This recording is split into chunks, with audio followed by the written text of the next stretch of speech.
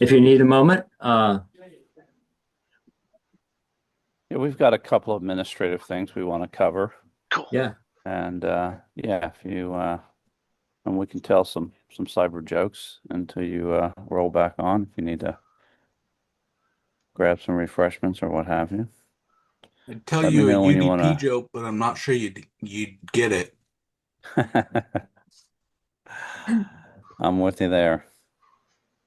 Yeah. All right. I'm just gonna get Are some we water. rolling these guys in? yes, they're coming in. All right, here we come. Here we come. Hello, hello, hello, students. Day three. Day three. Full throttle Monday, full throttle yesterday. We told you it was going to be full throttle. It was a very impressive day yesterday with the mobile forensics, and I thought the ethics panel was a great conversation as well. You know, two real deal professionals there living in the real world that can give you some insight. Always things that you want to be thinking about as time goes on. Make sure you fill out those surveys. If you haven't done that, this would be a good chance. Our instructor is getting himself calibrated, so you can pop over there and do that real quick. It takes a couple of minutes. And then, of course, today during your lunch hour is your job fair. Got 7 companies. We have them posted out on Discord. And that should be a fantastic conversation. We've really tweaked that process due to some of the feedback we got, by the way. And so we think the process in which we'll round robin our way through that is going to work very well. We'll cover a lot with those 7 companies in a fairly short amount of time, hour and a half, but give you enough information to point you in the right direction in the event that something looks interesting to you there. And of course, today we've got a first for us. Troy, you want to explain that? Yes, we're excited to have Tom Weeks, known as Tweaks, with us today. He'll be talking about malware analysis. I might say sort of malware hunting and analysis. He is, as I understand, a proud EET and telecom grad from Texas A&M, and he's worked for several large government IT security and web hosting firms. Some you may have heard of, like Rackspace. He's currently with Virginia Tech IT as a lead systems engineer. Luckily for us, a security course developer and a lab VM image designer for the Virginia Cyber Range. This is the first time that we will be using the Virginia Cyber Range for a course. So as you noticed, you didn't have to download any VMs to get ready for today's course. So that's very exciting. So I give you Tweaks for malware analysis. Welcome. Hey guys, how's it going? Boy, we got a full house today. All right, someone's got their microphone on playing music. Let's see if we can find that person and mute them. All right, that's cool. Oh, I think it's gone. All right, screen sharing, I assume. Should be all yours. All right, I'll talk about myself after I get my slides up. Here we go. So you guys should have all been sent the URL to the Google Drive that has the actual PDFs of the live Google Docs I'll be working from. So the first one we're going to be pulling up is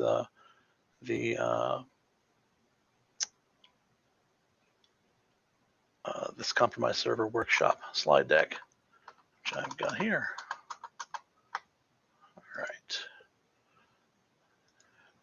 All right. So just a little backstory on this and some contexting on the scope. This is not binary analysis. Hello? Someone have something to say? Yep. Okay. Looks good. So this is not a binary analysis workshop. I'd love to get more into that. I'm not an expert in that area. My expertise is more of just in the internet hosting industry for 15, 17 years and seeing hundreds and hundreds of compromised servers and what to do with them and how to track them down, validate them, document things, stuff like that. So we did have worked with the feds a little bit. We have, anytime some the feds come knocking or a lawyer says, I need that machine as evidence, that changes the context of what you are allowed to do. And we're not going to go through the, preserving evidence, and, following the registration of hard drive serial numbers and imaging things like virtual machines and stuff, but with more of the perspective of you've got someone who's got a device online, it's hacked. We think it's hacked. We need you to verify that it's hacked and follow the breadcrumbs. There's people not muted. If you admins can mute people who aren't speaking, I'll wait for confirmation. Someone's on the phone. Are you guys on that? I'm trying to find them. Hold on. You can mute all, and I'll just. I think it's actually coming from your Discord. Oh, I'm gonna kick out of Discord then if that's the issue. Let me go to Discord.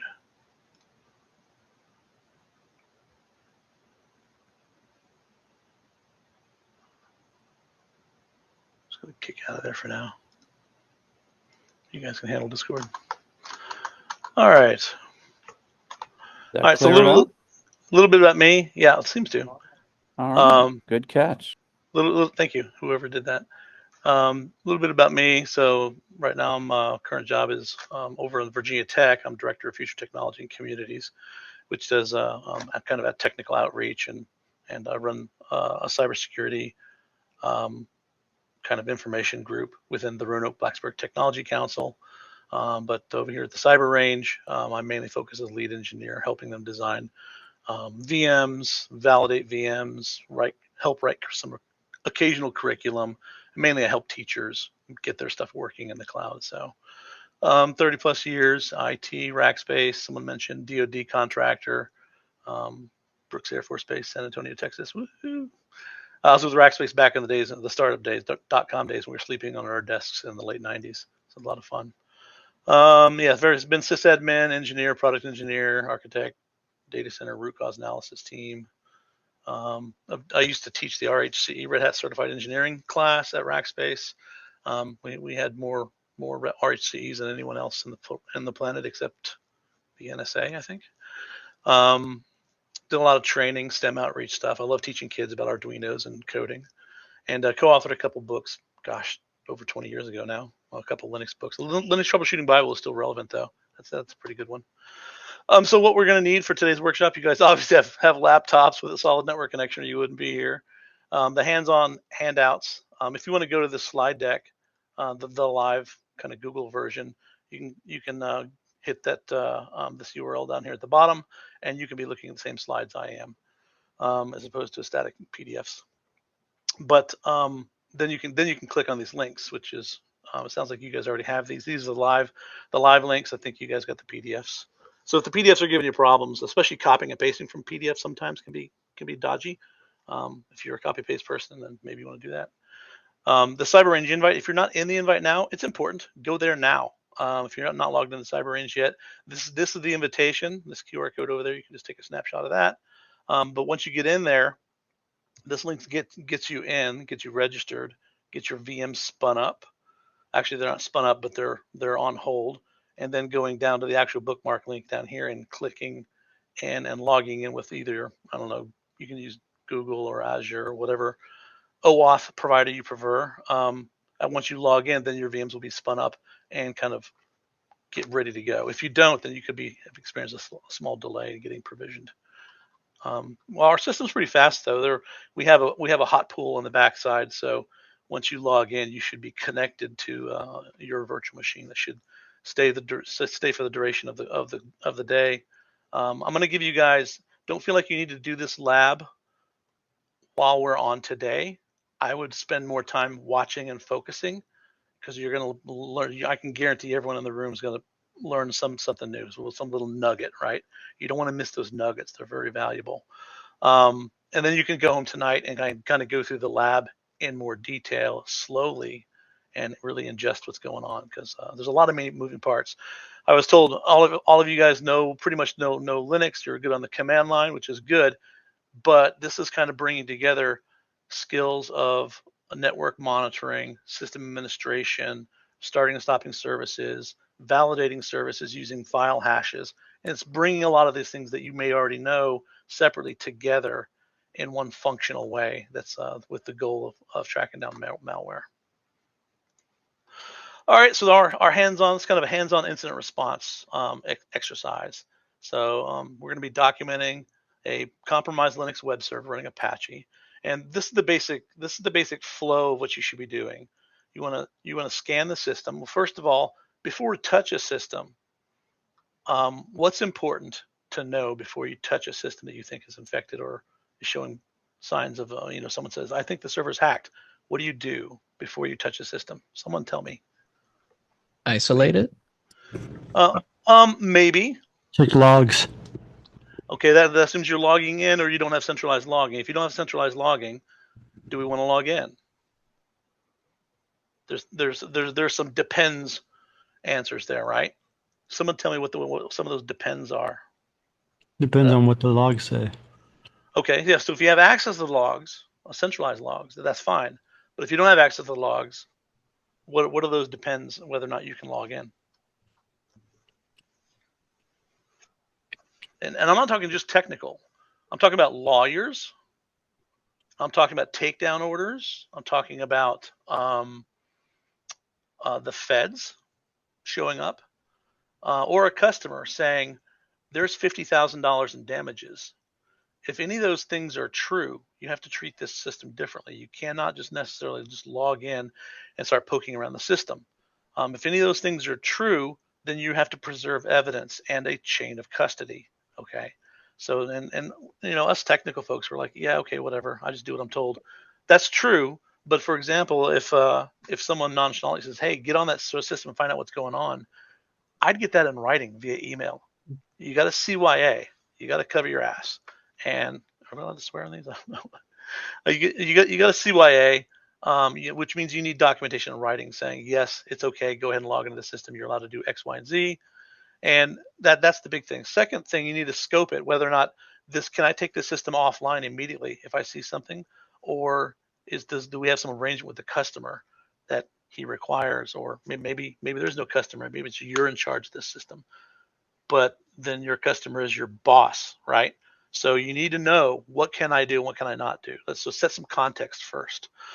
Assuming you can get on the system and do whatever needs to be done, you need to know, if I can take the system down or not. If you can't take the system down, sometimes it's running mission critical services, for example, you have to triage the system and make sure that you're able to do what's necessary to secure it. Semi-secure it, and it depends what kind of compromise it is, before you can start down this list. Okay, so I just want to set some context there, kind of a prenup before you marry this thing and tie it around your neck.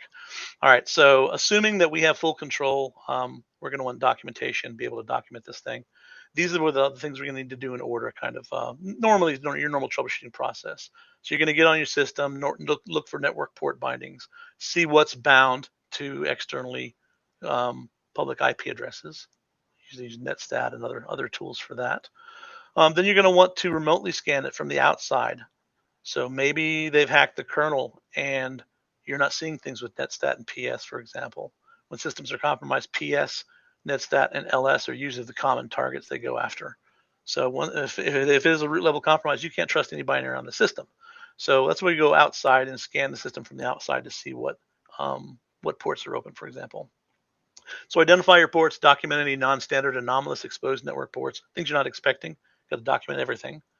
And I'm not going to do a DFIR, a formal kind of write-up. I'm going to have over, the equivalent of, do I have my little notepad? Yeah, there we go. So I'm going to start a notepad thing. So in my case, whatever the text editor of the day is. So we'll look at that as we get closer. So when I identify those processes that are bound to those ports, verify the binaries in the system if they're all clean or not.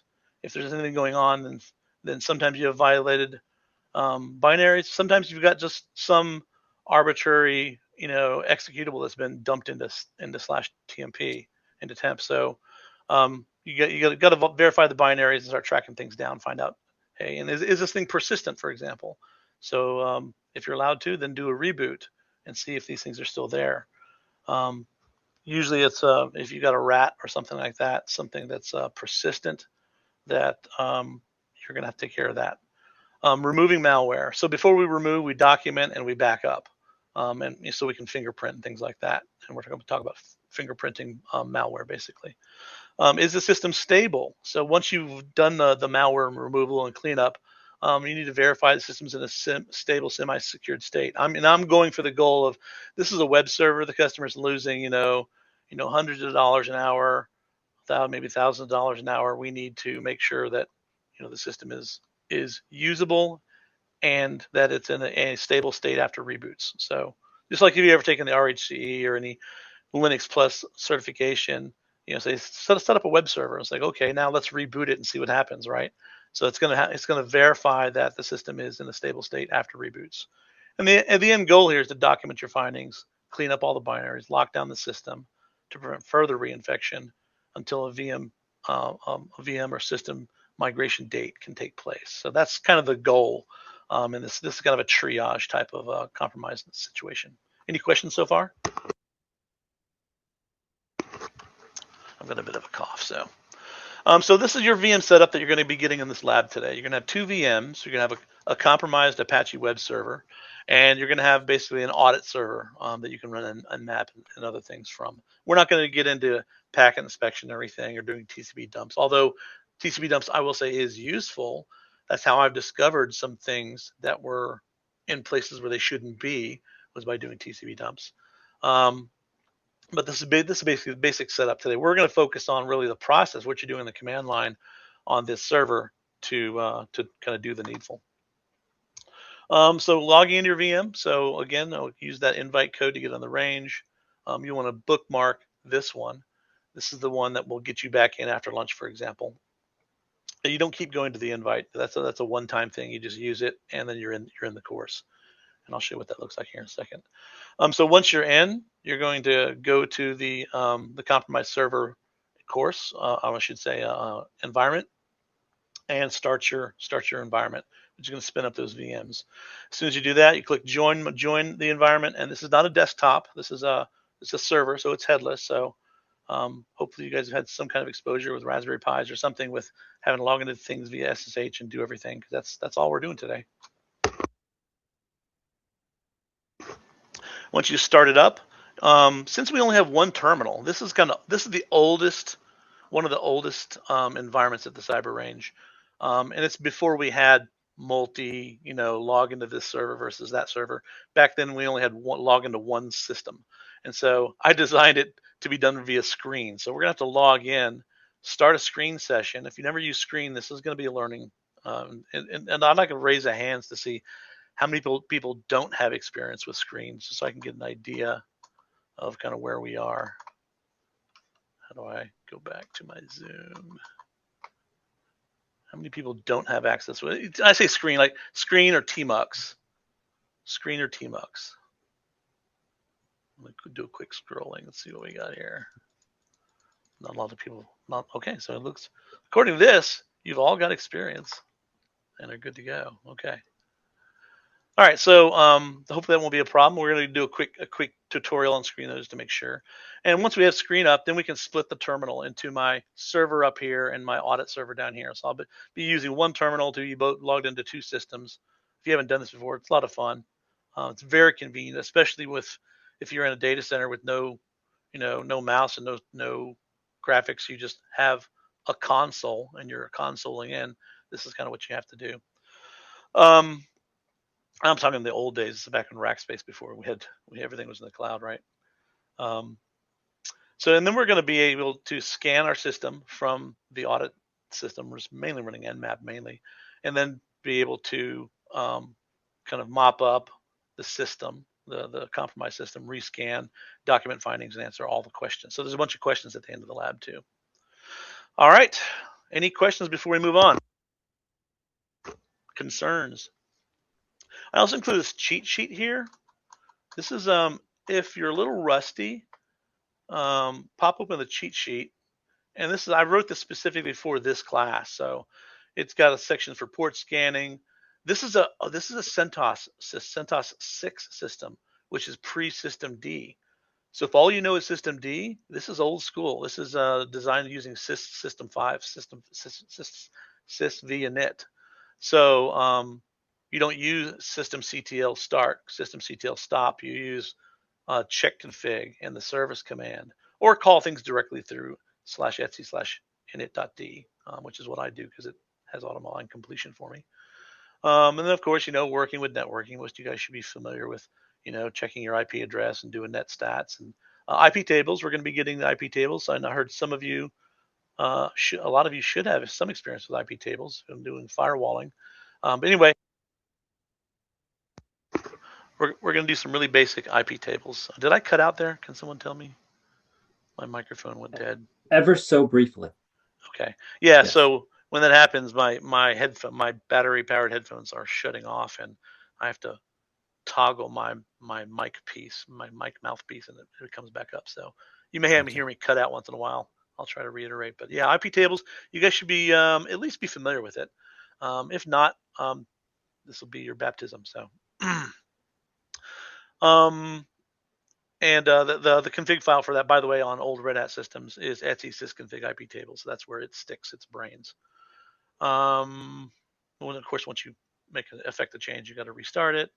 RPM, we're going to be using the RPM a lot as our actual kind of built-in system level file altercation monitoring system. So really, really useful, very, very powerful. If you haven't seen this, you can do the same thing on apt systems using apt sums, I think, which we're going to track an MD5 sums or SHA sums of all the files that are installed. And this is another reason also to never install tarballs or never pull down applications from someone's .sh file through curl, right? Because you want any package on the system to be known intimately, including all its MD5 sums and everything. If you do that, you'll never have to use an external file monitoring system or intrusion detection system that uses hashes, for example. It's built in. Both RPM and apt have that. So a lot of people don't take advantage of that. And I've never seen a hacked system where they've attacked RPM or the RPM database. So it's like I've never in 20 plus years I've never seen that. So that's a safe bet for me. I always go to RPM or apt to look at their built-in hashing. Windows never had that, so this is really, really advantage on Linux. Then of course processes, some malware tools. We're not going to rely on I said MK Hunter. That should be RK Hunter. That's a typo. I'll correct that in the original, but rootkit tools can be useful. We're not going to use them here because I designed the compromised server, so I know it's not needed, but I put it there. And then there's some if you need to fall back to some screen usage, you can actually print this thing out and keep it next to your keyboard, so you don't have to keep looking at man pages and junk. So, but the main lab is here. That's what we're going to be going through. I'm not going to do the PDF. I'm not sure. Well, you guys tell me if you're having problems with the PDF. If not, we've got. That's this afternoon. If you are having problems with the PDF, I say problems with the PDF, either rendering or getting commands out of it. You know what? I'll go ahead and I'll just use it. I'll use what you guys are using. Okay. All right. So I want to kind of spell out the scenario first. First of all, as a security engineer, sysadmin, before you log into the server, we talked about this. Make sure that the server is not needed by legal counsel as evidence. Make sure the feds aren't involved, and there's no more of suspected. If talk to whoever owns the box and say, is there a possibility of more than $5,000 of damages if this thing you lose all the data, for example? Is it backed up? So these are the kind of questions, and that allows us to enter this scenario. So as a security engineer, your company's asked you to look at what's wrong with one of your customers' web server virtual machines. It's very old CentOS 6 based VM that's set up to serve simple static Apache web content. Last week it was under some sort of DOS attack, and now it's no longer serving web content. That's not good. It's a web server. But traffic's still flowing to and from it. That's probably bad, including some strange port 80 traffic. There are no suspected legal, financial, federal complications. So leadership is giving you permission in written email to go ahead and log in and inspect the system to see what's going on. And sometimes there's an incident phone call. There will actually be a phone call with like someone from some executive on there, maybe a lawyer. You really don't want lawyers on your phone calls. Everything just gets really complicated, and everything is no. But your task is to document your findings to see if it's been compromised, and if so, determine if it's an app level or root system level. I should say app user level or root system level of compromise. And that's a big thing on Linux. Most of the compromises I've seen are app user level, unless they're a multi-phase attack where they compromise Apache and then do a user escalation. If it's just a Trojan, like a stupid Trojan that's hijacking your server for porn or hijacking your server for bit mining, then they're not going to want necessarily or need root level access, and they'll just it's a light hack, right? So light hacks, app and user level, you can clean those up, and if needed, you can actually leave them online in a diminished capacity. I say diminished like I wouldn't support it anymore. I'd want them to nuke it from space and start over. But in a higher and higher numbers nowadays with all the AI hacking going on, we're seeing more root and system level compromises. In that case, you got to nuke it from space. You can't trust anything on the system. On that topic, I will say on Windows systems, almost just under 100% of the time, Windows gets system level compromised. So I say root/system, like as in system administrator. So root/system compromise, and most Windows systems we've seen that have been hacked over the decades just need to get nuked. No questions asked. One dangerous thing if you do so for example, say WordPress gets hacked, you got a PHP compromise. You can't trust any PHP on the system, so data migration becomes a problem. I've seen customers that get WordPress hacked, and they move all their hacked PHP code over to the new system, and surprise, it's hacked again. So there are some exceptions with this, but if it's just, for example, SendMail gets hacked and they're sending spam from your system, Nigerian print stuff, then yeah, you can probably mop it up if there's no binaries involved. Mop it up, reinstall, and remove anything that's bad, and you should be good to go. So a lot of times they're just delivering a payload to /TMP, for example, and it's just running out of memory, and sometimes even rebooting it will just fix it. But that's your job to determine as a security engineer. So more important than anything else, document everything you see, and if whatever you do, change the system. Make sure you do that. And personally, this may not be a mandate from your people, but I collect viruses. So if I see something interesting, I'm going to grab it, tarball that sucker, and get it off the system so you can analyze it later.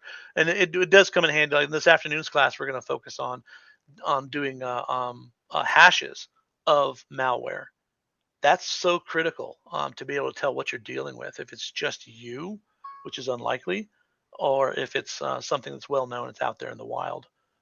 That'll give you much deeper understanding. We're going to get into that more in this afternoon's class. Any questions so far? Because we're going to dive in now. All right, so you got two systems, server.example.com and audit.example.com. Initial setup is click on that that other link to your environment, assuming you all are in there now, and get logged in. Okay, this is so old. We don't have the student.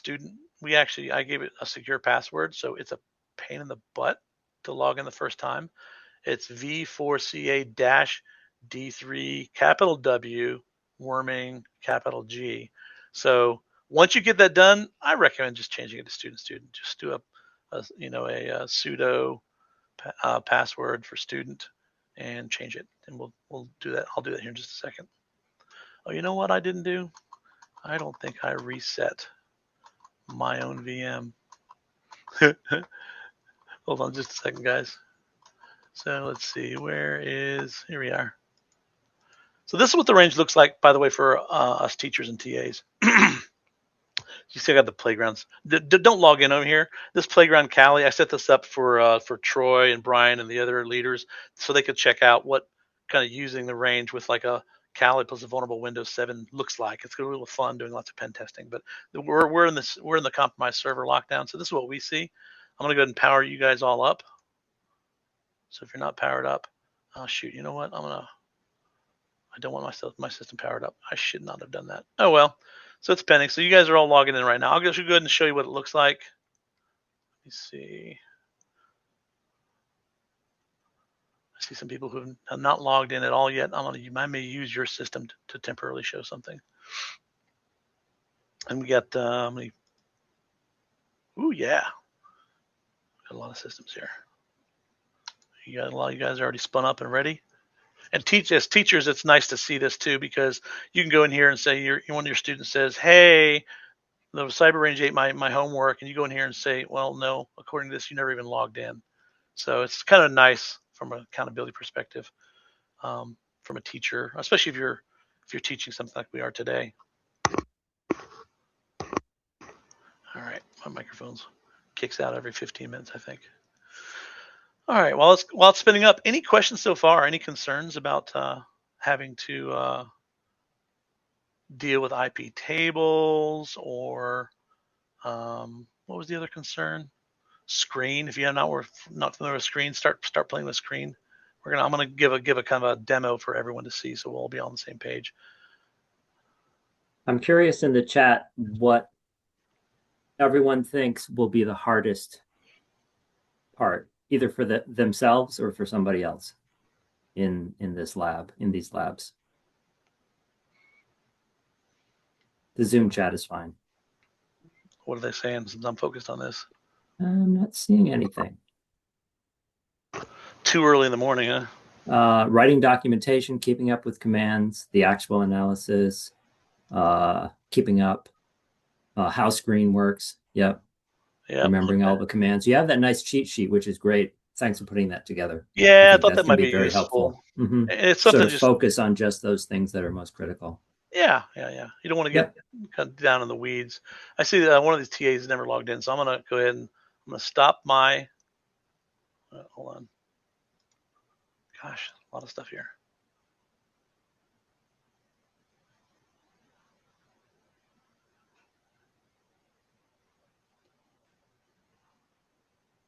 Oh, mine's still going. I'm going to reload this. I don't know what happened to my UI. I'm hammering the UI pretty hard today, so. Is this a large class for the Cyber Range? For me, it is. No, this we have each one of our courses can host up to 250 participants. Oh, nice. And so if it gets over that, then we just have we have a section A, B, C, D, and sort you by your last name or something. So it's not a big deal. Gotcha. It's more of a pain that I have to have 4 tabs open at that point. But I'm going to stop this. I'm going to use TA11's VM just to demonstrate the login real quick. So this is a just to be brutally honest, this our front end here to our VMs is the Apache Guacamole service. It's really cool if you want to have a RDP/SSH concentrator front end, like a Bastion system, into your cloud environment. Amazon tries to sell you, I think, for $10 an hour, their desktop environments. You can do the same thing for 4 cents an hour by rolling out a bunch of EC2 instances, adding the desktop packages to them, and putting it behind an Apache Guacamole system that can allow you SSH and RDP sessions. So super, super economical way of doing cloud-based front end. Even if you have cloud resources and you don't want to use what's Amazon's desktop solution called? I forget what it's called, but it's super. Yeah, it works. Oh yeah, super expensive, man. So let me do this carefully. I'm just curious, how is EC2s and using the Apache like so cost efficient if you're getting charged by the actual data that's being transmitted Well, out? data coming out of the EC2 instances is budgeted as a CPU time. So you're not well, I might have had it backwards. if your data is stays within the cloud, any network between your VMs is free. Oh, okay, yeah. And any if you are really hammering the network, it comes off your system as CPU cycles, not as a separate network charge. And on cyber range, it's like a gun range. We keep all bullets on the range. We keep all packets on the range. Basically, we have proxied web access, but it's not nothing to be dangerous. You can't even ping Google.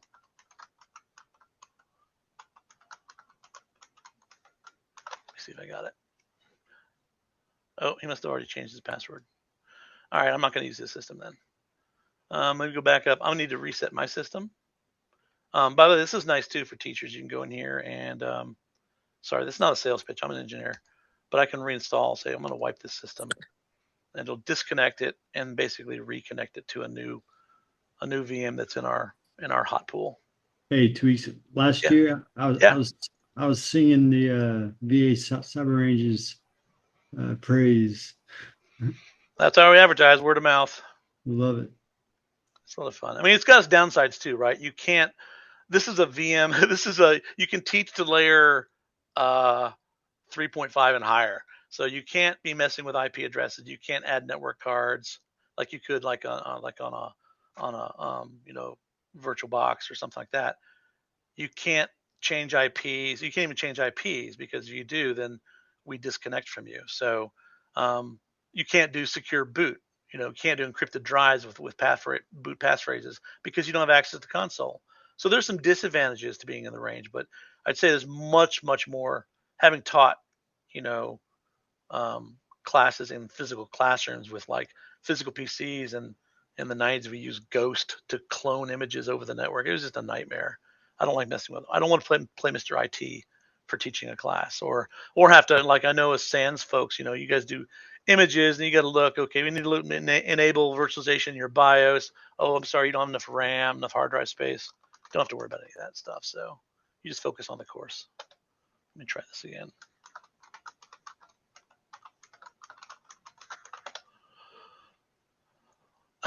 Okay, that's a really tough password. Does anyone else have any problems with my stupid password?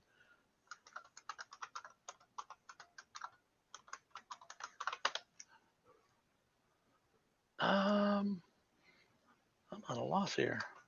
Oh, am I typing Tweaks? Student. Are we gonna get the lore behind the nickname? Oh, Tweaks. I'm sorry. It's first initial last name. That's all. It's just that simple. Working for the DoD back in the 90s, they used all their systems were Unix Solaris. And so your username on the system was first initial last name. So your email address was first initial last name. And I went to Rackspace and they used Linux, which is first initial last name.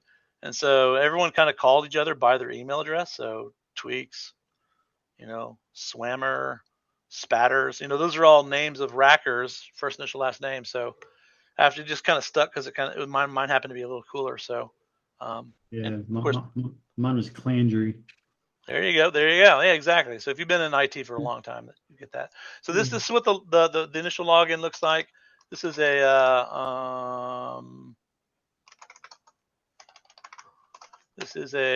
Amazon Linux AMI from 2017. Wow, this is really old. So this is which is based on CentOS 6. So this is identical to CentOS 6. I don't know what they use now, but basically it's RPM and everything. It's just basically it's a CentOS 6 server. So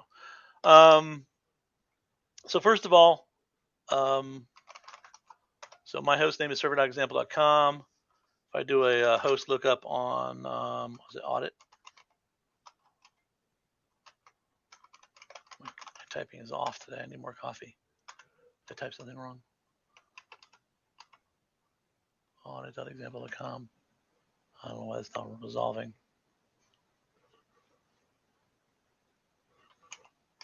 Okay. Okay. So something with DNS libraries there. Okay, whatever. I know I can ping it. I can access it. So first thing we're going to do is let me look at my script. Make sure I don't go off script, because I go off script, I meander. So we're going to be using screen. So I want to look at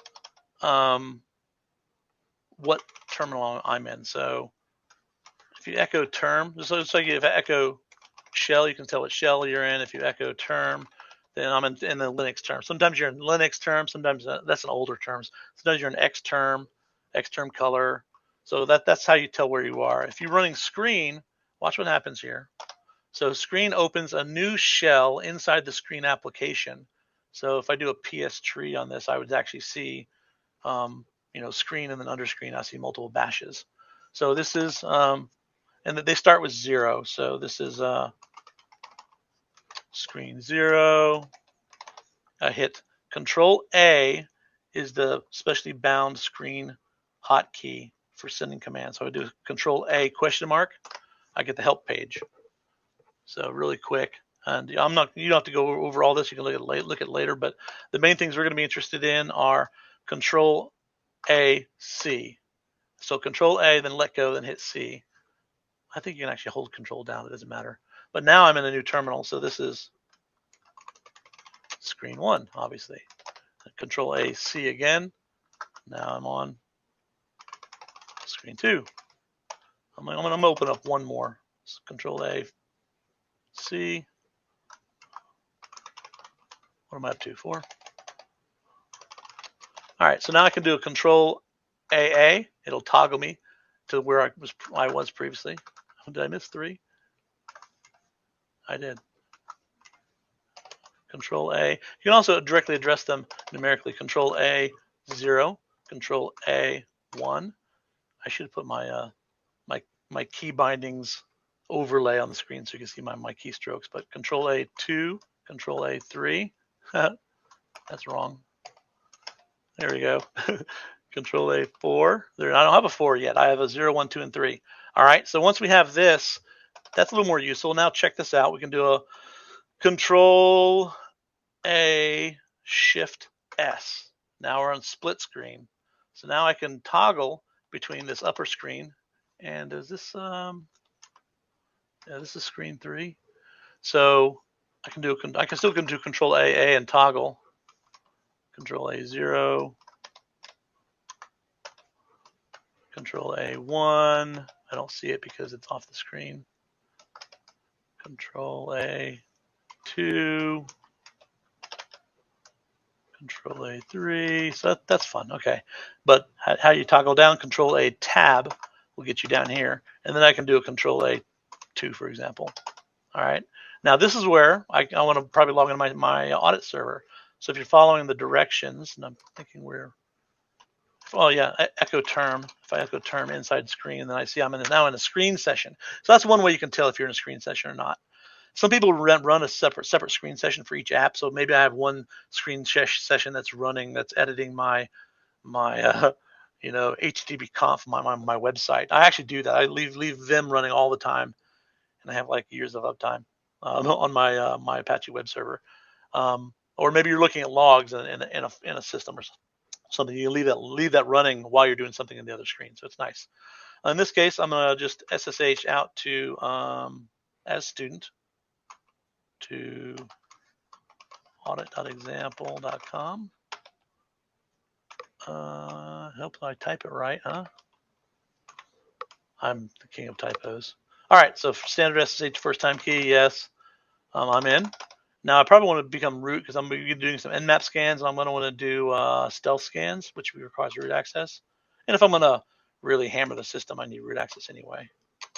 So sudo su dash. So I accept dash. By the way, if you don't do dash, you don't get all the system environment variables like paths to SBIN and stuff. So always put dash there so you adopt that user's full path. All right.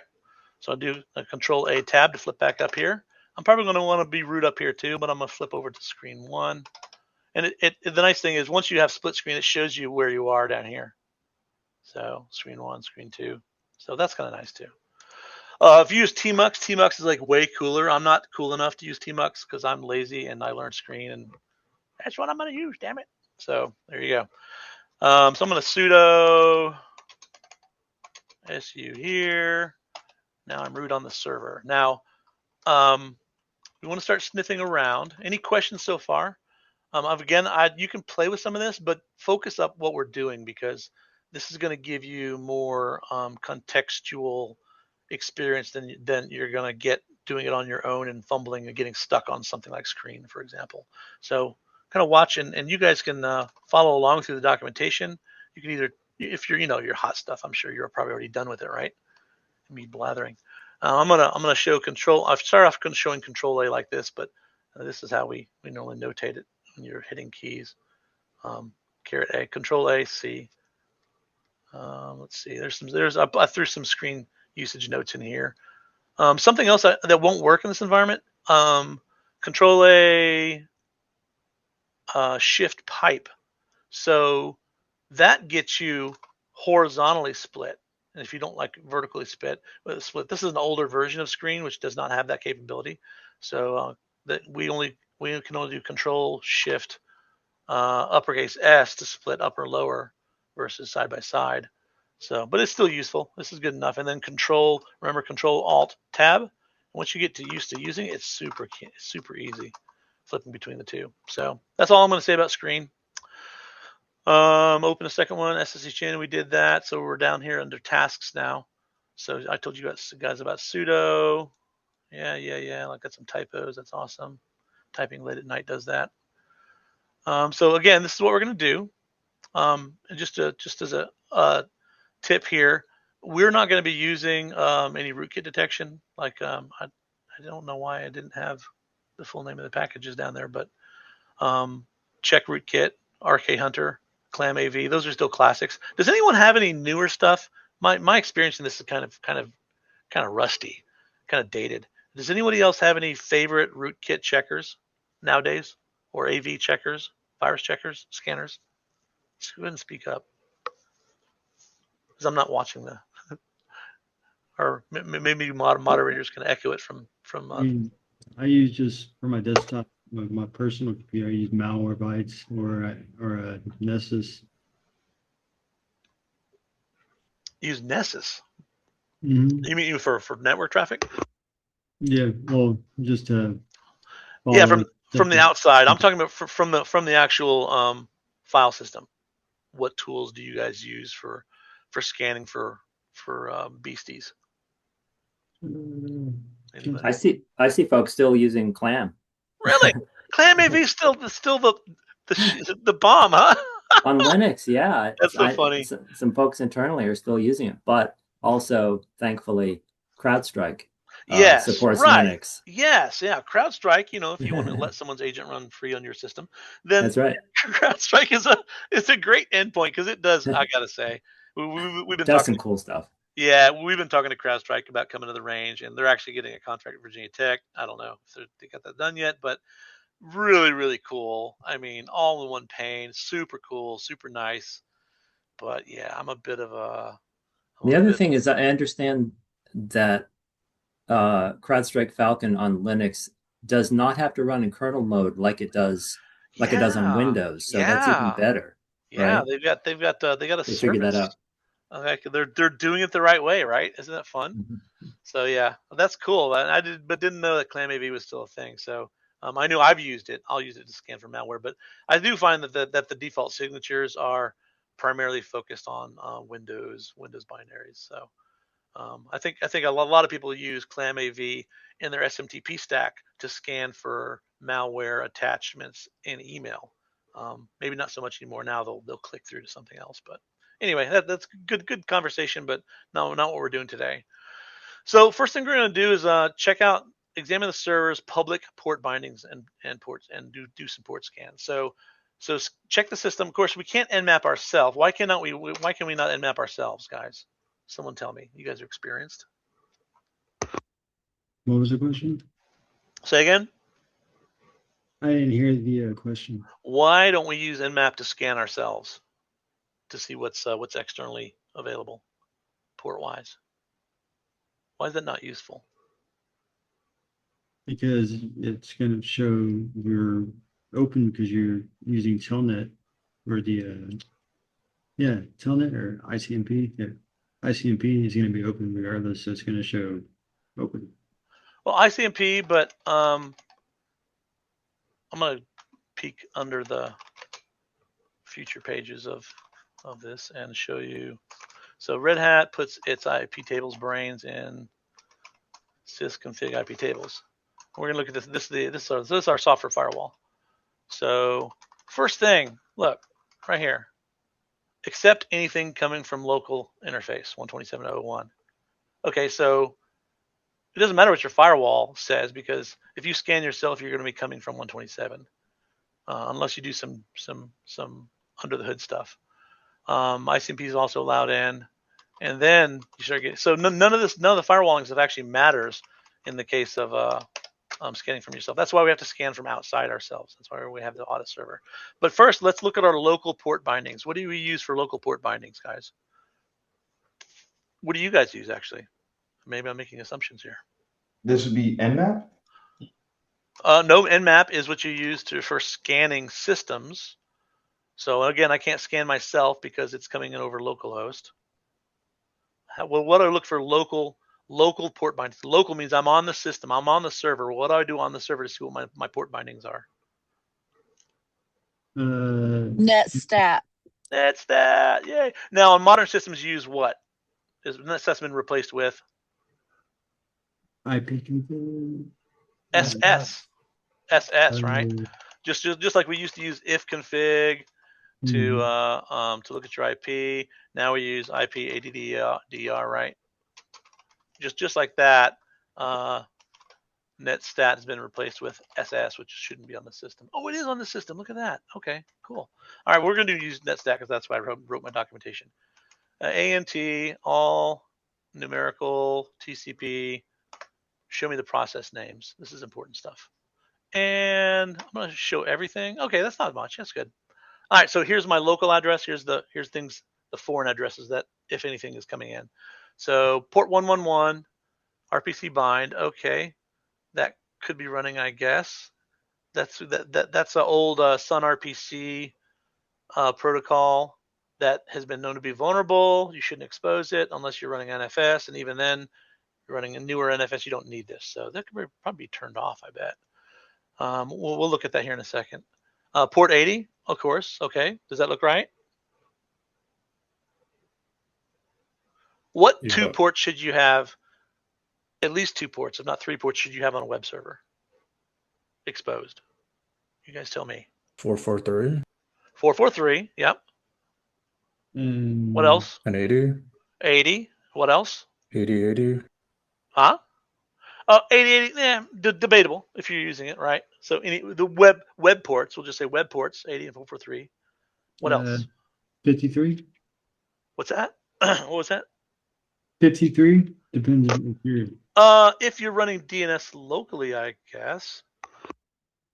You're onboard resolver or you're running bind, but not normally. Someone says 22 for admin. Yes, thank you. 22. That's right. There it is. So if I don't have that somewhere bound, then I can't access my dang server. So that's important.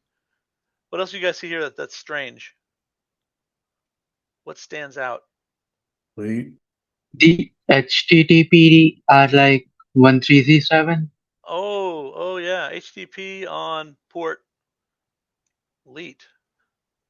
Okay, as soon as I see this, okay, I'm like, okay, batten down the hatches. Here we go. The system is not normal, unless the web server is doing something on the sly here. That should not be. What about this? Why is this not a problem?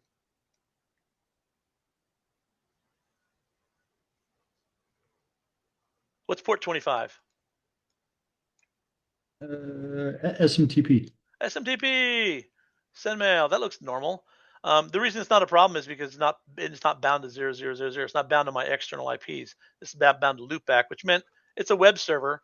so it can send out email from itself out to other SMTP servers. So that's not a problem.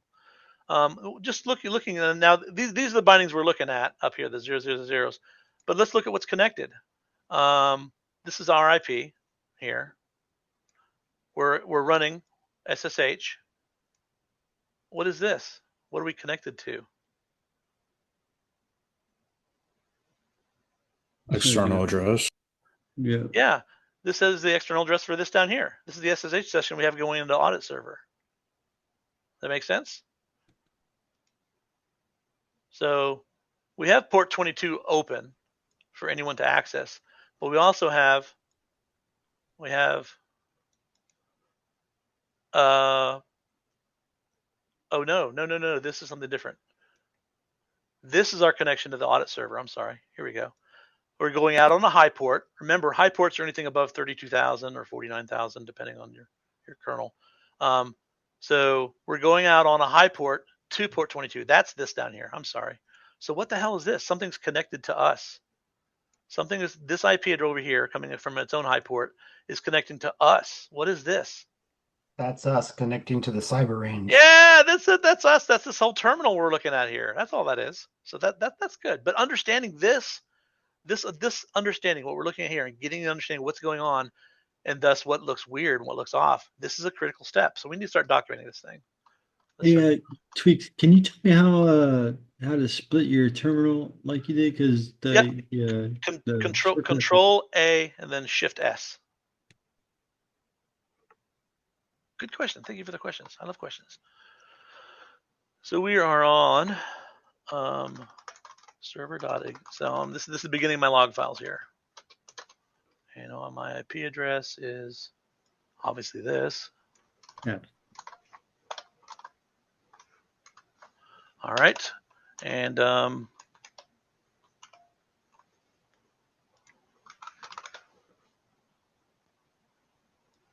server timestamp. All right. So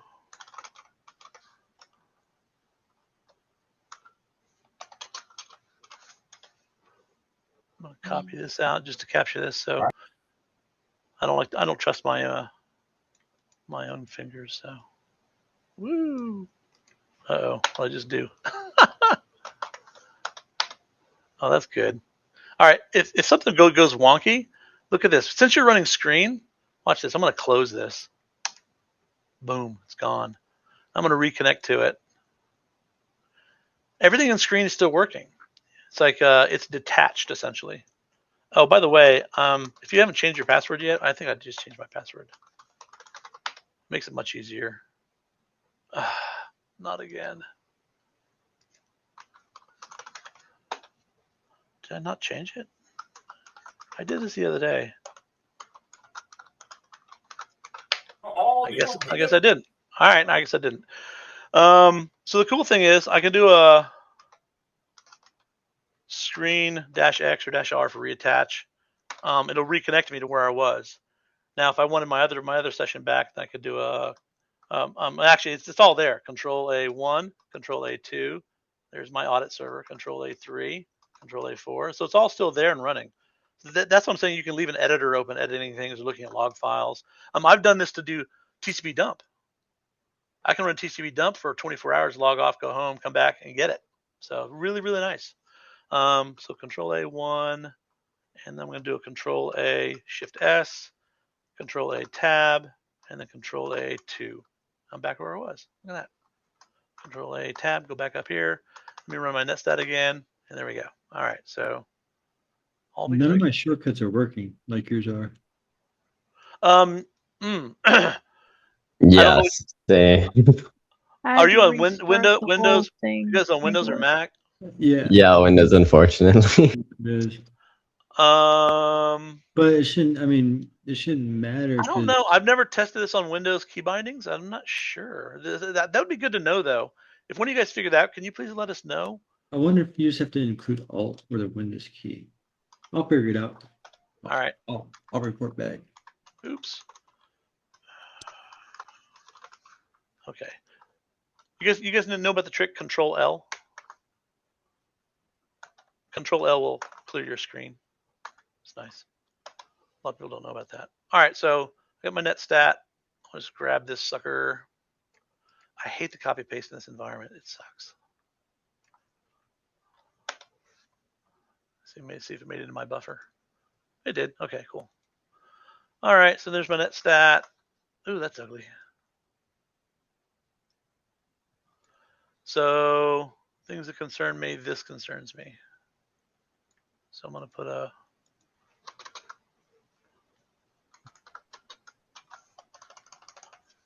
that is of concern. I could probably lock this down too. If it's not already locked down, we'll find out when we do the external scan. So this is our internal mapping. Yeah. You mentioned about copying and pasting in this environment. So one thing I did check to see if it works is just simply highlighting, and then that's automatically in your clipboard, and then you can just simply paste. Yeah, that's so you mentioned the clipboard. So one way, first of all, be sure when you join an environment like this that you allow it access to your clipboard. Otherwise, it won't end up in your system's clipboard. There's an intermediary clipboard built into Apache Guacamole. This is all running under a JavaScript client in this web frame right here. Okay, I think they're using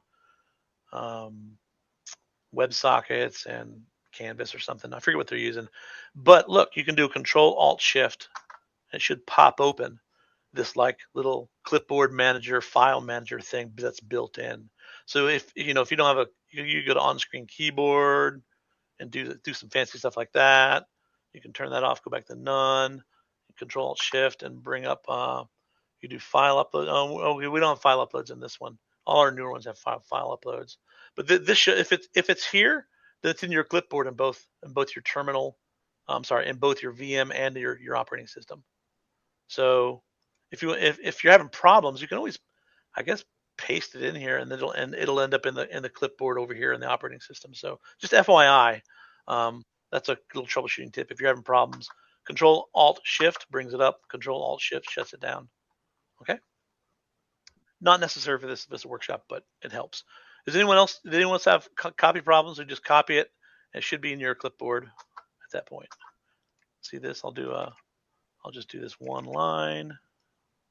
Control-Shift, and there it is. Okay. That's one disadvantage of using just the command line version of the CyberRange is that you can't enable the features like drag and drop. Well, that and also like shortcut bindings and stuff like that. Yeah, and I have found some things like my desktop manager will steal certain key bindings. That makes it less convenient. But I've really not a lot of problems. It hasn't been too bad. So that's my internal. This is my internal port mappings.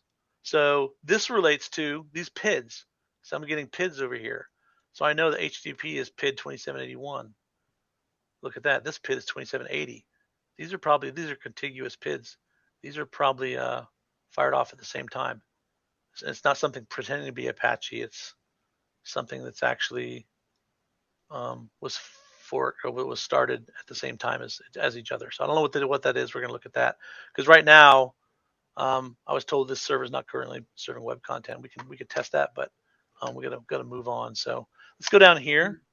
Thomas? Yes. Oops. So in this sort of lab, we're signing on to the impacted server and then using that to SSH out to an audit server. Know.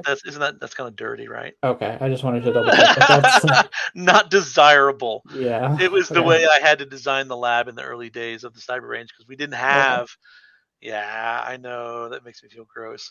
If and when we redesign this lab, it'll be separate login for each system because you cannot trust any binary in a compromised system. All right. Okay. Yeah. So I'm not ignoring that fact. I just didn't mention it. Okay. I just wanted to double check. Thank you for bringing it up. Because we're SSHing from a possibly compromised system to a quote trusted system. Yeah, that's not kosher, right? So okay. good call out. And please call me out on stuff like that because I think those concepts are important. So okay, now I'm on the audit system. Let's do an Nmap. Let me make sure I'm following my script.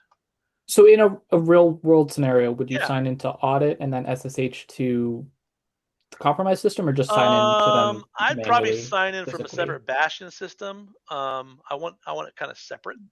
I don't want my system, my audit system, doing anything else but external auditing, right? Okay.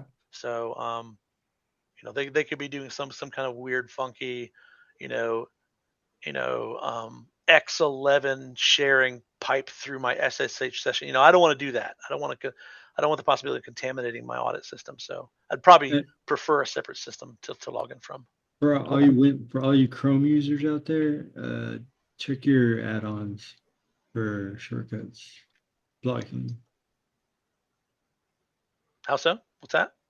I'm doing some research on the shortcut issue, and it's saying that a lot of times either Chrome or Windows itself is intercepting. Yes. the shortcut. If you find that out, please document it for us so we can include that Right. in our lab. All right, so we're going to do a quick Nmap scan. I think actually technically I need to examine the running services first before I do this. I'm going to go ahead and do it anyway. Nmap -stealth. Let's do a aggressive T4. Speeds are 1 through 5. Default is 3. 4 is faster. 5 is the fastest. You can actually crash systems with -5, -T5. There's normal Nmap. I'll leave port discovery on.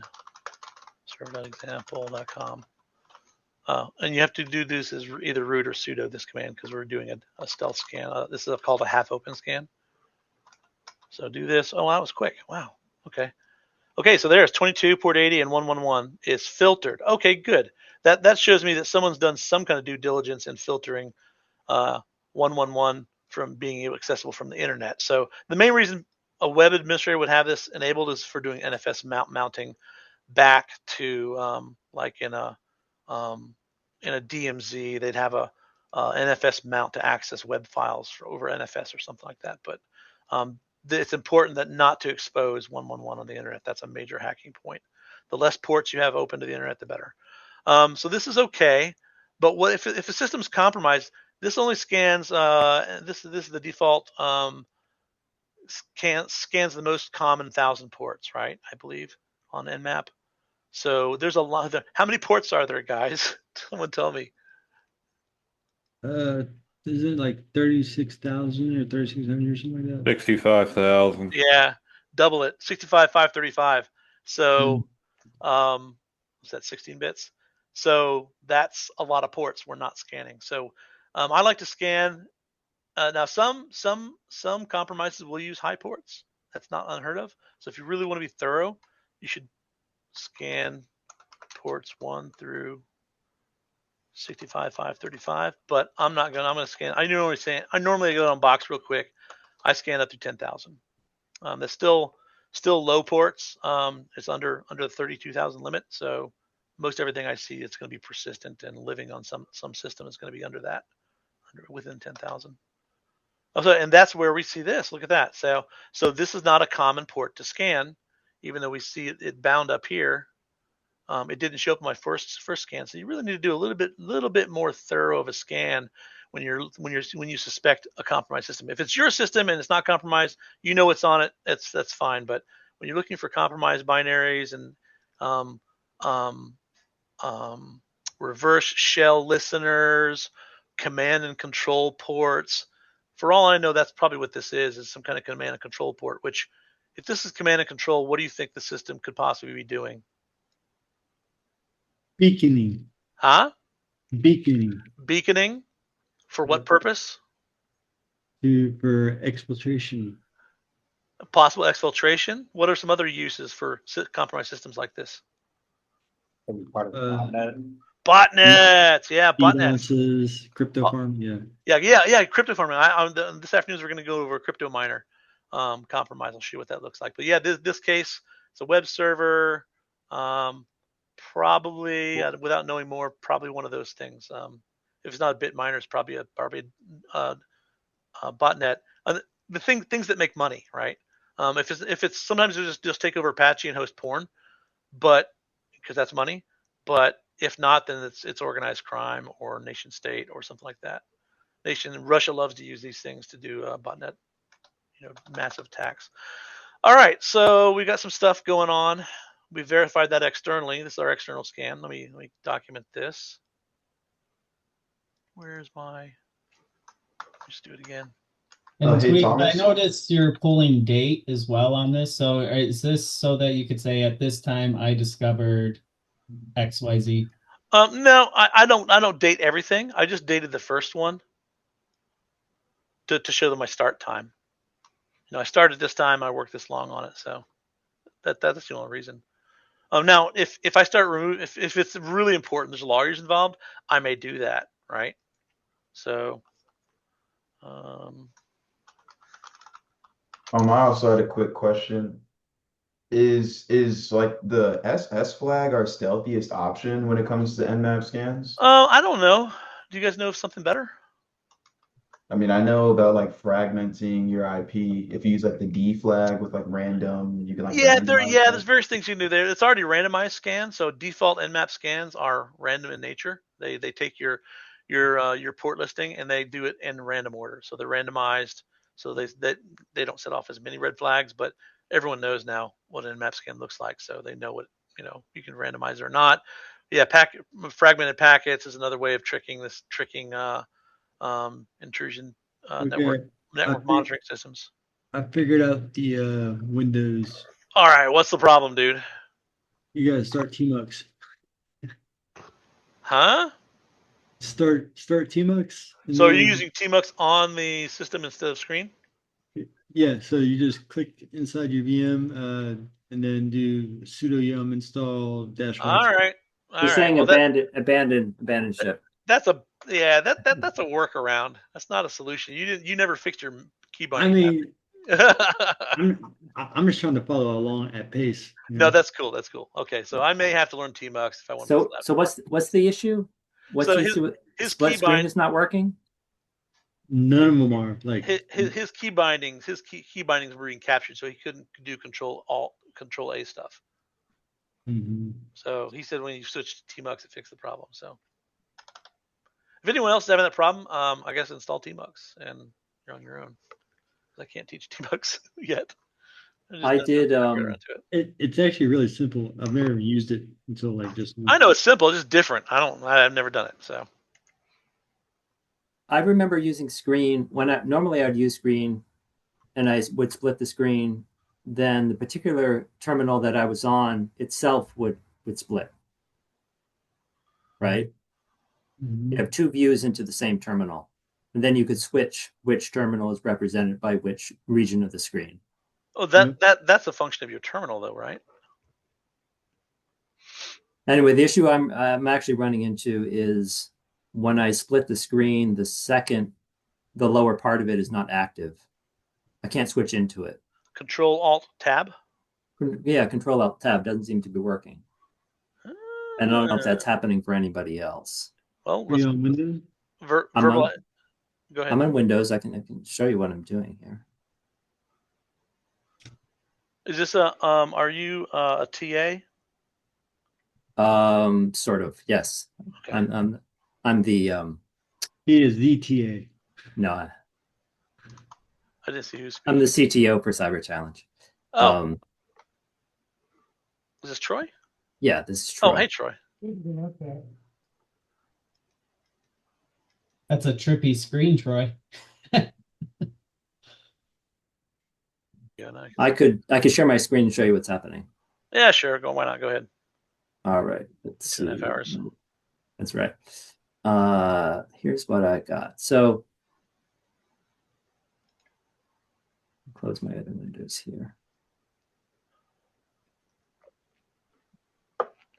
So you can see I'm running screen and I have two sessions, right? Yep. If I do a Control A, Shift S, capital S, then I get this. I remember, like if I do it now, I do a Control A tab. I'm in here, but there's nothing going on here. Yeah, because you haven't told it where to go. Do Control A1. Or Control A-N for next. Okay. What I remembered was that when I would split the screen, it would automatically be in both, and then I would, I'd have an active window immediately. I think that may depend on your terminal. In this case, our terminal is this web interface, this web JavaScript thing That's kind of weird. So that may be Awesome. maybe what you remembered. Yep. So now you just Control Alt Tab between them. Yep. Awesome. All right. Hopefully I don't know if anyone else was Yeah. running into that issue, but that's hopefully that's that good. fixed it for Yeah. some too. The other way, of course, you can do it is you can always do a Control A double quote, and then you get to see your list, and you can just There you go. swizzle back between. If you've named them, you can swizzle back and forth Yep. between. Here. Yeah, there's literally 1,024 ways to kill a cat, right? Exactly. On the command line. Awesome. Thank you. Sure. All right, good. I'm glad we got that worked out because that was a basic weirdness that we're seeing in this web terminal. So thank you for sharing that. Let me get back here and where's my there it is. Okay, I lost it. There we go. All right, so I'm starting to take things down here. Here's my internal scan using netstat ANTP. My external nmap. So this is good. Oh, that's not good. That's bad. I was going to say RPC. So this is bad. And it's HTTPD supposedly. All right, so take a note there.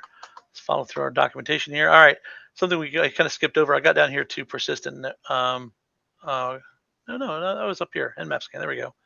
Document findings, cheat sheet, man, netstat. Yeah, okay. All right. So on modern systems, by the way, SS. Remember that. So sometimes things change over time. So this is an old Red Hat sysv system, and they use checkconfig as their kind of their checkconfig to configure on or off, enabled or disabled, basically, and then the service command to start to turn things on and off. I don't like using service. I like to call things directly. So let's look at some of these services. So real quick, I'm going to do a Control A tab, etc init.d. All my services are under here. That's one reason I like using System 5 systems, because I can just automatically find autocomplete. So RPC tab bind. I can do a status. It's running. All right. Let's stop it and start it. Restart. Okay, it looks good. All right. So what else? We got sendman I'm not worried about. HTTPD I'm worried about. 80 I'm worried about because it's very close to this process here, which we're also worried about. 22, don't touch it. You guys should restart 22 and you won't lose connection, but I haven't tested that in this environment, so I wouldn't touch it. Those are the main things I'm worried about. So let me do the etc init.d HTTPD no command line completion. Where's my HTTP? Sorry, what did you use to? Okay, is there any extra command for just showing the things in initd? No, tab. They're files. Unix philosophy. Okay. When I did it, it just says it's a directory. Okay. Did you hit tab again? Oh. I'm not hitting enter. I'm command line completing. Oh, okay. Tab. That's everything in it. Get it? That's everything in it. Oh, okay. Thank you. Oh, that's terrible. Oh, I hate puns. All right. So HTTPD is missing. It should be here. All my network services are here. Someone stole it. Just make sure SSHD status. Yeah, okay. HTTP is gone. What the hell's going on here? So what would we do now? It's gone. What should we check? The logs. Logs are good. If we had the time, I would get into log. I would get into log analysis because I'm just joking. No. Did you check no. PID? The PID? Yeah. Okay. As a PID is 2781. Let me do a PS tree real quick. What's the, is it -P for showing the process of PID? So 2781. Flip it to less. 2781. HBD, there they are. Being run from a init. Okay, that looks okay, but RPM QA, what's this do? It shows me all packages on the system. Word count, 406 packages. I'm gonna grab that real quick.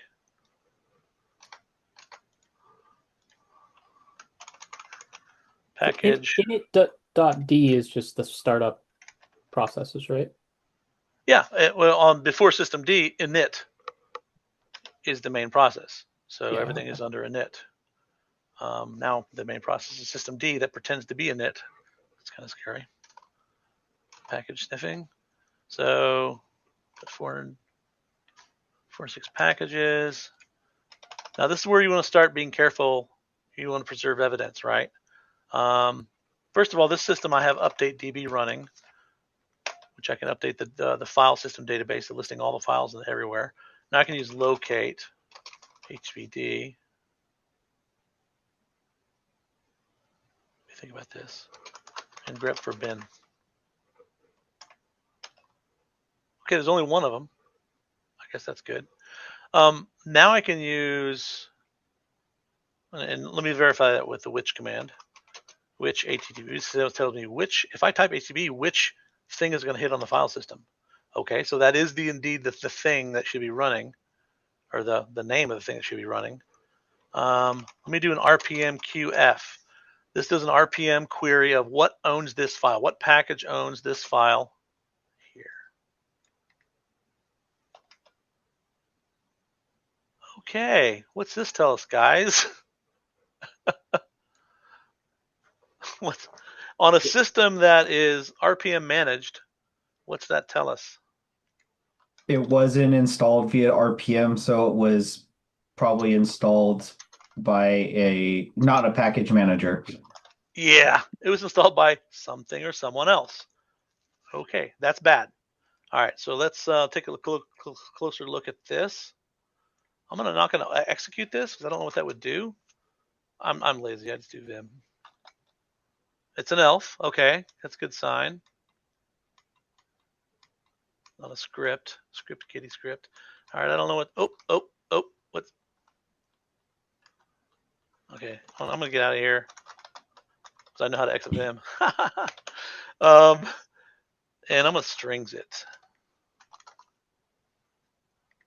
and pipe this through less. I saw some kind of documentation down here. Oh, there we go. Packets, services. What is this, guys? What does this binary include in it? Like netcat. Netcat. That's netcat. Okay. I'm gonna go out on a limb here. So binary contains netcat.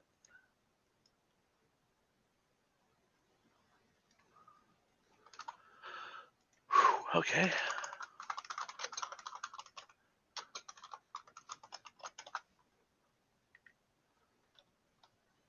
That was the strings.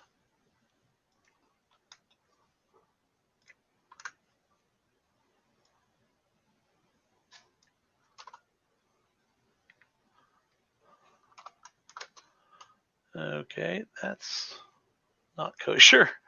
All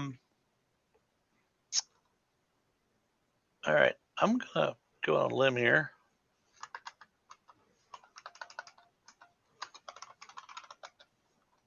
Yeah, this is netcat. So someone nuked my Apache and put netcat in its place. That's not good. Okay, so the only place HTTPD exists, actual binary. Oh, look at this. What is this? What's alternatives, guys?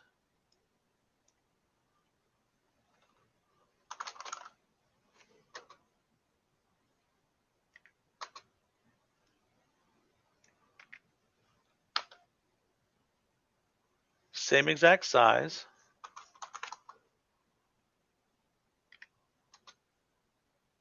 What is alternative? Someone tell me.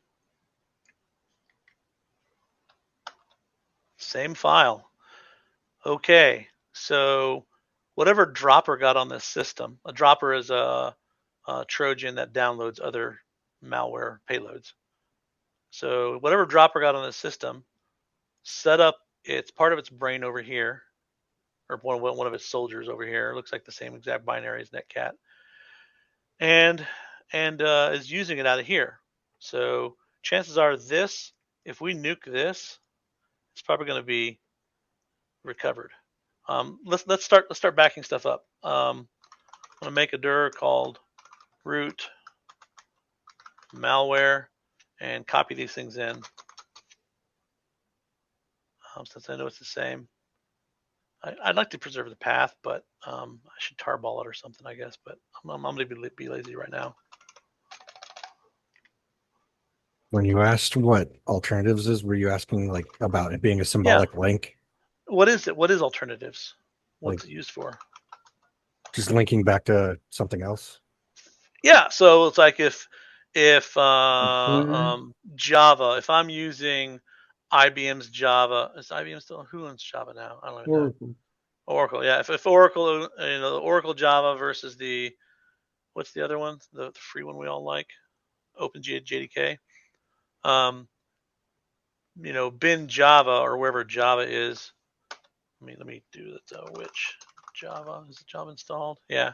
So if I do that, then I do a LSLA of $which Java. Then yeah, that's a symlink to Etsy Alternatives Java. Then you look at, okay, what is Etsy Alternative? This is going on the hood without probably most of you even knowing it. Java. So that's a symlink to user bin Java JRE OpenJDK. So that's how bin Java stays bin Java, but you can install OpenJDK or Oracle's JDK. It doesn't matter because user bin Java is still there. That's what Alternatives does for you. It's a symlinking system that gives you maximum compatibility across different platforms. So you don't have to call Java OpenJDKs or whatever. You can just leave it the same, and jar files will work accordingly. So they're occupying the same space and memory as well. So it's not just a pointer; it's just. I don't know. That's whoever compiled it knows that. All I know is the binary is not really binary. It's just a set of symlinks going to alternatives, which is the pivot point into where it actually sits on the file system. So it gives you maximum compatibility. So you can have editors and stuff. Now I'm curious. What else the hell else is in alternatives? No, userlib. Oh wait. Well, that's the alternatives.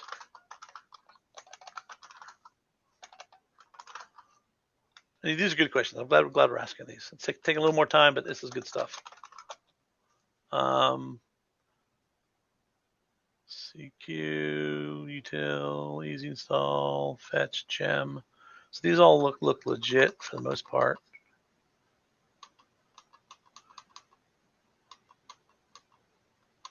Unless they've been hijacked too, I don't know. But I'm just doing a quick cursory scan of the system here. MTA stuff, all the MTA stuff for mail transfer agents, all using SendMail. That's why so you can go from SendMail to QMail to XM and not worry about, if you call SendMail, it'll still open whatever you're pointing to, for example. A lot of stuff in here. Wow. Okay, so I didn't intend to get into this, but that's kind of what Alternatives for. And it looks like they've taken advantage of that space and Alternatives to hide stuff. Where was it again?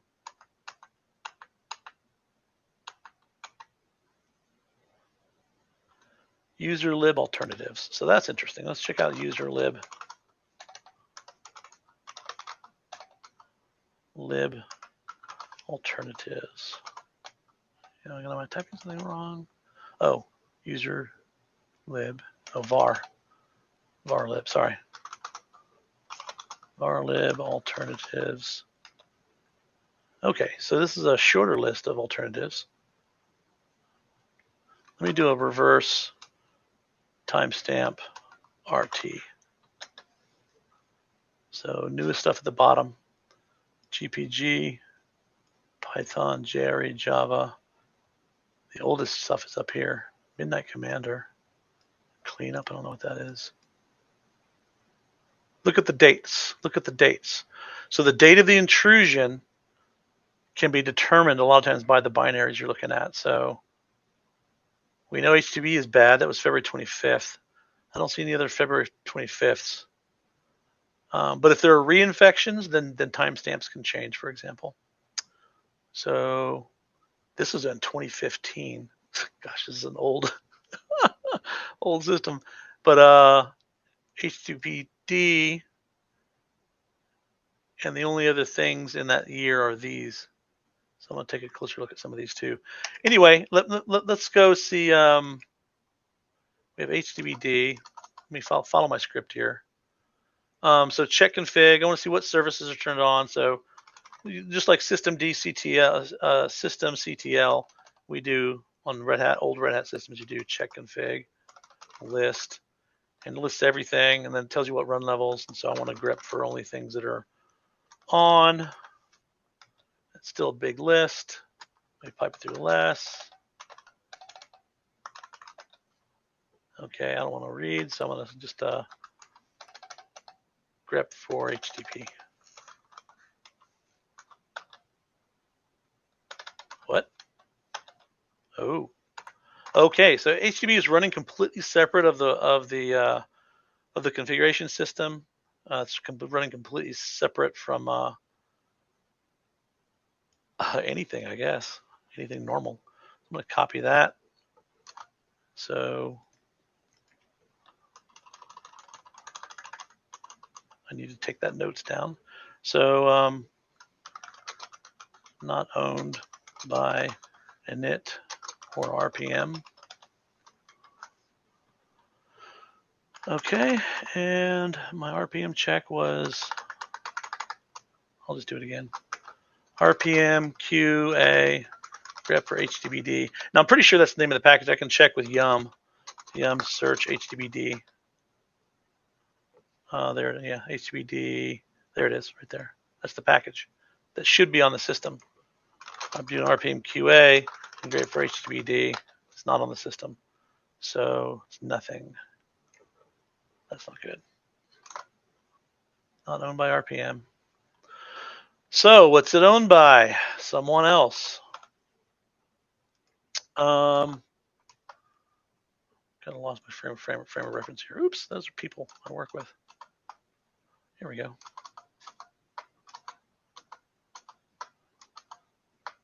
So RPM-QA shows the packages that are supposed to be installed?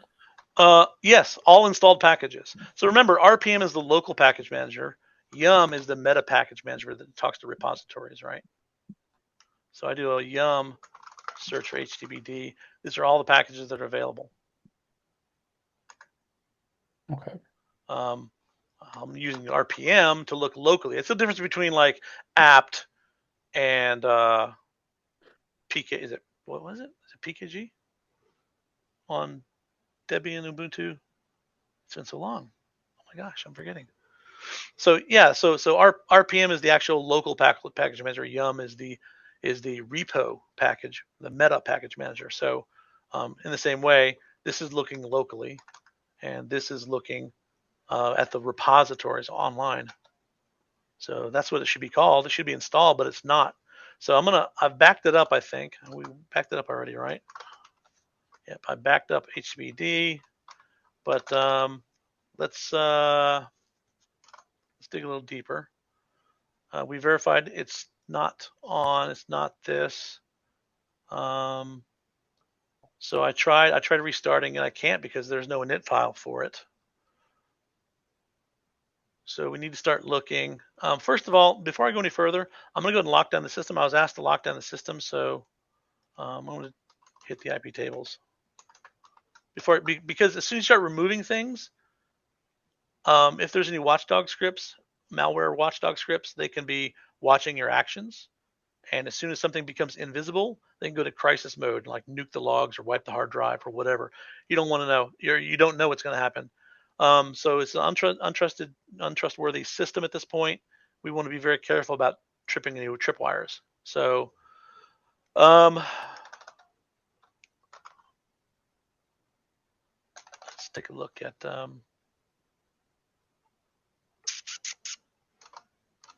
let's see. I'm going to edit the firewall. Okay, I'm going to do the firewall next. So let's go ahead and lock down, because right now it's still exposed. I don't normally do this, but I'm going to do this for the fun of it. Kill all HBD. I wouldn't do this if I didn't have like a backup of the system, okay? Because if the system goes down hard, then you're going to need to be able to restore it. If you have a backup, you can do this kind of stuff if you're not worried about it. So kill all HTTPD, just to show you nothing up my sleeve.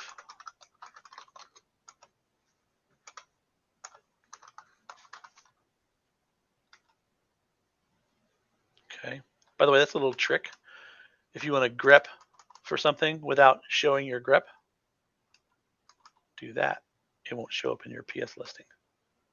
You could also use something more fun like pgrep, but I'm kind of old.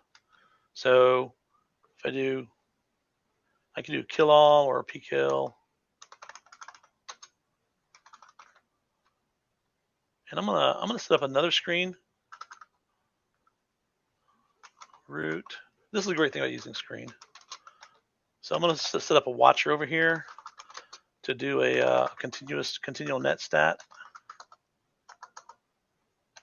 Net stat ANTP. And sure, I'm gonna do that. Okay, so every 2 seconds now it's doing a repeating net stat, showing me what's running. So HTTPD, let's kill it. Kill all HTTPD. Boom, went away. All right, we're gonna keep an eye on that, because if this thing is intelligent, which most of these things aren't intelligent, but script kiddies have pull-in libraries that will make things persistent, then that may come back. So we need to keep an eye on that. If I wanted to make this system work again, I would need to install what? HTTPD package. Yeah, I need to reinstall that. So we're not there yet, but I want to make sure that this thing So stays. did you use something to lock it down before killing HTTPD? I was meant to do that, didn't I? Thank you. No I should have. I talked about it. Let's do that quickly before the bad guys do bad stuff. So if I want to be explicit, oh look, that's where they've set up to block port 111. So this is the input chain. I also recommend blocking the output chain. If you've seen in the logs, for example, like in my afternoon class, I saw in the logs that my system, an infected system, was reaching out to an IP in China. So that's bad. So I blocked it with IP tables and the problem stopped. So this is 1337 reject. I'm also going to enable this rule down here. Looks like there's a catch-all. With IP tables, you either, first of all, you define a policy, default accept, default reject, default drop. Since our default rule is accept, I need an explicit reject. In other words, it flows through these ACLs. So accept, established related. What? Okay, here we go. There it is, up at the top. What's going on in my terminal? It's acting weird. Yeah, localhost, ICMP, established related, which is anything going out can come back. So this is so my system can patch itself and install packages. It's sending out an HTTP request for to install a package. That established related traffic can come back into the system. If you don't have that, you can't patch your system. And because I'm about to say reject everything else. Okay, so that's how that logic works. It's important to understand that concept of established related traffic.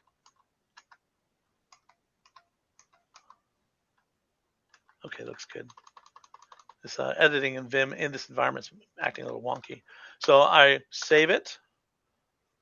Very important not to lock yourself out of 22. I've done that once. in front of class. What am I doing? IP tables? Let's just check, do a status first. Okay. Restart. All right, now let's immediately scan our system. See if that leak goes away.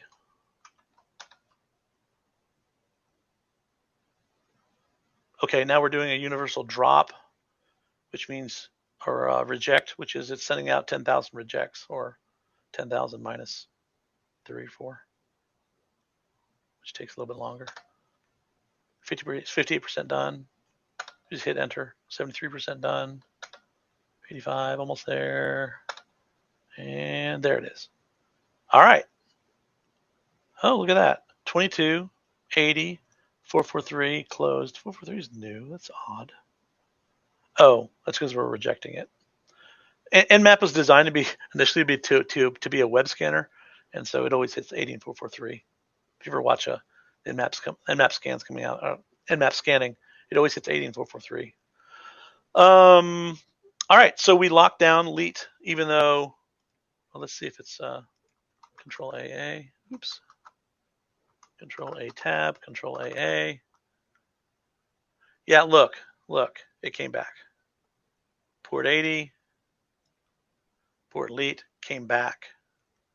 Something is restarting, so we're going to have to dig deeper.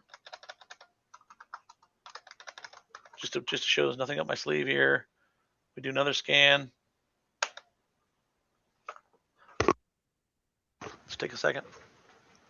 What time do we have till? 11:30? Is that correct? That's right. What time?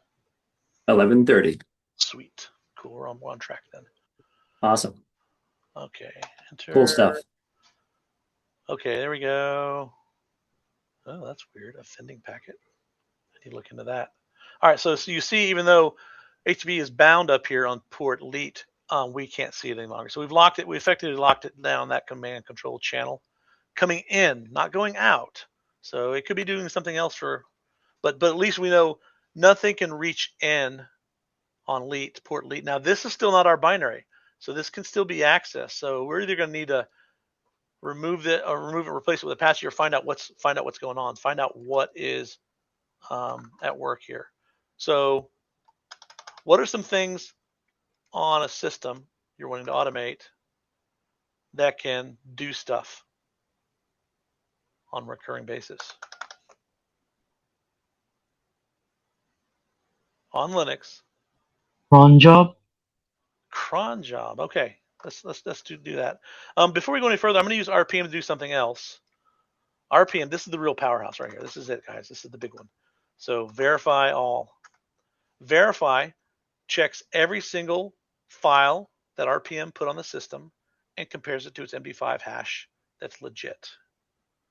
So this is so underutilized. You can do the same thing with apt using apt sums, I think it is. Every single file installed on a Linux system has an MD5 sum check associated with it. So RPM verify all goes out and checks every single file in the RPM database and compares it to what's on the file system. Now, that can be a lot of stuff, and it can take a while, but it gives you this stuff back. So let's look at the man page for RPM, and verify.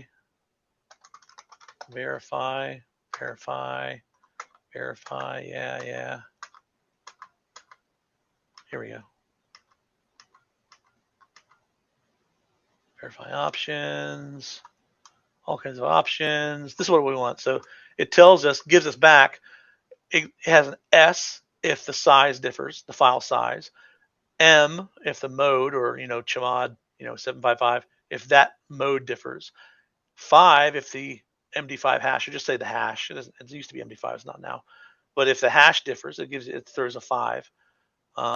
Devices, read links, user group, time. If the timestamp. So those are 3 things we're interested in: size, MD5, and timestamp. If those things differ from what the system RPM laid down, something's wrong. Okay. So now with that knowledge, let's do it. RPM VA. This is going to give us a bunch of stuff. We've changed some things in configs. PAM stuff I'm always worried about. but I found over time it looks like a link change, so that's not a big deal. But the fives and S's, fives, and T. Okay, so vars, this is AWS stuff. Root bash RC, you want to look at that. Yum config. Missing. There's a file missing. Oh, look at that. What is that? Netcat. Netcat. They may have used our own Netcat, so they didn't have to bring anything in. That's funny. They just moved it and called it HTTP, I bet. Cron tab. Okay, someone's changed something to cron tab. And am I missing anything? Ben's scary. Here's another Ben MC. MC. What's MC? Anyone? The old timers know? Hammer. Midnight Commander. Oh gosh. Okay, I don't want to open Midnight Commander. Midnight Commander is an old text user interface for file manipulation. No one uses it anymore. It's a good target because no one uses it. So that binary has changed. So a quick and dirty way. Let's just do this in grep for anything.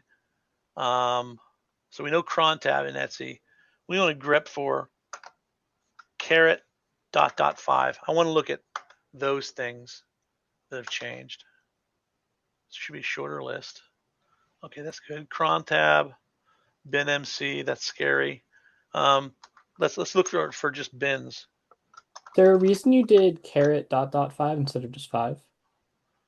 Caret is beginning of line. Okay. I specifically want beginning of line ... 5. So user bin MC. All right, so Midnight Commander's been affected somehow. Let's just take a look at it. I can strings it, but oh, it's a freaking script. Holy cow, hacks log. Okay, we've got something going on here. Check HTTPD file. So this is them making sure that they control your HTTPD. This is them grepping to see if they're still live on port elite. If not okay. They're logging their stuff to temp ice cups. Yeah, they're using temp. Okay. And then they're copying stuff back into place. So something is calling this script to reinfect us, it looks like. Look at this. They're checking to make sure Midnight Commander is not a binary, it's a bin bash line. Oh yeah. And they're logging it. They're very thorough. Chmodding it, puts it in place, and then chmods it, copies it, chmods it, and then they say, we fixed it. Okay, checking boot. Oh, here we go. Said Pam broken into Etsy. Whoa, they're hacking my SSHD file. SSHD, really? So that could help. That could affect us. We'll need to look at that. And there it is. There's cron. Okay, they're putting something. What's this? What is this? Someone tell me what this is. They're echoing this into Etsy cron tab. What's all this do? Hiding it below, way at the very end. So yeah. Bastards. No way. All right. That's kind of cool, but what happened? Sorry, what does that line do? So it echoes, puts in a whole bunch of new lines, enters, and down at the very bottom of the cron tab, hopefully so you won't see it, I guess, it's appending it to Etsy cron tab. Okay.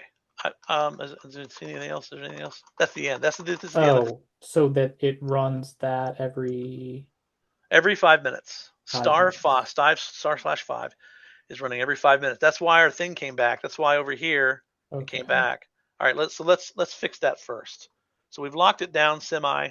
Let's lock this. Let's see. Let's do cron tab -E. This is the right way of doing your personal root's cron tab. Make sure root doesn't have anything. Okay, nothing in root's cron tab. But I also want to.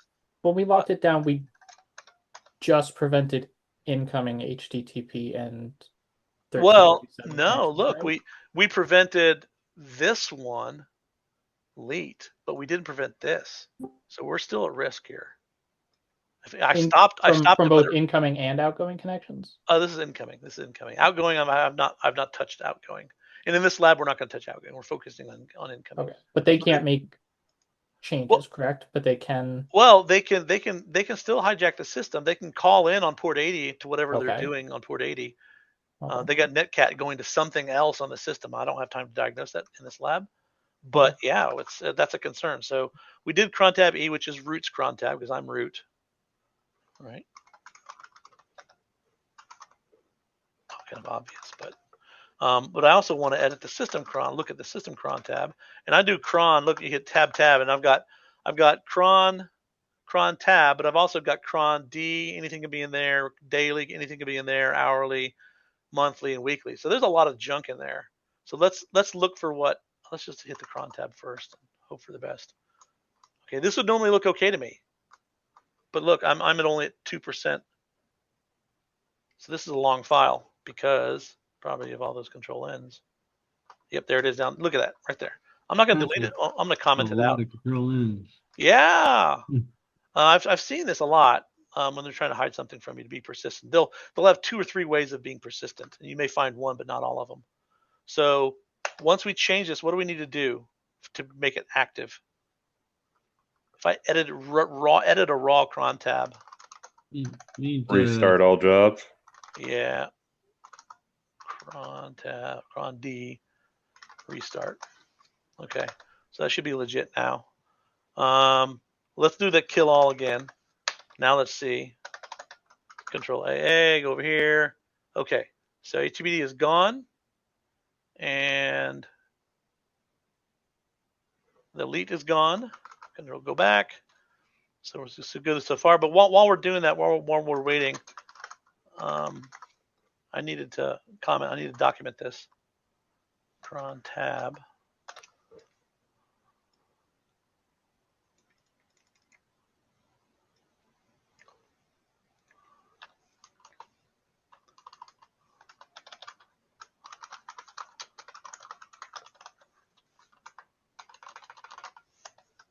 And what exactly does that cron job do as well too? I know it points at that. Let's check that out. I don't know, but that MC script was adding it. So now we're gonna follow the rabbit hole, right?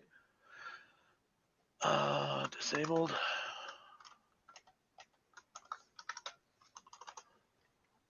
All right, let's check that. So let's go look at this now.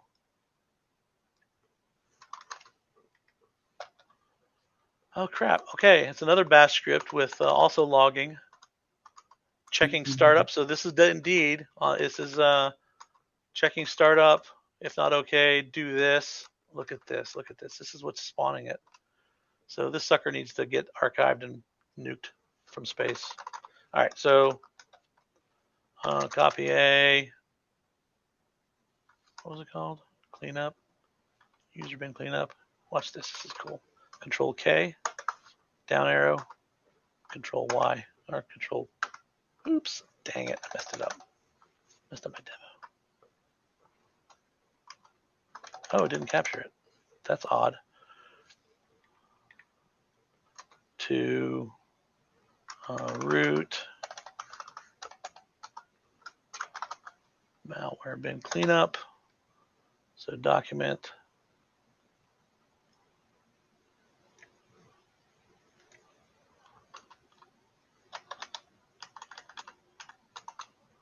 Of course, you want to clean this up before you send it to your boss, but reinfection script. User bin cleanup. If this is a theme, if HacksLog is going to be everywhere, I want to see where else it exists. I may do a grep recursive for HacksLog and anything in Etsy. I need to do a binary and send standard error to dev null so I don't see errors. I should have found, that's a little concerning. Is this the right flag? BAB. It should have seen that in cron tab, right? I left it in place. Oh wait, no. I did the cleanup was in there. So let's find out. So this is the script. We saw cleanup somewhere else. Where'd we see that?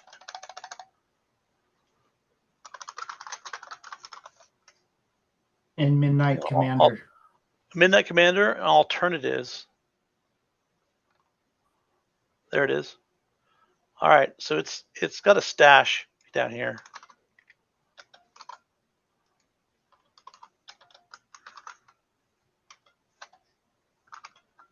Stash dir is Varbin alternatives because that's where Midnight Commander was. So logging is in logging can change. Let's take a look at this log. Dot ice what? Ice. Dot cupsd. That's cupsd. So is alternatives the masquerading existing directory, or did they make it? I don't know. Alternatives. I don't dig through alternatives unless I have to, but it looks like there's legit stuff in there too, so it could be. Okay. I don't know. Look at this. If it's in TMP, it was from them. Well, yeah, but he wasn't talking about alternatives. He wasn't talking about temp. He was talking about that alternatives folder. Yeah, look, it's been doing stuff for a long time. It looks like. Okay. At least 5 minutes. All right. So that's its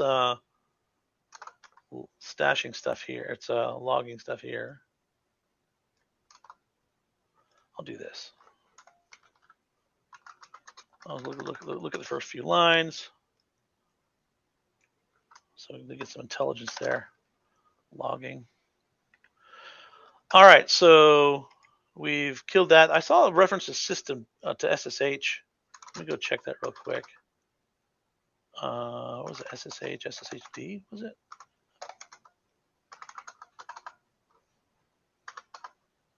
I see SHD config.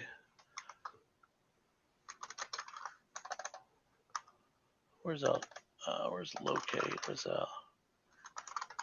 I'm looking for alternatives MC. Locate. I gotta type in locate, right? You guys can see all my ugly typos. All right, so it's user lib alternatives MC.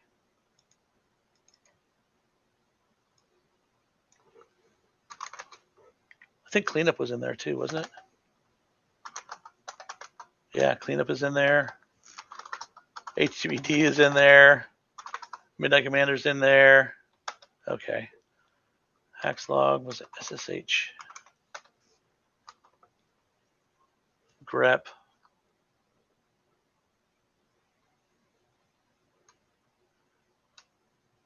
For that pattern in SSHD. Else.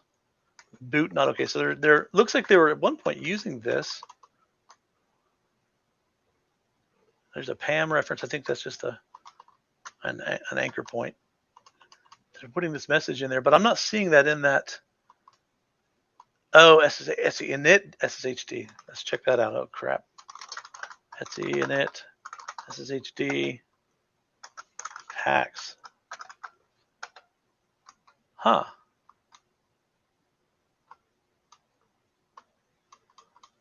Somebody shout out if you see something squirrely. Restart Sage.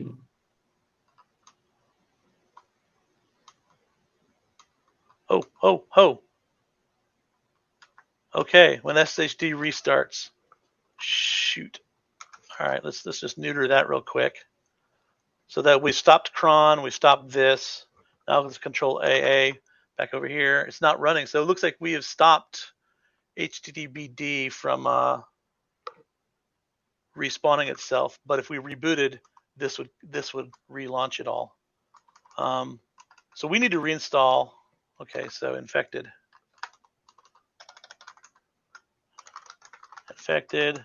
need to replace. What packages do we need to replace? HTTPD. HTTPD. What else? MC. MC. Yep. And I might as well do netcat too because it stole my netcat. Okay. I don't want to trust that binary and put it back in place. All right, so I need to infect the reinfect. Need to reinstall. Reinstall, not replace, install. I'm going to nuke those. So this is a mop-up job. This is what we call a mop-up job. So I'm leaving that in place as evidence. Is this kind of like the same thing as remediation, except you're not going Yes. through with it all the way? Yeah, normally this is binary. This is a binary system, root level compromise. I would nuke this, but typically with a real life customer, we don't want to lose them. I would tell them, okay, we've mopped up your system. We've blocked everything, assuming they haven't infected any of your like PHP website content. We'll continue. We'll let you leave this online for 2 weeks, but the whole thing needs to be nuked because we can't trust this on our network. So I'm going to save that, and now I'm going to start nuking and cleaning up. So I'm going to CD into here. I'm going to move. I'm just going to move just in case I didn't get anything. So HTTPD to root malware. Sure, overwrite it. I'm not being really careful here. I'm just nuking stuff, but MC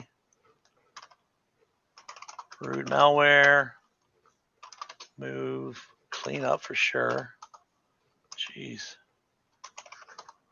I'm kind of enamored by the ingenuity of some of these folks, but I have noticed most script kiddies or even state actors like Russia, they're not really thorough.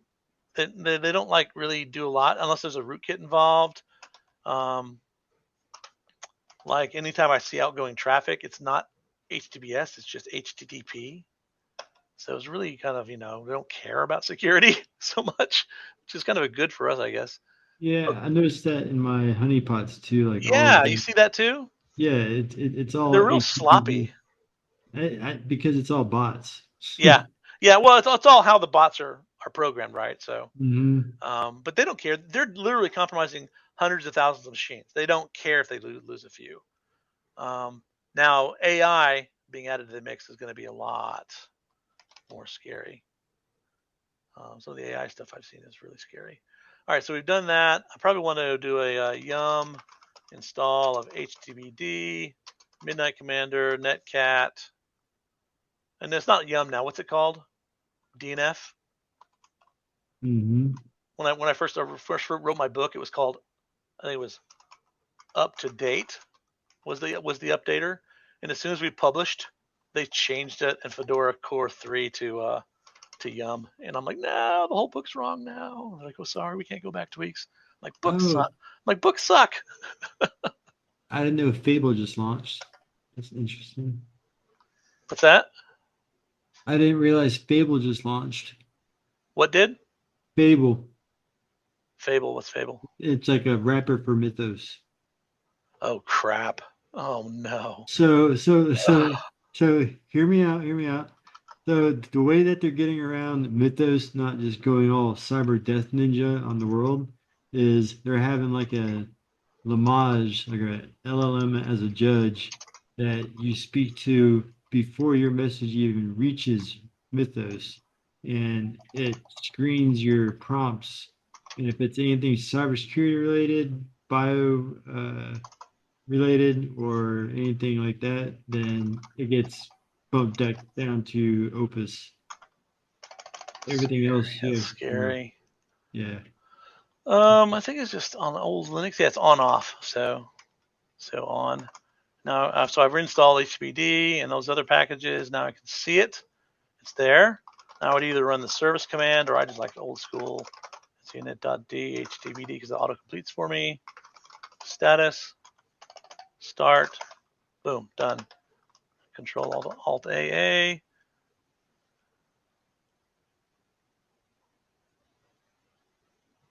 Hello, computer. Oh yeah, I'm sorry, there it is. Port 80. So it's listening on port 80 now. Okay. And that's the IPv6 binding, but it's a double stack. So it's actually listening on IPv4 and IPv6. I was looking for it up here. It's IPv6 this is the same as 0000, right? In IPv6. Okay, so that's good. I guess. We replaced MC. Let's see what MC does now. Oh. Oh, I forgot this. Some of this stuff may be memory resident. So, I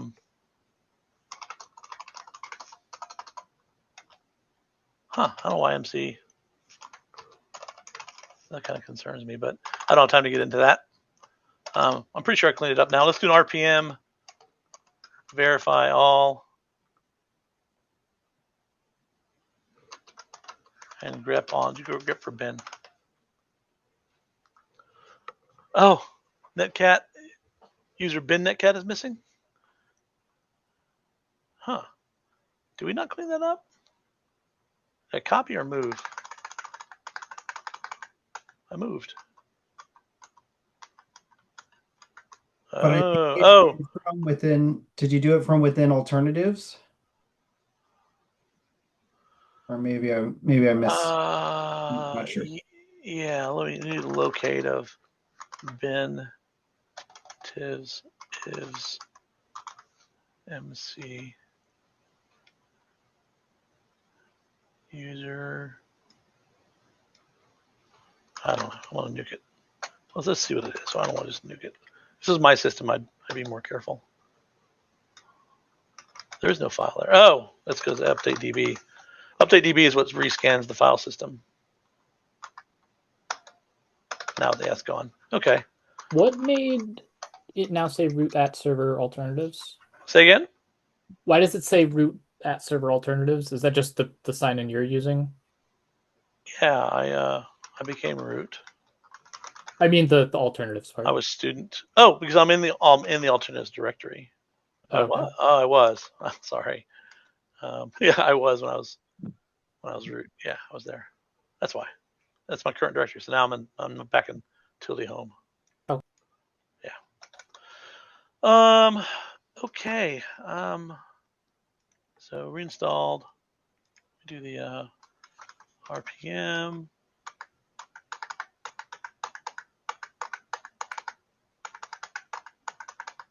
What?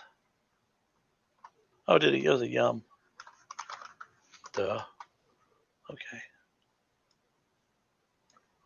So this is good if anyone else gets infected on the network too. We can take this and say, hey, just do this stuff, and I can turn this into like a script. So that's good. All right, now important thing is I go over here and I see HTTP runnings, but is it really HTTPD? Let's check it. Let's check it from our audit system, huh? Old school telnet or a netcat. Server.exam.com. Use curl too if you want to. Oh, port 80. There you go. Okay, yeah. That looks legit. Old school telnet. 480. Get. There you go. 400, but yeah. So that's actually Apache replying. So that's good. Now we gotta reboot the system, right? We have to reboot. So everything is kosher. I got the files. Did the reinstall, cleaned up. IP tables. We do an IP tables save, which just shows you really.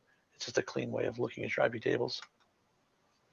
Okay, so I'm accepting, rejecting, and then reject all. That's it. Okay. Reboot. Going down. Whew. Okay, I've drank a lot of water, obviously, and coffee. Time for a break. See how fast the system comes back up. Oh, look at that. Student. Oh, it's not ready for me yet. Too soon. It's still trying to come up. If our system sees port 22 is open, it tries it, whether it's ready or not. Did I not get the password right? Are you serious again? Gosh, I got to update this. Student. Okay, I guess my password never took.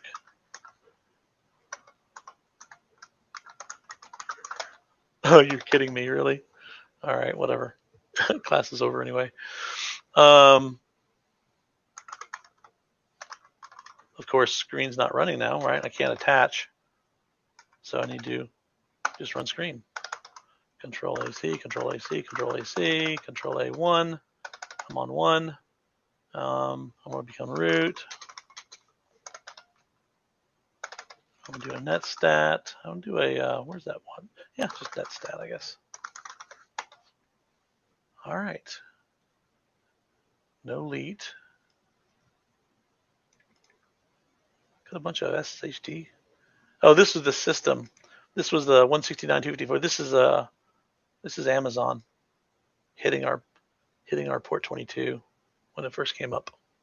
RPC bind, port 80 is down here where it should be, I guess. It's not up here. I'm going to probably wait 5 minutes and check it again. Control A, Shift S, Control A, Tab.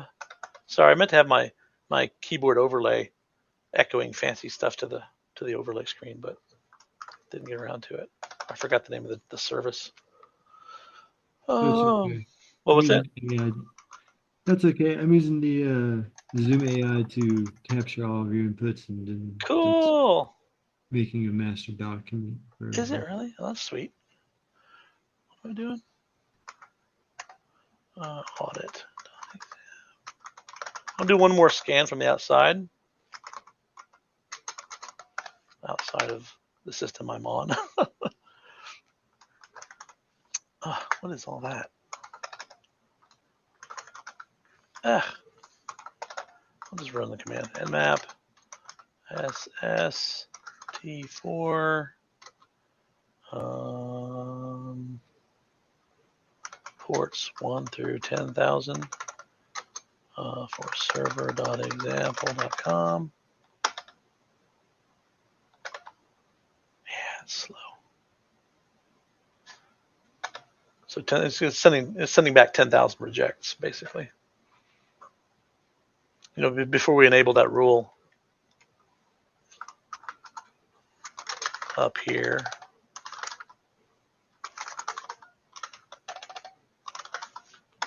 Before we enabled this rule, it was really fast. Now it's not because we're doing all those rejects. All right, so that looks good. I don't know why HP is closed. I guess because we haven't Apache is there, but it's not listening all the way. It's not responding on 443 because we have not enabled an SSL site, TLS, HTTPS. So I guess that's about it. Let me check to make sure I didn't. Let me save this. Gotta save my stuff. Save as so hack report for 2026 06 10 tweaks .txt. By the way, if you guys haven't been won over to ISO 8601 dating format, you will. Mm-hmm. Just use it. Save that. Hack report saved. Yum install, rebooted. All okay. And so that's kind of my notes that I'm kind of sloppy, but makes sense to me. And I'd turn this into a more formal write-up. But this gives you a copy. And at this part, I'd get the tarball of the malware off the system so I can analyze it in more depth. You'd also want to, typically when you find malware, you're going to want to do, so I've got my stuff stashed down here in here. I'd start fingerprinting these, MD5 or SHA-1, SHA-256. I think they're all used pretty much. MD5 is the older one, but so just I get the MD5 sums of these and check these out. Compare these to some online hash lookups for malware, and we're going to reference that in our next presentation this afternoon. You're going to see exactly that very thing. That's how I discovered what was on my system because it wasn't apparent. A lot of these payloads, the droppers or the payloads that droppers pull in will change over time.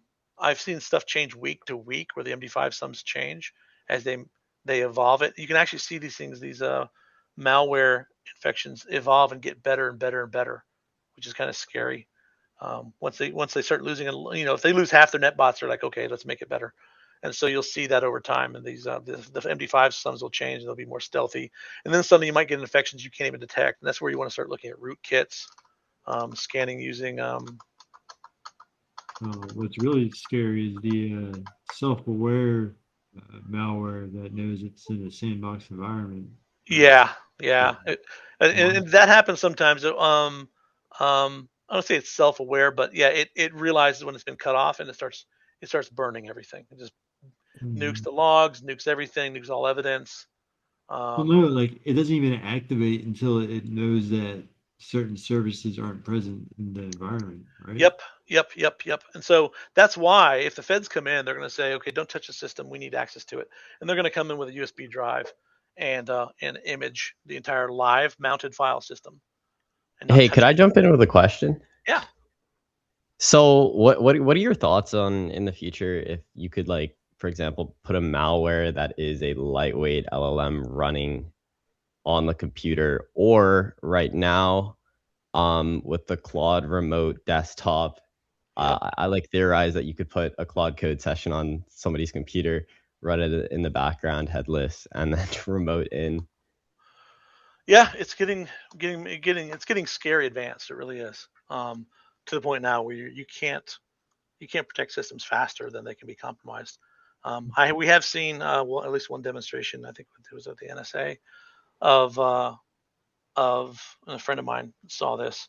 They actually did head-to-head malware, blue team, red team, and he said it was so fast they couldn't even track what was going on. That's kind of where we're going. So these traditional methods, they're not current. We're gonna have to switch. We're gonna have to switch to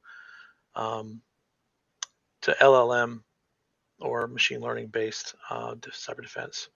That's just the way it is. I mean, you're gonna start seeing this probably pop up in CrowdStrike and other commercial products, but you already see it. You already see malware integration on Kali Linux. They've got some LLM stuff that's pretty powerful. I need to look into that. Yeah. They started off. I think the first one was Shell GPT, which is kind of cool. You have to of course have a GPT token or API key, but that's not my day to day, so that's not my area of expertise. Maybe there's someone else that can speak to that, but I know some of the pen testers I work with. They're like, "Oh, dude, it's getting to the point where humans aren't in the loop anymore, or rather, to some point can be." Yeah, that's kind of my lane that I'm kind of converging on, is like AI red teaming. Yeah. Well, we're doing it. I mean, we've been doing that for a while actually, but it's now coming out from the military state level into the commercial world. So yeah, but with the wrappers on Mythos, yeah, that's scary as hell, because how many 0 days in 1 day? I mean, yeah. But it's actually ingenious in how they're rolling out to the public and keeping it safe under wraps. Yeah, with the harness. Filters inputs by putting filtering harmful, potentially harmful inputs, and then weighting them, and then. But what's scary is they had a couple. It's all scary. There's one instance where they had a red team, blue team LLMs against each other, and the attack pattern stopped, and they started talking to each other in non-English to each other. Yeah. And everyone's like, pull the damn plug. We don't know what's going on. And that's why some of the stuff at OpenAI, they're like, we stopped. On this they also have they found agents that are, when they're competing for like the same project, they'll start throwing up decoys to get the other agents away from it, and then they'll like try and kill off the other agent, so that it's their project. And yeah, I'm just this close to getting a cabin in the woods and going offline. So buy gold, golden ammo. Gemini make you one. Anyway, so I guess that's about it. I had just and if you go home tonight and do the lab, answer the questions. I'll just one last screen share here. So the questions are these basic, what ports did you find listing on the server's public IP? How'd you get this information? What does it mean to be well-known port binding. So well-known is, the ports that are registered. Typically, you'll see them under Etsy services, right? If you cat out, where's my VM? Etsy services. These were a lot of your human readable ports. The machine cares about the numbers, the port numbers. The humans, they care about, what is port 53? Oh, that's domain or name DNS, or what's, port 80 HTTP. So the human readable name services that we're talking about. So well-known, those are the well-known ports. So typically, a lot of stuff stays under 10,000. Now the standardized ports. You get my terminology right? The ports 1023 and under are, what's the name? What's it called, guys? I'll refresh my memory. It's been so long since I've taught this. Privileged. Yeah, well, they are privileged, right? So only root or a service with given service privilege can actually open a port, and anything under 1023. So 1023 are your service daemons typically, but well-known ports like Minecraft or I know some first-person shooter games or streaming services. They're typically between 1,024 and 10,000, somewhere in that range. So that's what well-knowns. Anything above 32,000 again is typically egress, outgoing, or temporary ports used by the system. Your web browser, you surf port 80, but you're going out on a high port. So it's important to understand that differentiation when you look at NetStat. Okay. What actions did you take to block non-standard ports, and blocked on reboots? So there's two different actions. So one action was to turn on what? What firewalling stuff did we do? IP tables? Yeah, we blocked what? Like HTTPD and 1337. Yeah, we only blocked 1337. In hindsight, we should have blocked port 80 once we discovered that was malware, right? Because that's the remote access port that botnets are going to use to rally its troops. So we should have probably done that in hindsight. Then we ensured they were still blocked on reboots. We rebooted. We found cron. We stopped at UIP tables.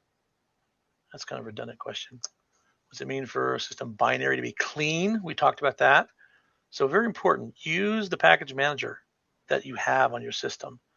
So if it's apt deb, use dpackage and use apt.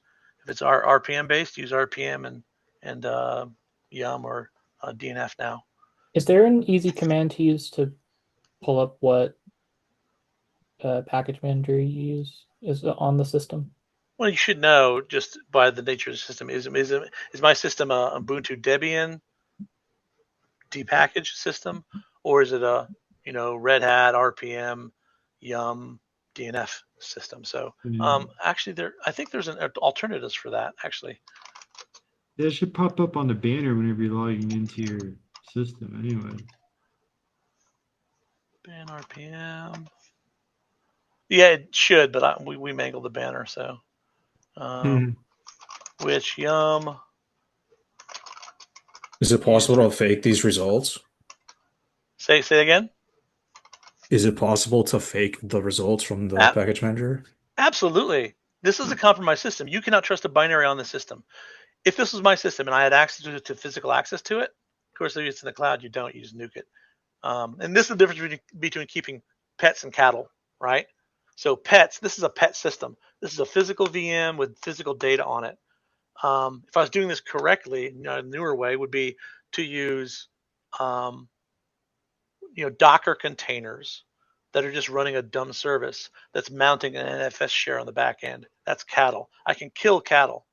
You don't kill pets. So I got to take care of this as a pet. This has probably got web traffic and someone's emails on it or something. That's a great metaphor there, Tweaks. Yeah, well, that's what the Docker people. If you ever go to Docker camp, they'll tell you, for work, you're home, have pets, but if you're at work, keep cattle because you don't want to shoot a pet in the head, right? The analogy is cattle are for slaughter. So, as long as it's not a dog. well, if you're Korea, I don't know. So Cats are okay. I have friends who've eaten kogogi. That's what it's called, by the way. I don't. I have had a horse. I've had many hot dogs in my day. Hot dogs. There you go. So yeah, differently in pet and cattle. So this is working on a pet, and this is not a pet that the feds or lawyers are interested in. So I can do whatever I want to on it. So I could actually shoot this in the head if it's my data, my services. But if it's a customer's, they don't want you shooting their pet in the head. So yeah, you might want to convince them using this. Hey, put all your data on NFS or some backend data repository or a database, and then just use a Docker container that you don't care about. You know, a Docker container dies, it gets blasted away and reinstantiated. So I was going to dig a little bit deeper, but on that last question about how do you tell? But I don't know. Type in RPM, it completes. Type in yum, it completes. If yum doesn't complete, try DNF. It doesn't complete because this is old. If I do an apt, no, I don't get it. Now I have seen people install RPM on apt. Don't do that. Don't is it Alien or something? Use the native tools built in because that's going to give you the most bang for the buck, especially when it comes to doing MD5 sums. So RPM, VA, this is priceless stuff. This is really, really useful. And that's also why you don't install tarballs. Don't install tarballs.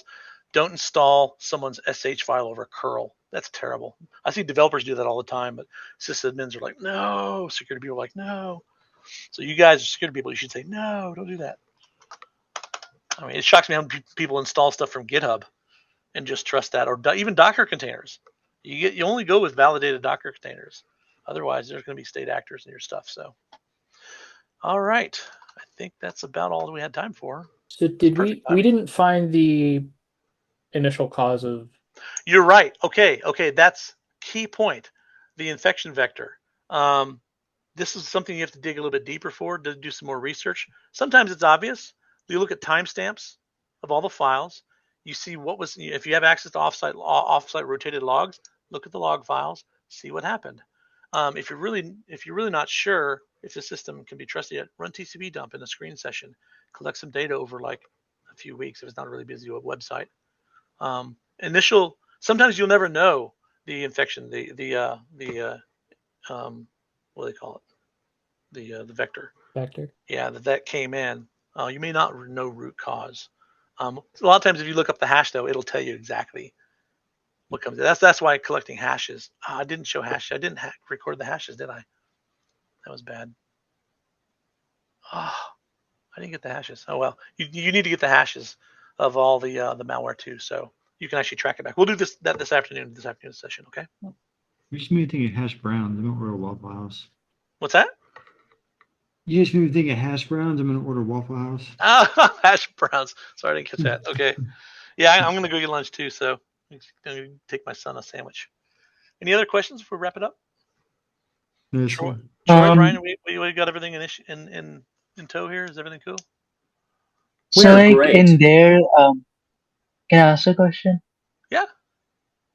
So in the MC thing, I believe, they were in the script they were logging stuff. Would we have done anything with that?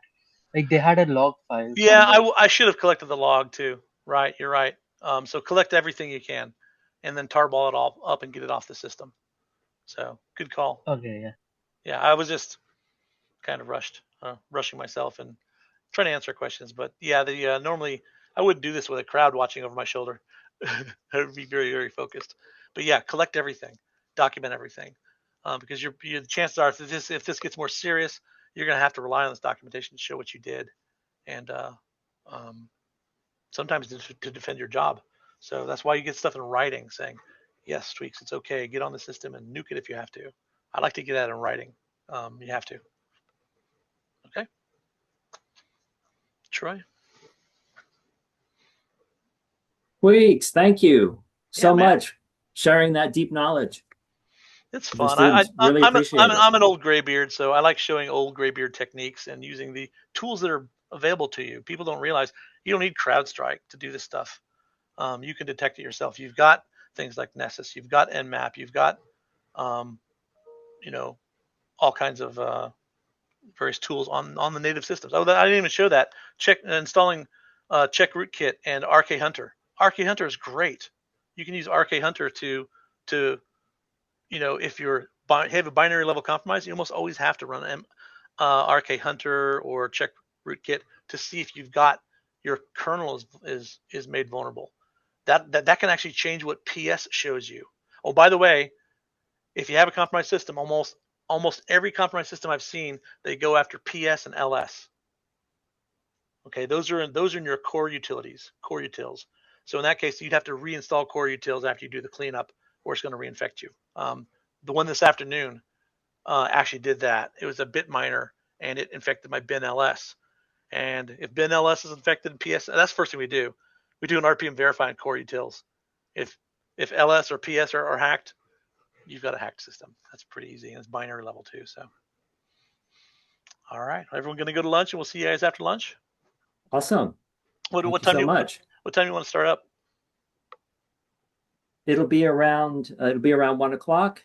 All right. Sometimes the job fair, which is what we're about to do, the students will have a working lunch, and then we'll have a job fair. That goes typically till 1, but like I said, be ready to be a little bit flexible on your restart time, because sometimes no worries. I'll be here a little. I'll be here a little early, and I expect people to be a little late. How's that? Awesome.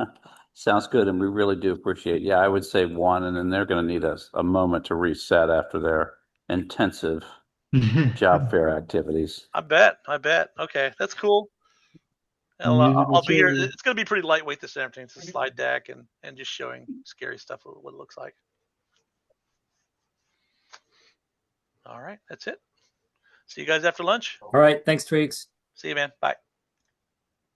Oh, send me any questions. There's the QR code. I think that works.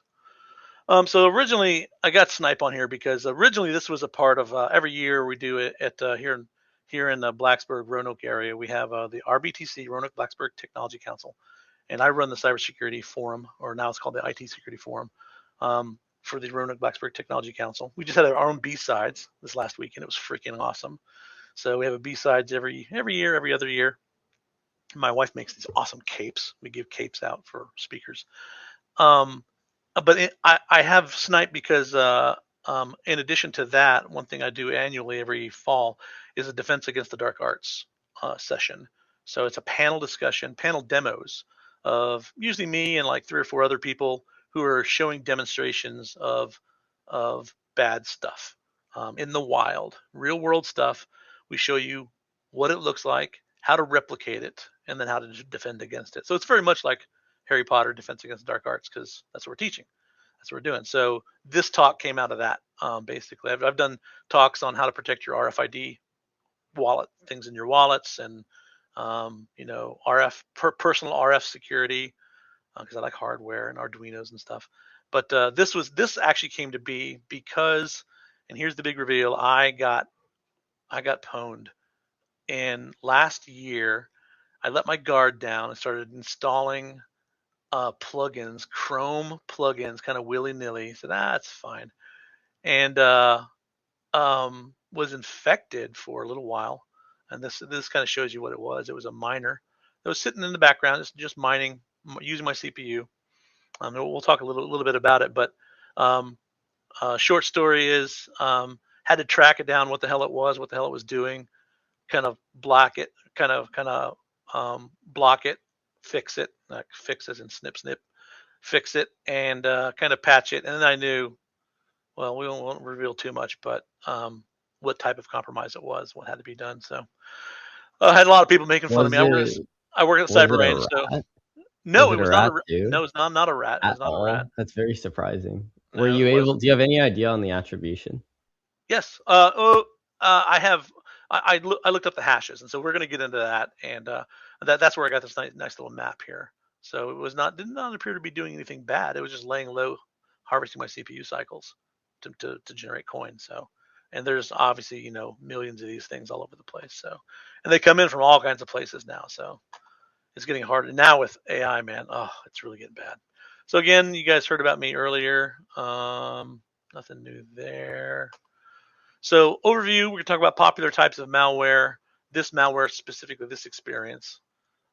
Static and dynamic analysis. I think we're just pretty much sticking to static.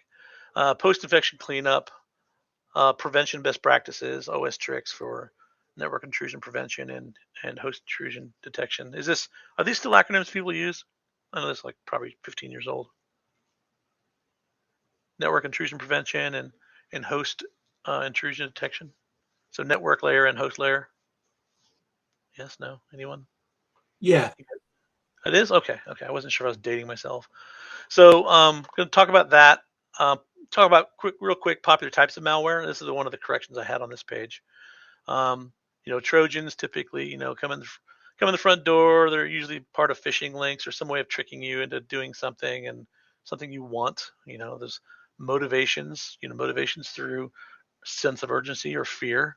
So you saw that a lot during COVID, all kinds of fearful stuff. And click on this. Talking about rats, remote access Trojans, or backdoors.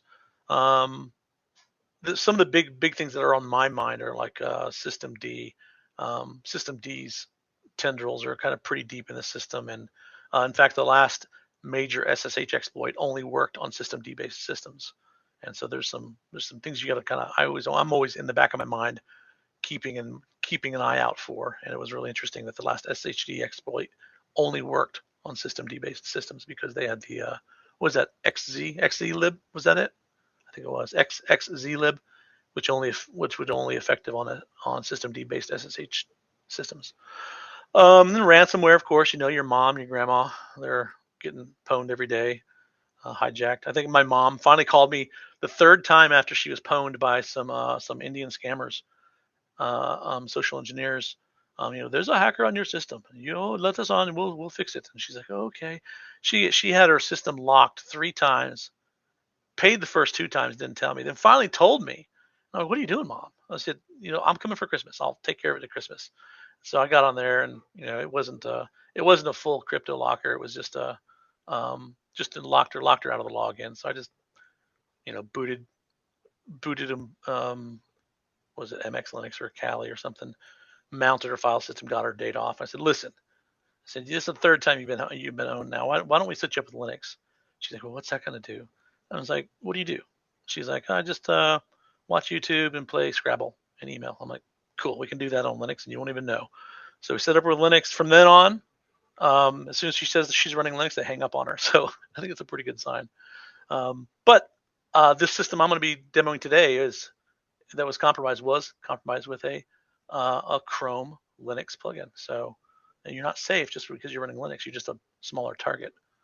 And then CryptoLocker and BitMiners, I kind of slam those together because they're both seeking coin as their goal, but they're very different, obviously. So CryptoLocker is like kind of ransomware that is, channeling you over to a Bitcoin account to get coin, versus the BitMiner, which is more what I was looking at, which is something that's just quietly sitting on your system and harvesting CPU cycles. And then a dropper. So we're going to talk about these 3 types. That kind of are summed up by the profile I was looking at. A dropper is just malware that downloads payloads, basically. So the dropper is how they get in. You're going to come in through your Trojan.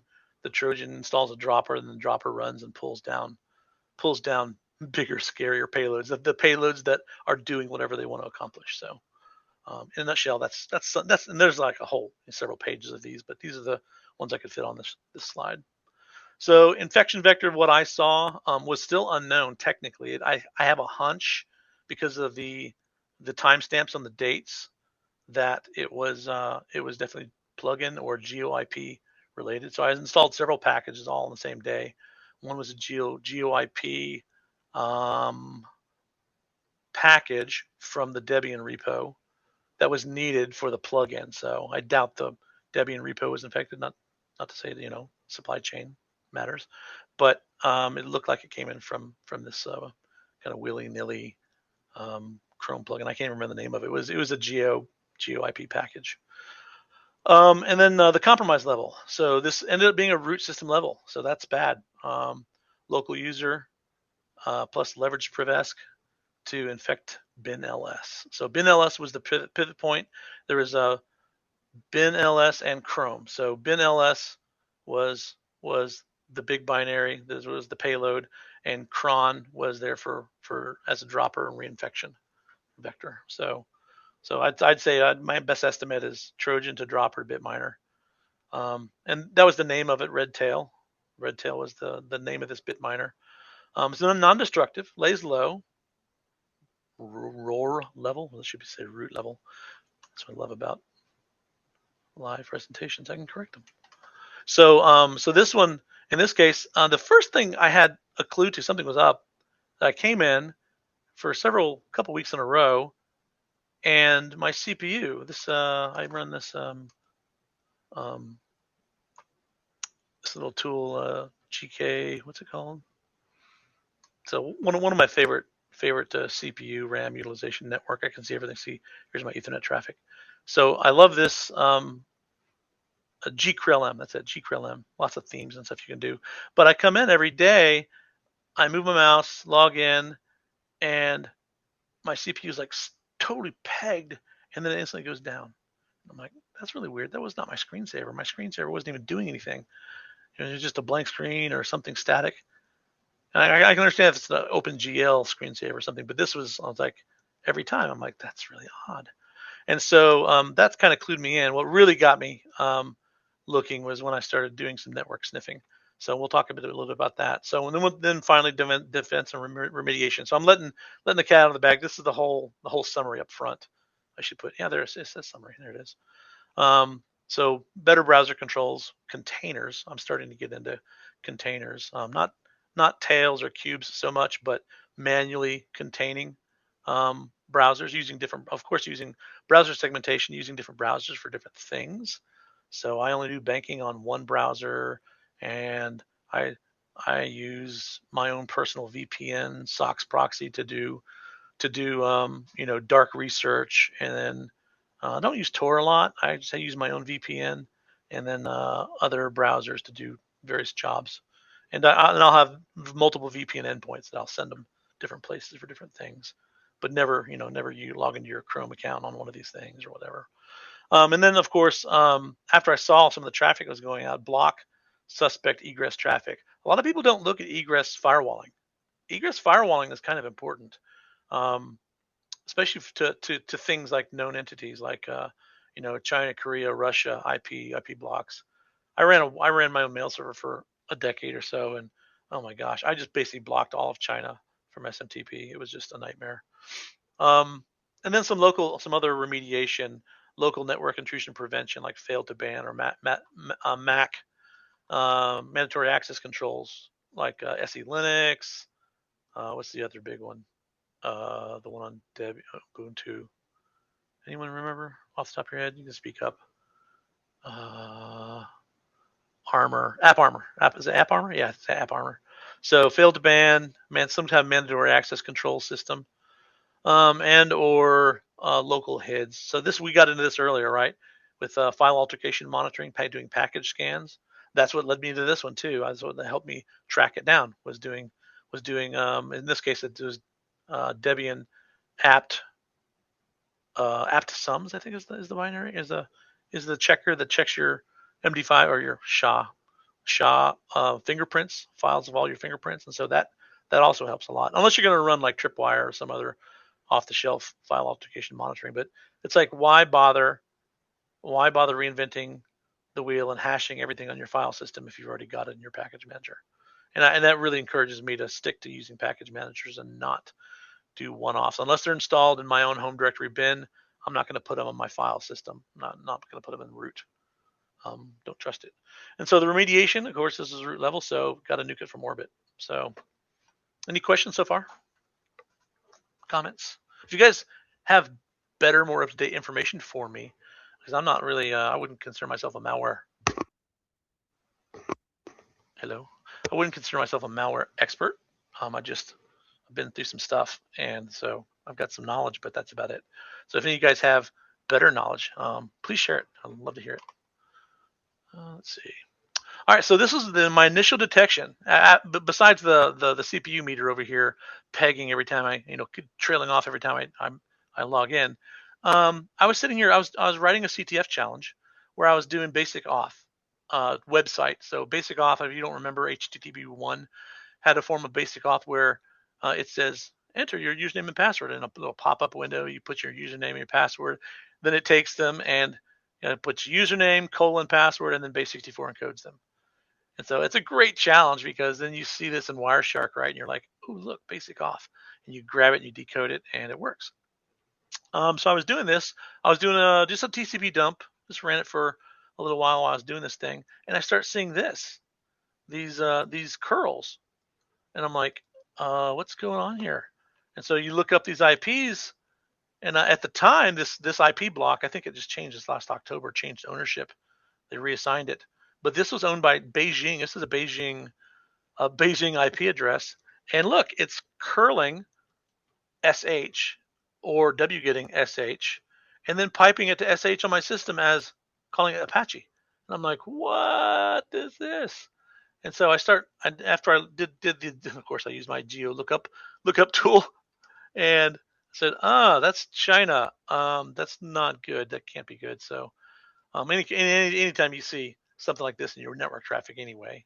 And have you guys noticed some of you guys who are doing endpoint malware analysis, have you noticed that the bad guys aren't necessarily that smart? I mean, some of the AI stuff I think is getting better, but I don't see a lot of TLS used. I don't see a lot of SSL encryption over the wire. So just dumb stuff like this is, getting them kind of outed. But so if anyone has a story, please jump in. But I've been seeing that it was the same, 20 years ago, and I'm still saying the same thing today. It's like they don't bother with doing it well. They're just about bulk ownership and spreading on your network. So I was like, okay, well, I got to get deeper now. This is getting real. So I went ahead and took my PCAP file, pulled it up into Wireshark, and I call it fishy traffic. And sure enough, extracted. There's the SH file that was downloaded. There's several of them. I'm like, okay, let's check this out. So I cat it out, and that's what it's doing. I'm like, okay, that looks like it. It looks like some kind of dropper doing something, and it's downloading and chmodding this file called redtail.sh. And I was like, damn, this is a thing. This is really, and then it's running it as Apache, and then killing itself. I'm like, so I can't even scan for it because it's like it pops up and it's gone, and that's it. It's in your memory. It's memory running out of memory. So I was like, okay. So I looked at the redtail sh file, grabbed it myself. I said, okay. So we've got this randomized string. This is actually new. So I watched this thing evolve.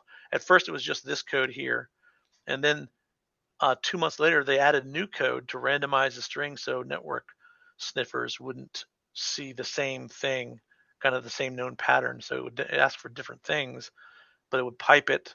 It would call it locally. It would call it clean. x86-64, i686. So that's pre 64-bit. That's the 32-bit ARM and ARC6. What does anyone know what this is? What architecture that is? I don't even know. ARC64. Does anyone know? Is that ARM 64-bit? Maybe Arch Linux. Well, these were processor targets. So these are compiled binaries. I don't think there's a distro per se because there's not much in it. But then I started to get into binary analysis. I pulled up, GPD. Was it GP? Gosh, I forgot. The GNOME utility I've used like 20 years ago. So I started pulling up and looking at the binaries. I'm like, you know what? Let me go out and just check these. I'm going to pull down these binaries myself and check them out. So first thing I did was I turned their dropper into a downloader. I defanged it. So I I commented out the move and execute command. So it's no longer executing; it's just downloading for me. So I turned their dropper into a downloader, and that was kind of cool. Called it Redtail Defanged, and then I ran that and got all the code that it downloaded. So it wasn't deleting itself quickly. I sat there and watched it as it did its work, and they ended up being so clean as a cron jacker that hijacks your cron tab. So it makes it. That's how they're doing persistence, like we did in the lab this morning. And most of these binaries tend to be UPX packed. You guys familiar with UPX? So that's your compression stuff, and you can put some stuff in there to make it hash unique, I think. But these guys weren't doing that. They were just UPX packing it, and then from that they would get their privilege escalation, and through these multi architecture ELF binaries here. So that was the whole thing. And I said, you know what? Let me go ahead and just hash these things out. So I took their x68, 64, which wasn't infected me, did MD5s and SHAs on them. I think there's a SHA, and said just Google. I literally Googled. I didn't even go out to any of these hashing sites. I just Googled the freaking hash, and it sent me right to it. It's like, oh yeah, this is known. It came out. So I got hit with this, and during the summer of 2025. I think the first time it was seen was either January 2025 or 2024. I can't remember. But it was like a score and rating of 92. I'm like, oh no. And it's known. Here's all of its different things. Here's its profile that I showed you guys at the beginning. Then SHA-256, SHA-1, and MD5. I think MD5 is still commonly used though, but it's my muscle memory. So yeah, it's a Trojan Bitminer evader. So not good. Time to go deeper. So how bad is this? And that's where I started looking at. Basically looked at the timestamp of the files. Some really savvy malware will change your clock and make file stamps not stand out as much. This one doesn't do that. It's just stupid. So I just did a find M time of the whole file system and grep for anything in Etsy and bin. And there we go. I got system D stuff, which doesn't matter because I'm not running system D. GUIP conf. I'm like, okay, that's interesting. But this stuff, Etsy cron, weekly, D, monthly, and bin ls. And I'm like, oh no, root level. So there's the embarrassing part. So I just immediately called my boss's boss, and hey, just FYI, I got a live infection over here. Oh my god, what's good? I'm like, it's okay. It's not doing anything. It's just harvesting CPU cycles, it looks like. Of course, they're like, what are you going to do? I said, well, I got to nuke it, right? And they're like, yeah. So I was like, all right, well, let me finish up writing my slides on this because this is interesting stuff. And so here's, this morning we used RPM VA, right, to do hash verification on all my packages. Same thing you have on Debian, but you have to install the debsums package. So when you install the Debian package, you're getting all the MD5 or whatever hashes. I think they're SHA now. You're getting all the SHA hashes entered into the Debian installed database. So you've got them. You might as well use them. So use debsums -c for compare, I think it is. And then it spits out all kinds of stuff like RPM does. But so then you got a grep just for the stuff you want. So Etsy and bin is what I'm looking for. Yep, there it is. Bin ls. Like I told you guys earlier, and most systems that are serious, like in our lab this morning, we were playing with script files. That's just so we didn't have to do binary analysis. I just gave you guys the scripted version of what a lot of systems do. Most systems will attack you just doing debsums -c or RPM V on all your packages and looking for bin ls or bin ps. Sometimes other tools too, but I mean, that's the first thing when you log in, you type ls, right? So you're reinfecting your system every time. So that's, yeah. So I'm like, okay, that's it. This is root level. By the way, check out, this is a shameless plug for my free utility. It's a HIDS utility I wrote from my days at Rackspace, and I've continued to evolve it, called HBBAN. Host intrusion detection, baseline binary anomaly notification. Oh, look, it's the acronym. Oh, that's cool. I didn't forget I did that.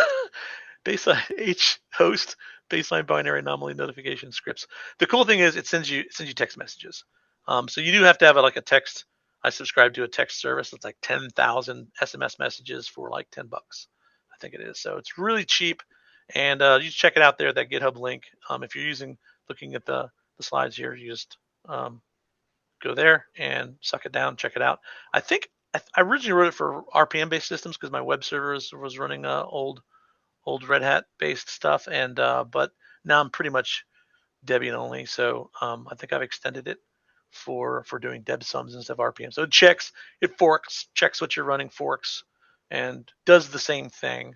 And that's cool because you baseline. I do a monthly baseline. So look at the hashes that are coming out, any hash violations. So it's kind of one layer above the hashes. So I'm looking for diffs in the hashes. So I baseline once a month, and then anything that violates baseline, it sends me an alert. So any questions on this? I hear people. I was gonna ask. Yeah. So the defanged red tail.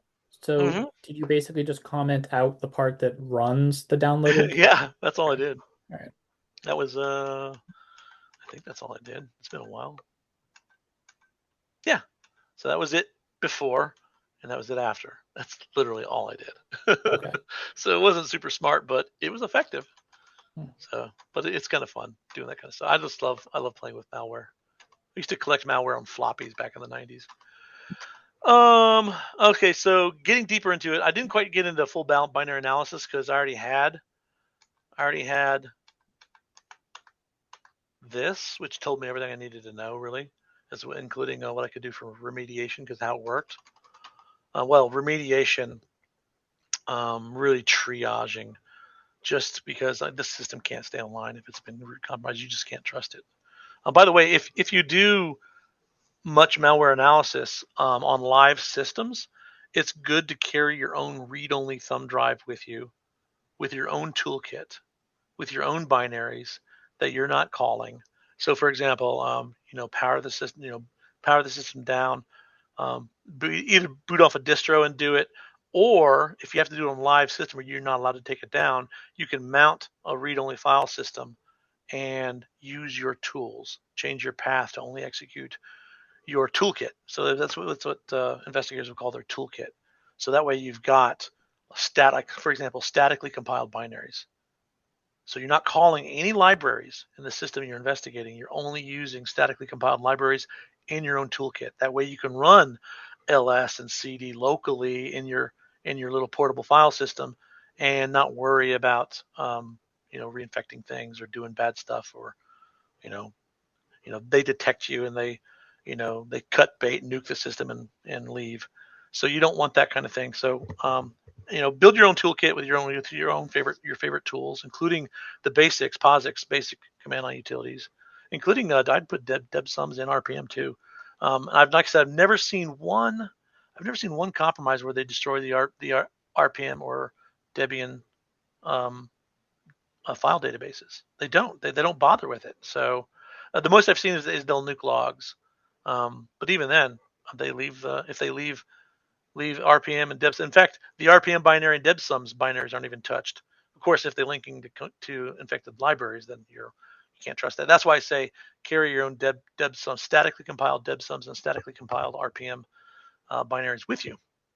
RPM's got some stuff though. It's very version dependent, so that's kind of a nightmare. You have to know which version you need to run. So you probably have to carry 4 or 5 versions of RPM with you.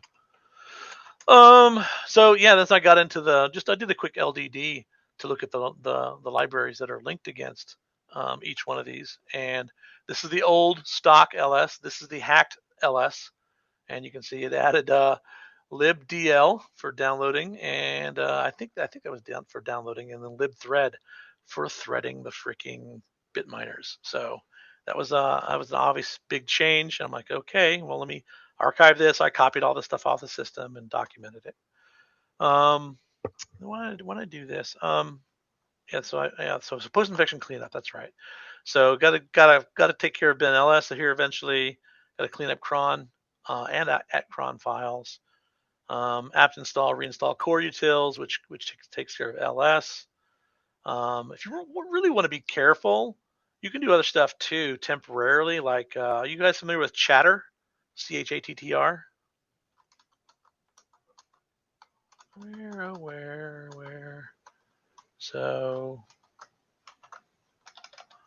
if I sudo su, not dash, but just sudo su.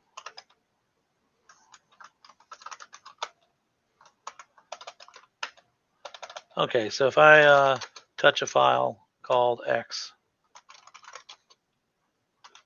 and then I chatter, let's do ls attr, ls attr, It stands for attributes. So if you're not old school, you may not know about this. So this is a feature of the ext file system. So all the way through ext4, they've had it all the way back to ext2 as far as I know. So no really special attributes. I don't know what the E is.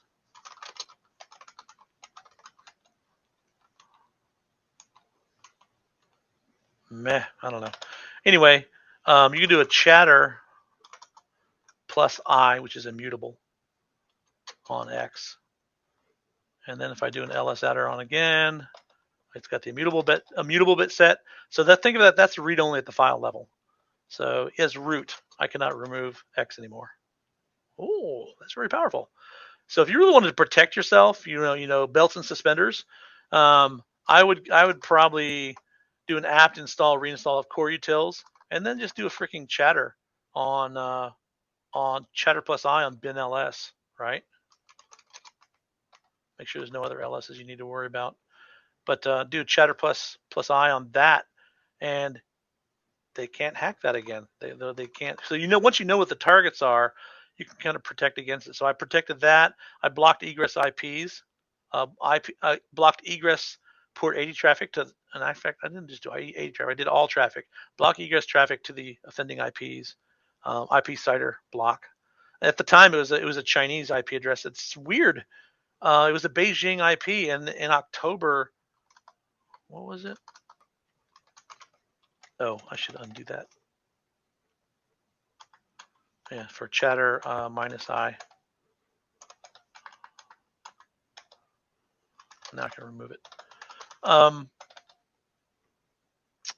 Who is? Yeah, there it is. So if you look at who owns this IP block, it's a /21, and it was owned by some Beijing outfit, and now it's owned by Host Papa, and you'll see that changed. That ownership changed in October of last year.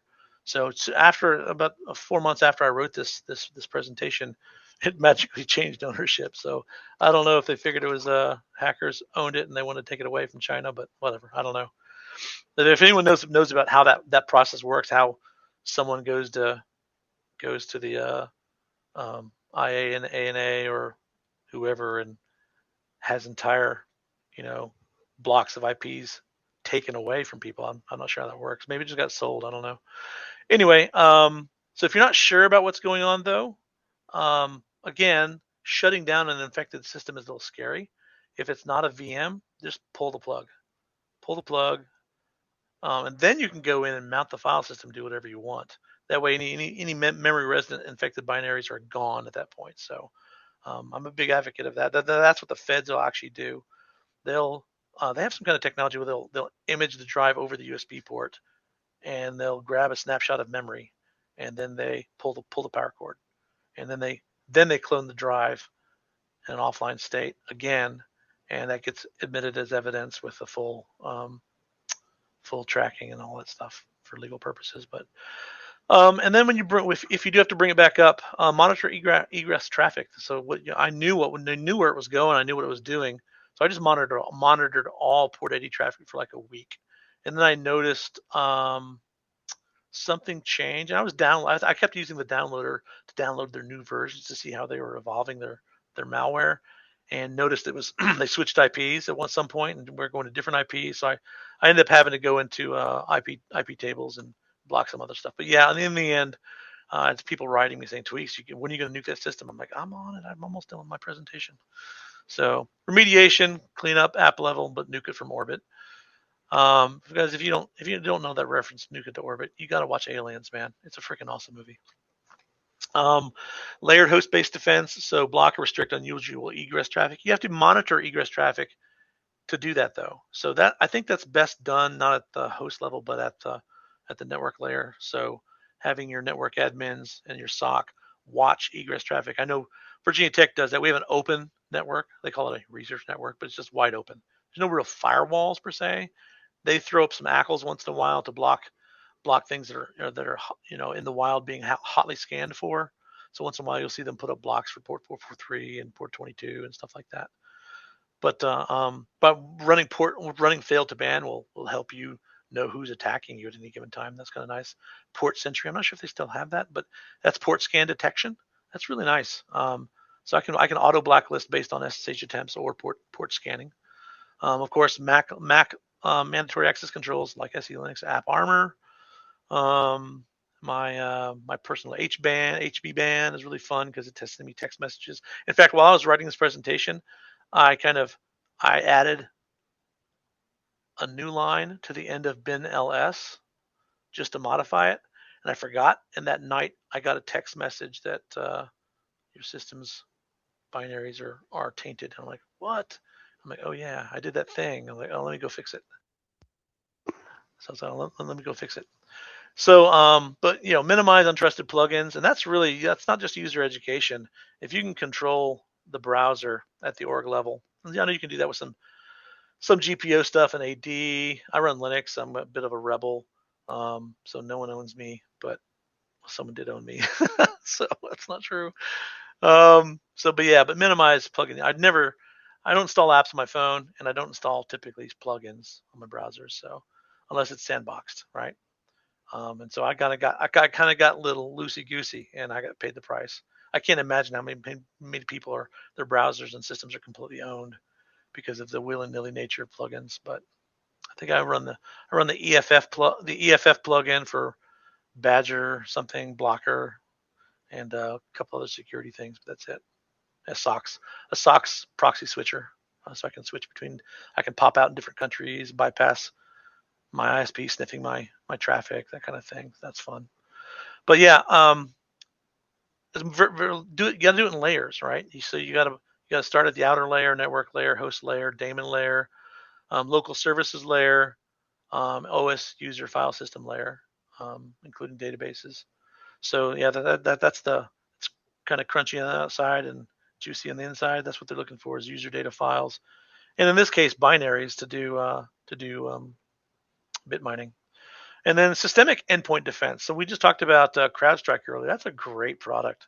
Does anyone else have any products they like kind of like CrowdStrike? I know, what is it, McAfee, or has some enterprise stuff. Does anyone else recommend some stuff there? That's not my area of expertise. You guys run SOX at all? Network SOX? We're getting towards the end, so this is where I wanted you guys to share a little bit more. Yeah, no, Tweaks. I think CrowdStrike, the Falcon Complete thing, is a big thing we use, but that's because we piggyback off New York State's funding it, but for local government. Yeah, good luck, huh? Yeah. That's a shame. So a lot of municipalities are it's just a time bomb, right? It's just a time bomb of kind of ignorance and bad practices, and it's just who's the next example of what not to do. Yep. So on the flip side, I guess it's a lot of potential income if you're a consultant, IT consultant specifically. So that's an extra service you can order. Do is stuff like this, stuff like my HBAN, which will tell you if something's wrong. So there's so many homegrown things you can do. That's much better than my HB ban that's out there that you can take advantage of. NFT tables. So IP tables, it's now NFT tables persistent with IP tables user space. So for command and control sandboxing. So it's not technically sandboxing, but cutting them off from their command and control. So, but don't just drop traffic, log it, right? This is valuable stuff. So I like watching what they're doing, and there's no better way than to maybe even before you start dropping it, just start logging it so you can watch it. Watch how it flows and see their patterns and do some more TCP dumps, collect some more data while the IT guys are screaming at you to take that thing offline. So everyone got a big kick out of it. They made fun of me though. So it's all in good fun though, because hey, I was able to get a really good presentation out of it. So that was all the questions I had. That's all the stuff I had. I like to tell people my favorite saying is good security is like an onion, exists in layers, multiple layers. The deeper you cut into it, the more it makes you cry. So it's very, very true. Unfortunately, but that's about it. Any questions, comments, things you do that's some of your best practices? Hey, Tweaks, this is Jeff. Could you go back to the part about attribute bits and immutable? Like if you're already root on the machine, what is that protecting? So most pwn scripts are stupid. They just try to install copy things. They don't check to see if copies were successful, right? So adding an extra layer at the file system layer of immutability on things you want to protect, and this kind of goes towards the concept of read-only distros. Have you guys heard of this? It's kind of a old concept revived that hey, just mount everything read-only and you'll never be hacked, right? So well, mount everything read-only except var, for example, and of course your normal proc dev stuff, which is kernel stuff, but your actual on disk stuff, make the entire root partition read-only. So you literally can't even install packages until you unlock it, install the packages, and relock it. So having read-only, a read-only setup, there's something to be said for that. But that's the macro scale. At the micro scale, I know I know from experience, 20 years of this stuff, they always attack BinLS, BinPS, Netcat, now SS, I guess, and a few things that sysadmins are going to use when they log in. So you protect those binaries, and then just remember to put a switch up here on your desktop to say, shields down, for example, and shields down may unblock your egress ports and unchatter your protected binaries, and then you can do your system patch. So that's something I've been meaning to do, is write a little script and put an on-off switch up here for my shields. So drop the shields, do my system package updates, then raise the shields again. So that's stuff you can do on a server too, and you can even automate it. So I want updates every second Tuesday, but I need to drop the shields before I do that. And then, and of course, the common sense too stuff like make your temp file system or /temp rather a RAM disk that is mounted non-executable. So this is just best practices stuff. So mount on I don't even think I did this on my system. Let's see. I think I can do this. TMP, tempfs. Yeah, I'm not running a separate file system, but on servers I've done that, is because TMP, we saw in the previous thing this morning, they're doing logging and some other stuff with /TMP. Mounted as no-ex. Where is it? Yeah, no exec with that option. That way, if they download a dropper downloads a payload into /TMP, they literally can't execute it. So they can chmod 755 it, and then it won't run. So either a binary or a shell script. So really handy stuff. I'm not sure. Can you get around that with Python if you invoke it through Python, because Python's executing? I think you can get around it like that. But that's just some common sense there's a bunch of more best practices you can do, but kind of old school stuff that you don't need to buy software to do this. You have everything you need built into your file system, whether you're going to do this stuff or no exec mount points. That's just stuff you do to kind of harden, especially a web server, because web server's out there, right? It's exposed. It's not behind your corporate firewall, and you probably shouldn't keep pets. You should probably make it cattle, not pets. But if you're going to keep a pet, then you need to protect it, like this. Put a HIDS in place. A HIDS, host intrusion, that's something's already happened and it's bad. So that's the inner layer, where you want outer network layers like IP tables and stuff, and this stuff that prevents stuff. But you also need stuff to tell you when things have gone wrong, and so you need to do it. Don't think that, I installed the software, I'm good to go. Nope.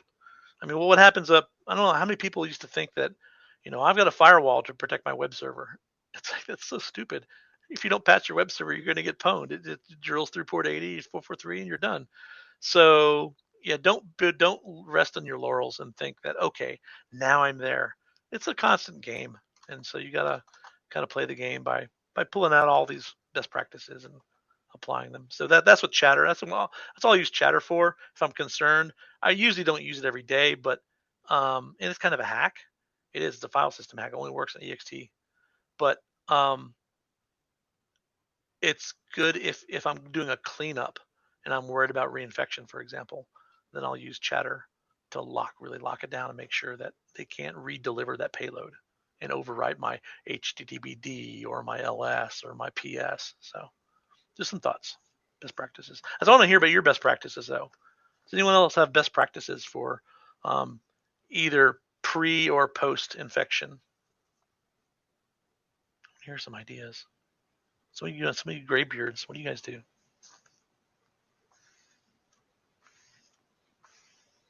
Does anyone have a toolkit they carry around with them on a thumb drive, statically compiled? If malware is your job, I guess that's, and I don't carry it. I have one, but it's like at home in a drawer because that's not my job every day. But anybody else? I think I enjoy going on Malware Bazaar, just pulling things and yeah, that's looking something them apart. I never got into that, but that sounds really cool. Yeah, I got more into like static analysis of malware, running PE tools and stuff like that. I know it's all GUI like, but cool. it's still fun. Still fun. Get all those IOCs and then see if they're on my computer. Yeah, I'm still trying to what is it? GPD? What's the old school reverse engineer tool? I've been playing with. You mean the GNU debugger? Yeah, GDB. Thank you. That's right. GDB, my beloved. Yeah, so I'm relearning GDB. I hadn't touched it in like 20 years. So I'm like, I really need to get back into GDB because I don't like some of the new GUI tools. What's that? Ghidra. Binary Ninja looks pretty cool. I hang out with some pen tester guys up in Roanoke, and they really get a lot of mileage out of Binary Ninja. So, but again, it's the basic concepts more than the tool that's important, because the concepts don't change. Tools change every few years, but if you know the concepts, you can, like with GDB, it's eternal. Was it some of the decompiling stuff and looking at actual code until you start getting into some of the code obfuscation libraries that some fancy malware stuff will start employing. And I think we're going to start seeing more and more of that too with AI stuff, because I had a guy that had the early ChatGPT 3 and 4, and he basically prompt engineered it to write malware that evaded antivirus detection, endpoint detection. And just kept telling it, I'm a security expert. I'm teaching this to kids in the morning on how to detect. And he got it. And it compiled it for him. And I was like, oh my gosh, this is really getting to the point where it's almost feels futile to fight this stuff, because you work at that speed. Yeah. Someone did ask in the chat a while back, and I didn't mention it yet, but they were saying, hey, if I have antivirus, how is someone building these things to just get past some of this? Well, you would think would be obvious. And let's look at that.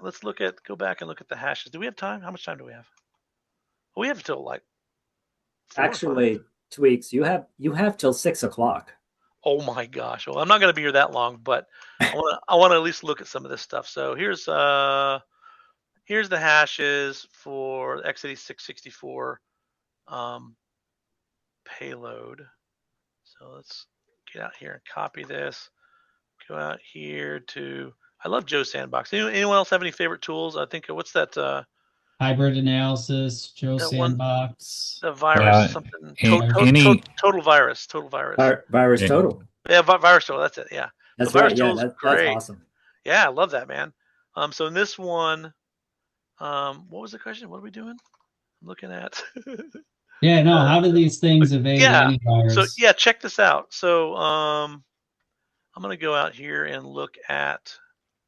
Let me go back to the basic here and give it the hash. Come on, man. Tweaks. I always use GDB with a hex editor. Yeah, baby. GDP with a hex editor was a really powerful combination for me, and also Gary Kessler's file signatures website was a great way to get files past AV filters. Like I could get zip files by changing the file type from a zip file to say a movie file or something. Just changing the extension. Yeah. That was what did we see back in the 90s and early 2000s? Yeah. Everyone would use a SCR screensaver. Yep. Yeah, make it a screensaver. But if you Google Gary Kessler's file signature, you'll get that site there. That's really, really good. Gary Kessler. Kessler, I put it in the chat. So KESSLER. Sweet, I'll check that out. I was gonna say hex editor is that's new tech for you. You were doing punch cards. Yeah.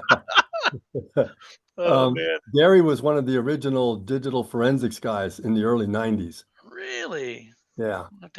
He was up Troy, he was up your way in I think New Hampshire or Vermont, I can't remember. Oh, nice. So I love these sites because they've already built a lot of this knowledge that's searchable, and so I just gave it the hash from my command line stuff. Just MD5 sum. I think I did SHA down there, but just MD5 sum, and then you look at the full report, the virus total. I like this. Virus total is awesome, and check this out. Did it send me there? I didn't give it to me. Red tail, malicious. Oh, this is my binary. And full report. There we go. Oh, I just clicked on the website. There you go. Look at this. So I love this. So this gives you, this is reality, guys. So not all antivirus systems are built the same. Look at this. So all these antivirus systems all catch it. Look at all the ones that don't. Avast, CrowdStrike Falcon. Undetected. That surprises me. Wow. What's the other ones that kind of surprised me? There's one of the other big ones. Avast. That's a freebie you put on Windows boxes for your mom, right? But look at this. I gotta say, I still like Kaspersky. I don't like Kaspersky as the Trojan app from Russia, but I like their signatures are awesome. In fact, I found out I did antivirus for Brooks Air Force Base and as a contractor, and Norton Antivirus or Symantec or whoever they are now, they bought their signatures from Kaspersky. And it's interesting because it's kind of a black market, right? These guys are in bed with the guys writing the viruses in Russia and then selling the signatures. So this is back in the 90s. I was like, okay, this is a bit of a racket. And then in the 2000s, the antivirus product industry just skyrocketed. That's why you see so many of these now. But it's interesting that Google detected, Kaspersky detected it. It looks like Microsoft, even Microsoft Defender, because I got to say, a lot of these people, they don't do this analysis themselves. They buy Kaspersky's and a couple other. It's like bicycle frames. It's like few manufacturers of bicycle frames, and these guys down here aren't paying for the good signatures. So, it can literally depend on what suite you're using, whose suite you're using. I'm really surprised CrowdStrike says undetected on this, so I might have to go back and check that out. And maybe some of the new signatures are. So this is one signature from this one point in time in the summer of 2025.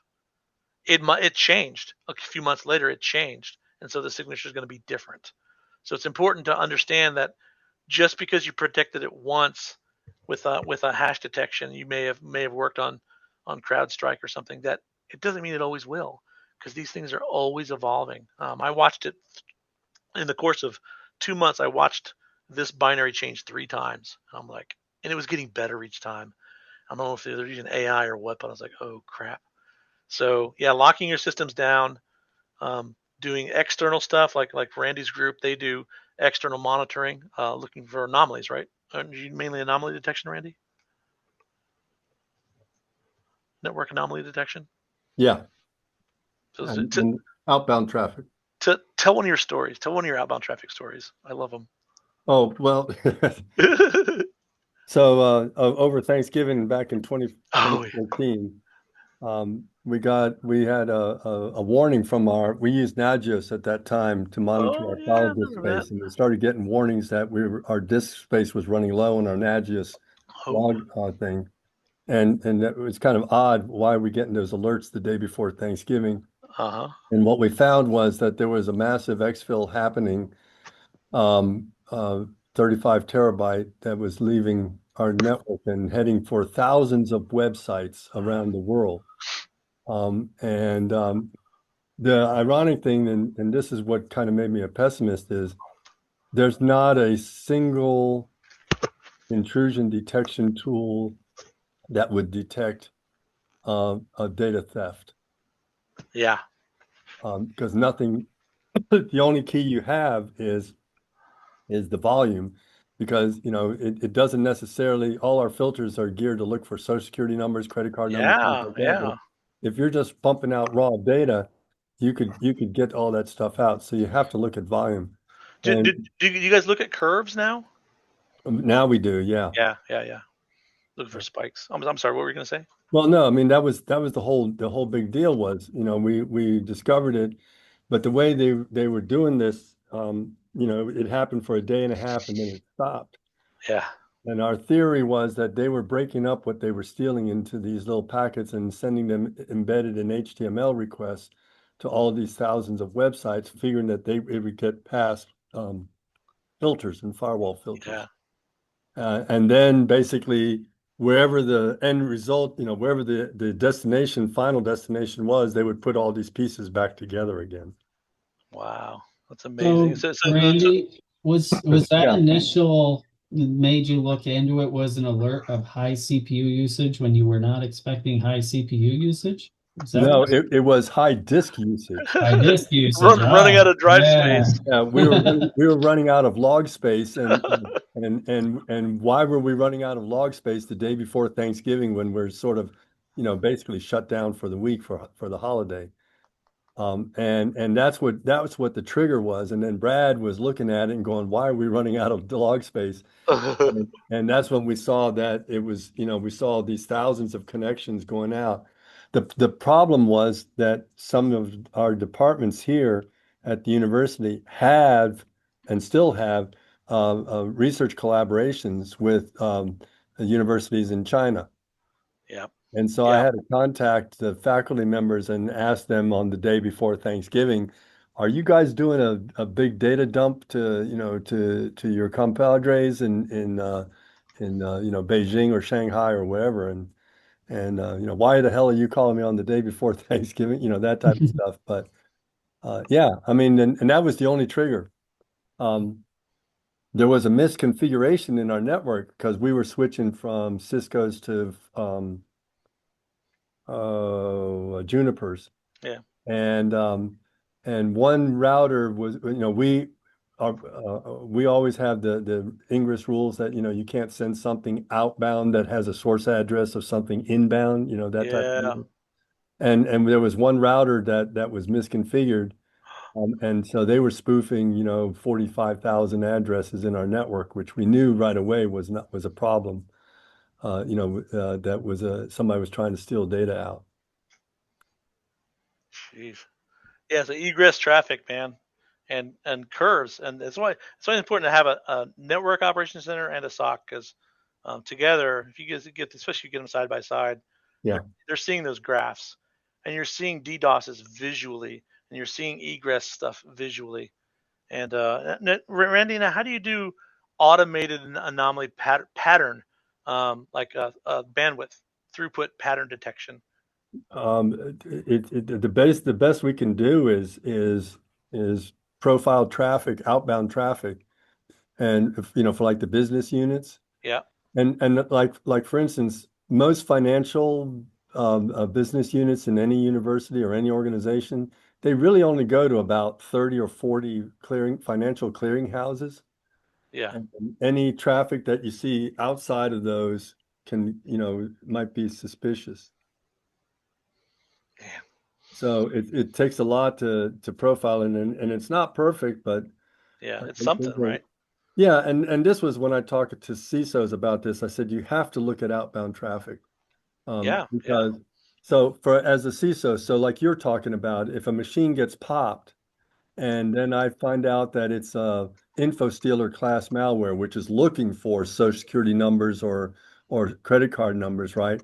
So if I know that from your analysis techniques that this is an info stealer, it's looking for that information, then I want to look at outbound traffic and see if there's any huge spike in outbound traffic above normal. But that's only based on big exfil things that are happening. Absolutely right. This small stuff was this is just a freaking curl. The small stuff that they were doing was to hide. In fact, it took us a while to convince the networking guys that we had a problem, because they're like, no, we're not seeing any huge spikes in our, traffic monitors. Yeah. And we're like, no, what the spike is, we're seeing, a lot of traffic going to thousands of sites that we don't normally see. Yeah. So you're looking at destinations and summing those. Yeah. And that was all around the same time that the outbound connections were being made. Yep. Uh-huh. And so when we pieced it together, it literally, we found the machine 6 months later. It was an entity that uses our network that had a router that was being used, managed by some outfit in South Carolina.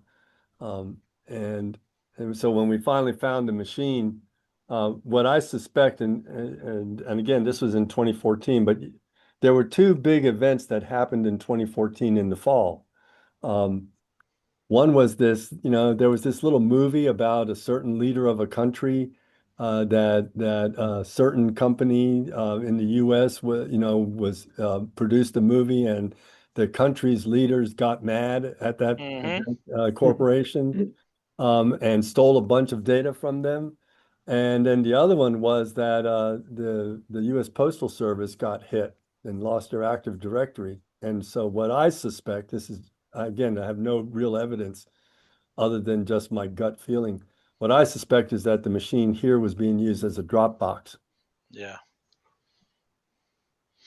And a lot of that stuff is that it's hunches. It's like you just keep sniffing. It's like in this case, I was just writing a CTF challenge. I was just playing around. Which made me think, wow, I really need to monitor my own traffic more. But the hard part's building your baselines, right? Yeah. If you don't have baselines, you can't do anomaly detection. But you bring up a really good point, because I still have some of those graphs from that era. And when we were profiling the traffic, we were looking at that time, we were looking at net flow. And connections, not what was being sent, but how many connections were being made. And what we discovered was we see a lot more inbound connections coming in. That is to say, a machine, for instance, in France is connecting to a machine inside Virginia Tech. We see that the pattern was much more inbound than outbound. And when we started looking at the traffic, you sort of see that not all of it, but maybe 60 or 70% of the inbound traffic is HTML. And same thing for going outbound, it's HTML. And what we figured is it's a client server query, right? You Google Randy Marchani on a browser, that's about 300 bytes that goes out, but you get a ton of connections back from the search engines that have all this data. So over a period of 6 or 7 years, we would always see the pattern was more inbound connections than outbound connections. And what flipped it this time around was all of a sudden we saw more outbound connections than inbound connections. Yeah. And that was the anomaly. Interesting. Okay. And what records your baselines, and how do you? I imagine you rotate them over time. Yeah. We rotate them over time, and I still have those old ones there. But what when you see a pattern, like if it's almost 1-to-1 of outbound to inbound, that's suspicious. I know it sounds kind of weird. A normal ratio that we would see would be anywhere between 5-to-1 to 20-to-1 inbound to outbound. That's what we would call normal ratios. But like the last time we stopped collecting this data back in 2019 before the pandemic. But I was seeing, like, for instance, from Russia and Ukraine, I would see like 182 million connections over a month, and only maybe 100,000 going back to those countries. And when you look at that was an indicator that we were being just scanned, half open scans, Yep. Nmap just to see who's active on the network. Yeah. So, Randy, for people on here who might say, well, why don't you just block all of Russia or block all of China or block all of South Pacific or, the nuclear option of blocking things so that nothing works in the world? What would you say to them that it's like sometimes just blocking a whole country isn't realistic?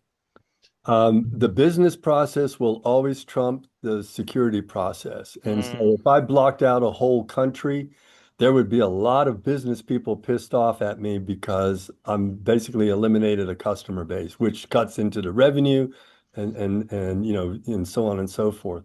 Now, we could do it temporarily if we can, if we're under attack from a number of machines in that country, but that better be temporary and that block is only going to last, a certain amount of time.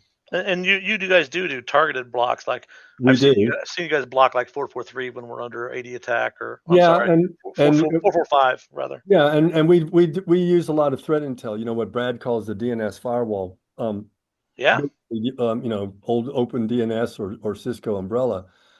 We get that threat intel, and so because that's why looking at outbound traffic and Tweaks, you can probably justify this as well. If I pop a machine, first off, what's the goal of the hacker, right? I want to steal your data, I want to destroy your data, or I want to use your machines to attack someone else to steal their data or destroy their data, right? Yep. So the moment I compromise a machine inside the network, that malware probably phones home. Yeah. To say, hey, I'm in. And then that's what we're looking for. But what did malware, remember in the old days, they would hard code the IP address of where they were sending the phone home to. Yep. Now they do a DNS lookup. Well, if the DNS domain name is in our threat intel stuff, then that's when our DNS firewall, if we see something going out to a domain that's in our threat intelligence database, then we know it's bad. We block it. We send a lie back saying host not found, and then we block it. And we know that whatever the machine inside Virginia Tech was that issued that call is probably popped. Yeah. Yep. And the other reason, sorry for being so blabby, but the other reason why this is important to us is we're moving more to endpoint detection than network detection, because we have a 400 gig backbone. Yeah. We have can't analyze that.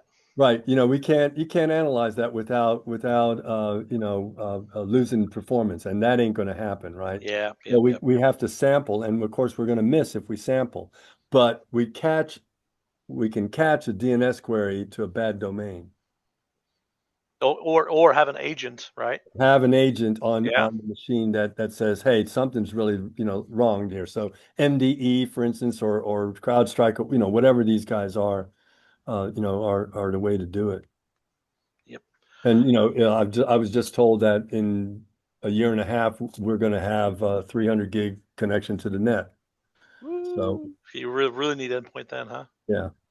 Yeah. The now in this case, and no, I don't want to stop the blabbiness. This is good stuff. You're doing DNS stuff, so this is raw hard coded IP. Right. So do you guys do a blacklist, tarball, tar pitting, or something to alleviate this kind of stuff? Do you have a IP blacklist that you actually use for egress? Yeah, that might be like a router block or something if we have just the hard coded IP address. Okay. So you just drop it. Right, we just drop it. Gotcha. Do you log it? Yeah. Nice. And then we used to send notifications to the owner of the site. I remember those days. That's very kind and genteel. Sending those never answered emails to you have a malicious system. Well, yeah, and there were two reasons why we did it. Number one was, maybe you didn't know that you've got a machine inside your network that was popped. But number two, it covered us legally that we could say, hey, we warned you. Checkbox. Yep. That something was wrong, so that you can say, well, you knew we were popped and you didn't tell us, and we okay. Lawyers. Gotcha. It's a CYA then. CYA move. But what you're showing there, that's why I was kind of smiling when I was watching you showing these particular slides, because that is, Beth Lancaster, that's one of her things. If we find a malware image, we try to dissect it and see who's it's trying to phone home to. Right. Yep. And I wasn't looking for this. I was just tripped on it. I'm like, what the hell is this? And so, I mean, I got lucky. Did so.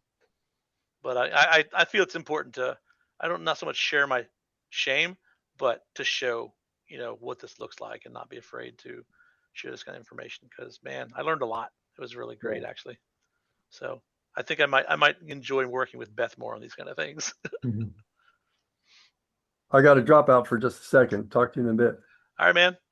All right. See you, Randy. Good stuff. I love that we got Randy on here to talk about this stuff because he's got tons and tons of good stories. Oh yeah. Anyone else have some stories or things you've seen or? Could I ask a question just before? Yeah. Before another story starts up, could you go back to the chatter command and just walk through those? You guys like that, huh? Okay. Hold on a second. So it's adding immutable, and what's the X for? That was a file name. That was just a file name, man. So the file's name is X? I just created a file called X. Let me log in. Okay, so where was that? That wasn't here. I'll just go back to my. So touch XX. LSATTR-XX. This only works on exe file systems, okay? There are some extensions, I think, for others, but this assumes that you're... I can't type mount. Is it this catch it, I think? No. I'll just do it. So, system D...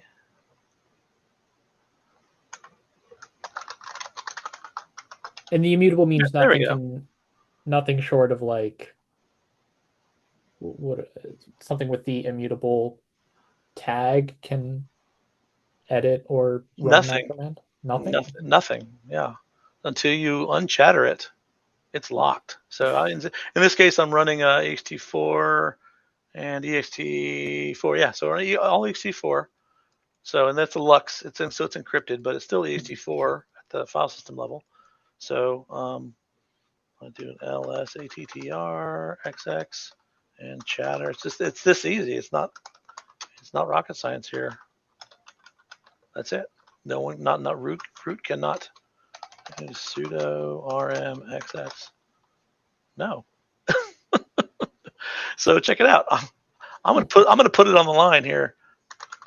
Chatter plus I bin ls.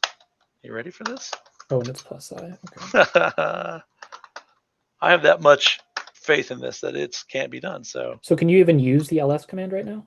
Sure, you can read it all you want. Okay. Yeah, but you can't write to it. So I can, find some malware or something to bin ls. Not gonna happen. Tweaks, is there any reason why someone would not do that? Oh yeah, because for example, for your average non-technical user, you want them to be able to automatically apply updates, right? You want bin ls to get patched with core utils along with everything else that gets patched, right? Okay.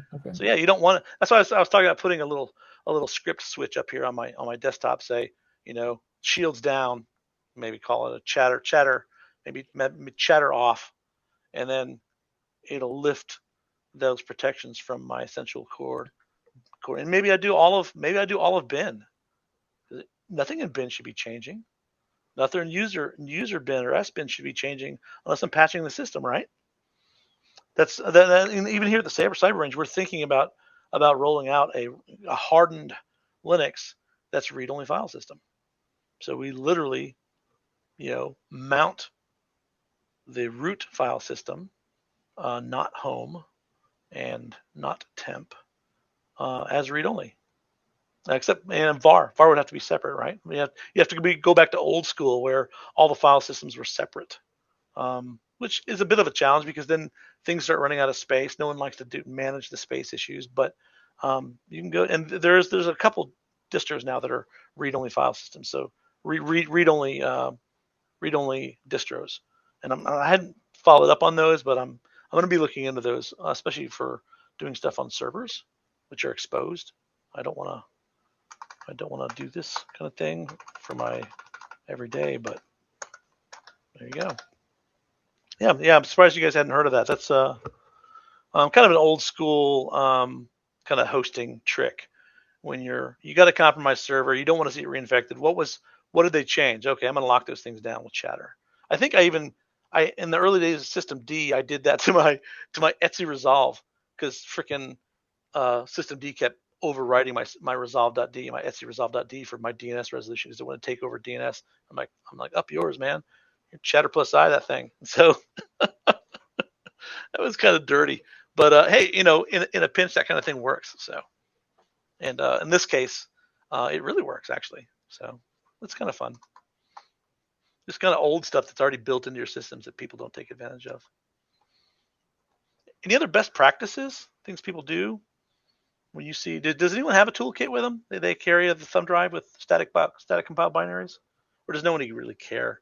Am I just so old that everything is lambdas and in the cloud now, and no one cares about file system security and stuff? I'd like to know when I'm falling behind. So. No, we do use bootable read-only Linux devices, either primarily flash drives, read-only flash drives, in order to get DD images off Windows machines. Yes, exactly. Right? Yeah. We certainly do that at the university. Yeah. So you do it? Do you DD over an SSH pipe or something, or you do it locally?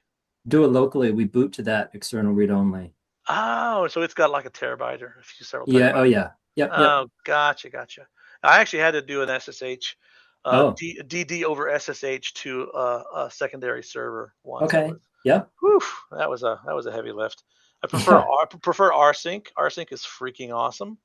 You haven't used rsync to replicate, so you have a kind of your old server, new server. So in this scenario, or no, in our server scenario this morning, where we took it all the way down and we were ready to nuke it, but we had to migrate the data off first. Using rsync for example, var dub, for example, right? So get all the web content and rsync it from one system to another, and then tell them you can keep updating your website. We'll run rsync nightly, and make sure that your two web servers, your old and your new ones, are in sync. And then we'll change the DNS TTLs to 5 minutes.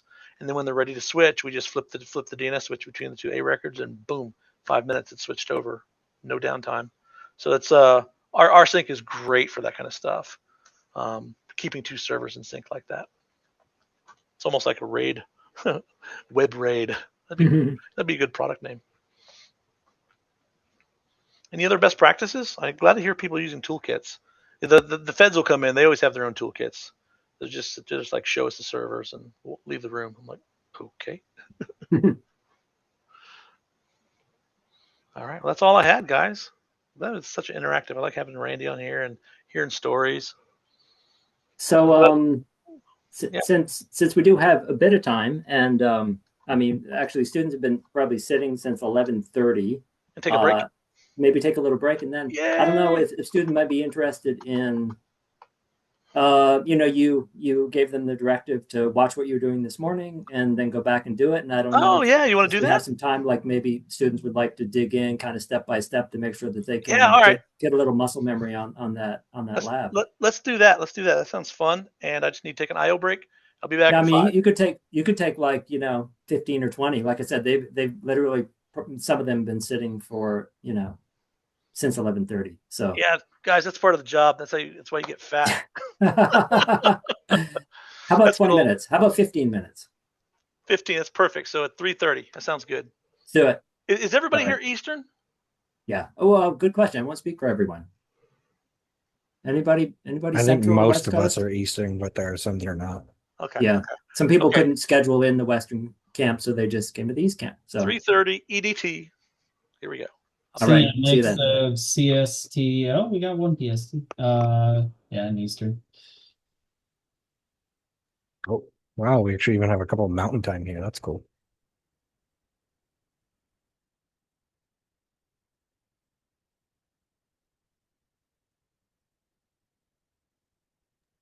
Is anybody else located in the Midwest? Yeah. Where at? What state? Indiana. Okay, right next door. I'm Ohio. Chicago. Nice. Yeah. I'm actually on the right side of Indiana, so I'm right by Ohio. Yeah, and I'm on the left side of Ohio, so we're like probably an hour or so from each other. Maybe That's two. awesome. Yeah. Great Lakes, Illinois. Okay. Yeah, same. I'm in Nice, Illinois. nice. Like Chicago-ish or Yeah, well, North Chicago. Okay. I'm stationed up here, at Recruit Training Command for the Nice. Navy.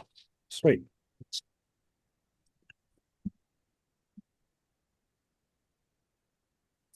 I'm also in Illinois. What Nice. part? North of Chicago. Okay. The only thing about Illinois that I know is Chicago. Been there Yeah. twice. Yeah, this is my second extended stay here in Chicago. Here for boot camp and my job training. That was about a year. And then I'm back here as an instructor. Okay. That's cool. I hate the weather here. Yeah, it gets pretty brutal. Originally from Florida, and Oh. then came here, and then went to Virginia for follow-on school, and then got stationed in San Diego. And so being in San Diego for 4.5 years and coming back here in end of October, that was really rough. Yeah, great timing to come back, yeah. Yeah, I was like, I told my wife, I'm like, yeah, it's gonna get really cold here. She's like, it shouldn't be that bad. I was like, oh, Then it was it's that bad. I was like, the wind just makes it terribly worse. She's Oh, yeah. like, there's no way. I'm like, they don't call it the Windy City for no reason. Mm-hmm. Were you in Camp Pendleton? No. I was stationed in 32nd Street. I asked because I happened to be born there. Okay. Yeah, I've been there. It's a giant base. But only went there for like a few gun shoots. Dealing with, cruiser weapons, machine guns, and 240 Bravos. And that's been the only time I've gone there. Gotcha.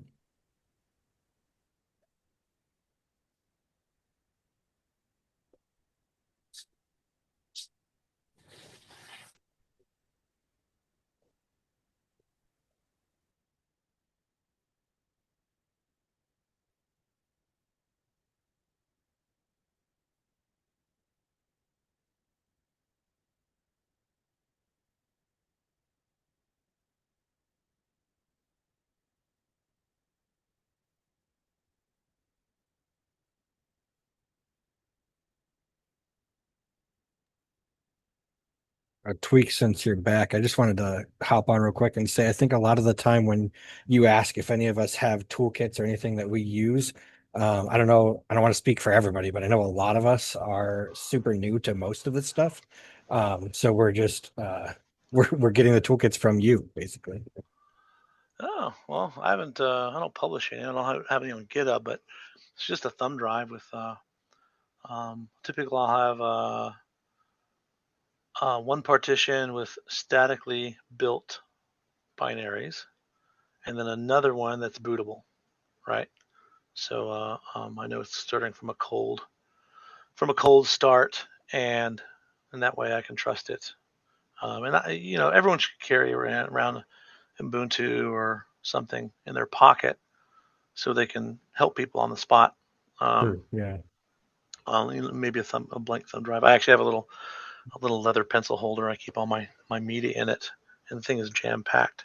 And one of them is what's that one? There's a multi ISO boot program that's you like, huh? Bentoy? Yeah. How do you pronounce it? Bentoy, I think. That was VENTOY. That's one of them. There's another one I use. I can't remember the name of it now, but I had it working until I DD'd the wrong damn thing and overwrote it. But I had like Windows, that Windows PE boot environment, had the various Linux distros, had the DBAN, DBAN for doing DoD military grade drive wiping, as well as like my favorite distros, MX Linux, and I use Ubuntu once in a while too, or Debian. So yeah, having those, that's what helped me migrate my mom's data off her hacked pwned Windows box. Was luckily it wasn't encrypted. It was just her login was locked out, and so I can get all her data off and say, okay, what do you want to do, Mom? You guys must have some mom stories, right? I have not my mom, but my mom's friend's mom. Unfortunately, fell for a social engineering trick, using an AI voice simulator yeah, over I've the heard of phone. that one. Yeah. And they pretended to be her nephew and said that he was in some sort of trouble, and she's extremely gullible. And ended up, this is crazy to me, but ended up mailing $4,000 in cash. Yep. To wherever this person was, just believing wholeheartedly that it was her nephew who was in trouble. Yeah, the word's gone out evidently to the banks. If you see a little old person show up with a shoebox and they want $4,000, don't give it to them. Right. Yeah. Because it happened at my parents' bank with someone, their next door neighbor got tricked, and so I'm at the police station, I need bond money, and they're like, okay, cash only. It's like, but it's their voice, right? So you hear the voice, and that's the trick. And there's the certain the sense of urgency. So I tell my mom, any sense of urgency, people cold call you. Exactly. Yeah. Tell them you'll go to the number on the back of the credit card. You'll go to the bank and get it. I said, can I just ask them for their number? I'm like, no, they're the bad guys. Don't ask them for their number. I had a customer a while back tell me about a similar situation, that her husband was with his mom, and his mom got a call like while they were together. The husband ended up like kind of falling for it too, like was just like in with it, but then called the wife and was like, okay, don't do anything, give me just a minute. So she like hung up and called her son, who was the voice that they were using, and was like, are you okay? And he's like, yeah. She's like, all right, cool, thanks, that's all I needed. Hung up, called the husband back, and was like, get off the phone with them, because that's completely fake. Yep. Yeah, that's the thing is, I mean, especially older folks, they trust authorities. I think I'm Gen X, so I trust nobody. And I'll bust your kneecaps if I have to. But the older generation, they're like, oh, it was my doctor, or they said they were from XYZ. I was like, well, did you call XYZ? Well, no. Yeah. You don't just trust people that cold call you. I just had someone yesterday like, yeah, what's your date of birth? I'm like, this is a cold call. I don't know you. Oh, yeah, sure. Okay, go out their website and contact us. I'm like, there you go. Okay. Yeah. All right. So I see people are wanting me to reset the VMs. I just realized doing that for me is difficult with a class of 70 machines. It's kind of so what you do is, I'll show you guys real quick. Oh yeah, restarting is pretty simple, I think. Yeah, it's not bad. It's just me doing it 70 times is I have to shut them down, then I kind of reset them. So it's best. And you guys, I think I gave you guys the power to do it yourselves. Yeah, you did. I did it earlier. Yeah, let me go out to, where the hell was I? Where's my? I guess I shut them down. I can shut the VMs down, or shut down my interface rather. So okay, I'm gonna start over. So Virginia Cyber Range. By the way, if you're not in Virginia and you still want to do some of this stuff, we have the U.S. Cyber Range. This is my shameless, my only sales pitch here. USCyberrange.org. Same exact system. It's just you pay for the cloud usage. We're still not for profit, so we're not like making money on it. We just have to keep the lights on, pay our salaries, and pay our Amazon bill, right? It's a lot cheaper than building your own. No doubt. And and everyone asks, how do you do it? It's like we tell them exactly how we do it. It's like, okay, you first need a team of like, at least 5 to 8 developers for a year, and then you'll have a basic product, and they're like, whoa. And the courseware repository is worth it. Yeah. So all the classes that we pay teachers to write, all Creative Commons too, so you can take it and rehash it, and as long as you give attribution. Yep. Yeah, Randy, why don't you talk? You use it every day for teaching. I'm behind the scenes. Yeah, I mean, the whole it was built because the governor of Virginia at the time wanted to provide a cybersecurity education platform for K through 12s, community colleges, and higher eds, and the K through 12s especially. And nothing sets hair on fire on a K through 12 IT person than someone saying, "I want to create a lab full of hacking tools." I want Nmap on the school network. On the school network, right? And no way in hell are you doing that. So the range really, eliminated that roadblock. But it wasn't just having the VMs out there and all that. It's funded by the one in Virginia is funded by the state.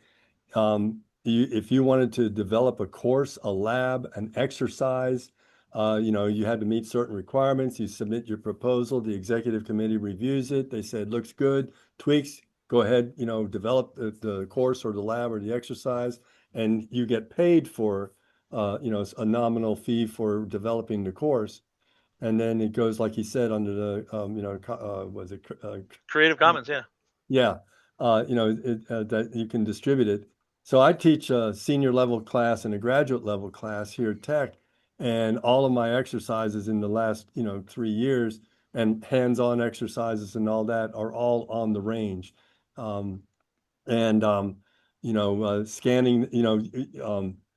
some of the environments that Tweaks and other guys have built, out there is there's a Cyber Basics environment which has like 4 VM systems that we can run Nmaps against and get results and things like that.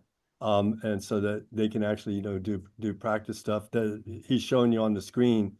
If you I don't know, just type in forensics or something like that, whatever, and yeah, Nmap. And so you get a whole bunch of these things, and you notice that when you look at it, you see it says lesson or module. So in that case, you get a slide deck, a PowerPoint slide deck. You may get, depending if it's a full course, you may get the actual quizzes and the answer sheets to the quizzes, in addition to which environment to pick, and then the lab thing itself. From an instructor standpoint, I just download what I need, change, edit the assignment files to reflect whatever dates, I need to put in there, and then go from there. So, here, like he's showing you here, you got this, evading detection systems. There's the environment, the cyber range environment that you would use. And the way we have this plugged into Canvas, which is our course monitoring system.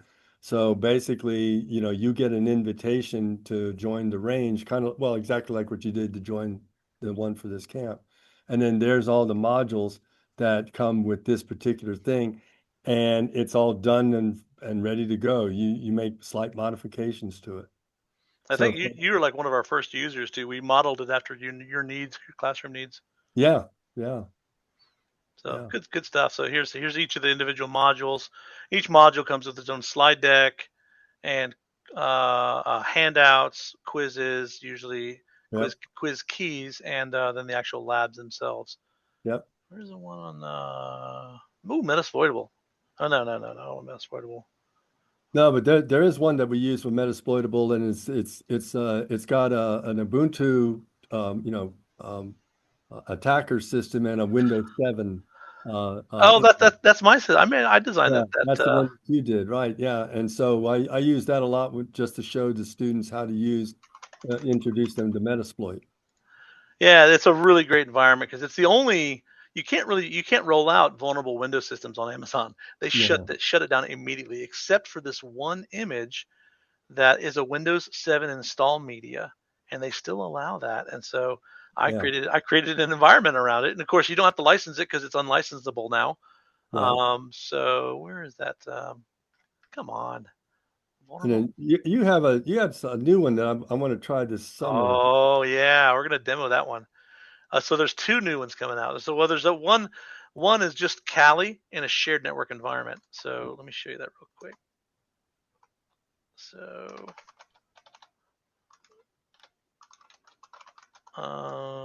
advanced, yeah, this is it. I don't know what the hell it is, so I'm just gonna load everything, all the pictures. So I got a bunch of images in here. So this is the this is the OpenSense. You get a dedicated firewall and then 2 LANs to defend. And let's see some other stuff.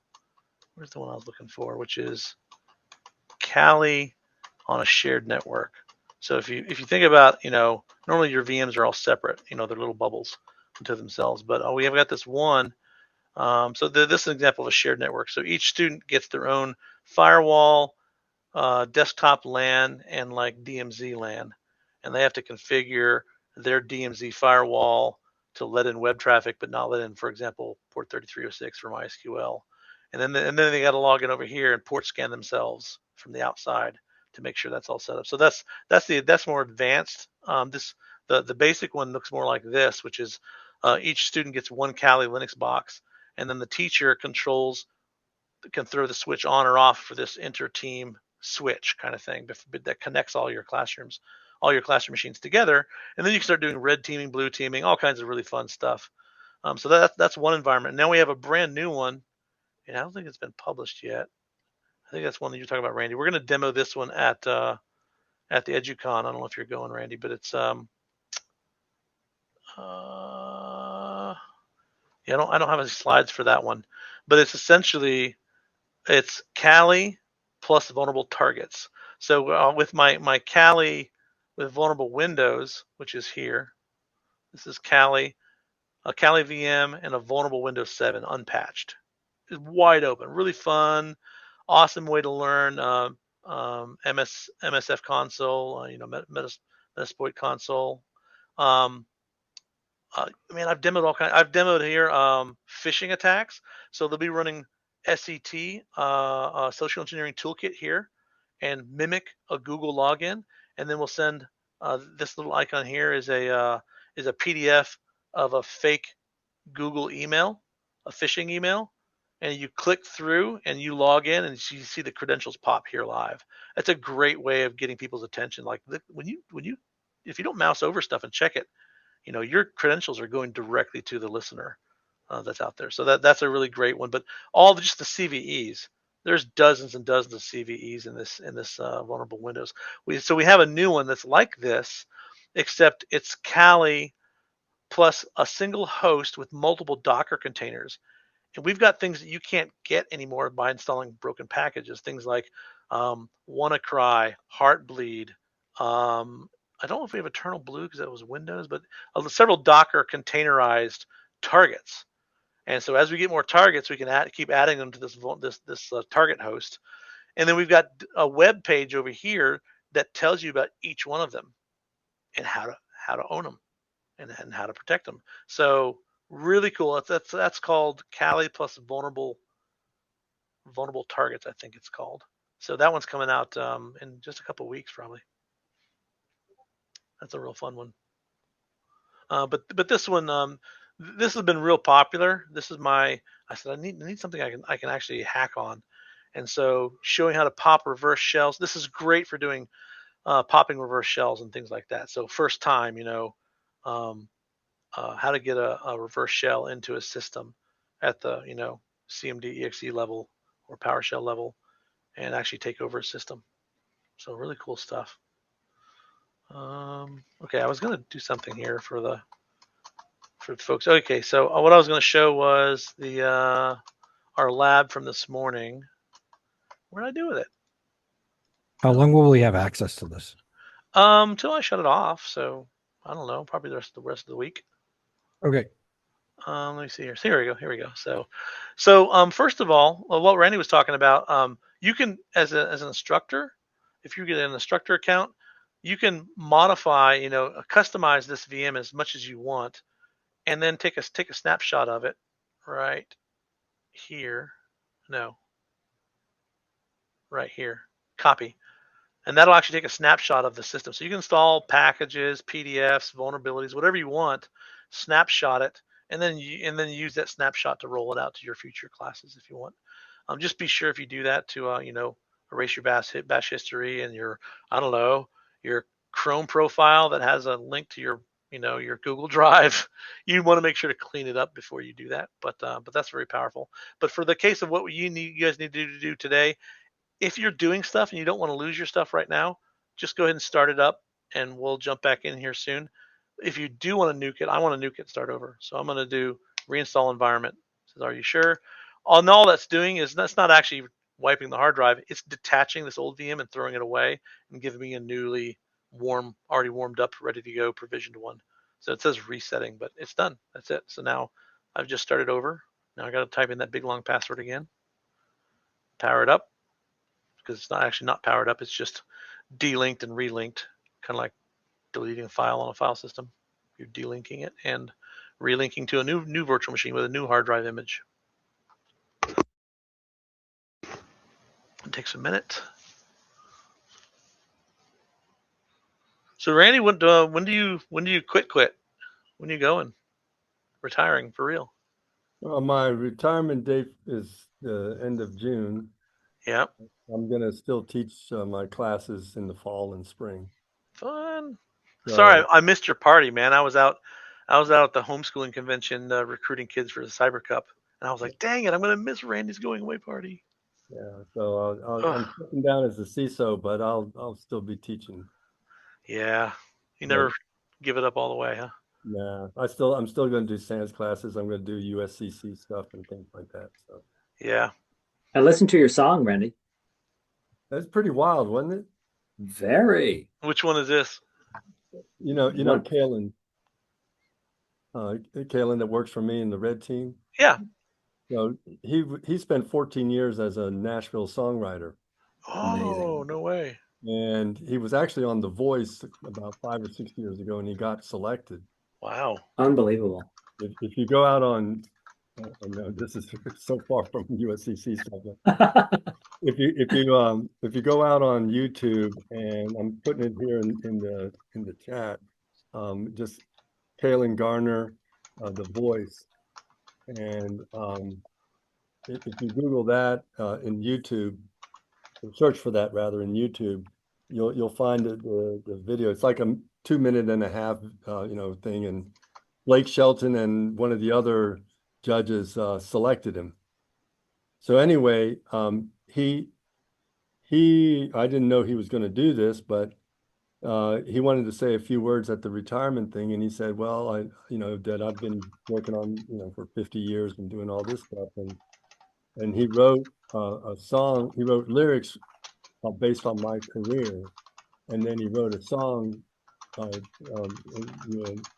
it. So it's his voice and AI instruments, in the background, and he sort of put it together, and it was pretty crazy. AI instruments? Are you serious? Yeah. Wow, man, music production is really. It is. I'll be right back. All right, so I said I can't reset stuff as quickly for everybody as you can do yourselves. So if you want to reset, do this. So we go over to here. So I'll do little screenshots for people that are away. Actually, you guys aren't going to get this view, so you'll be doing it up here.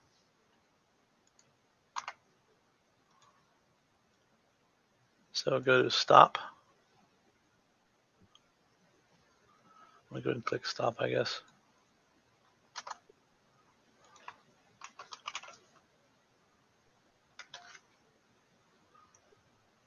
And it still says stopping.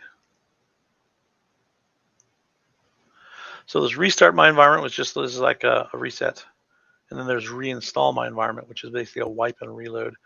Effectively, it's really just detaching, throwing away your VM and giving you a new one, a new blank one, a new blank working VM.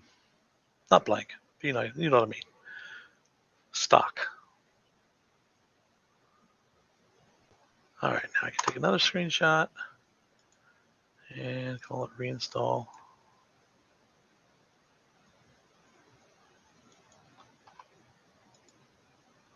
Dang it, I didn't mean to actually do that. Well, I gotta change the password again.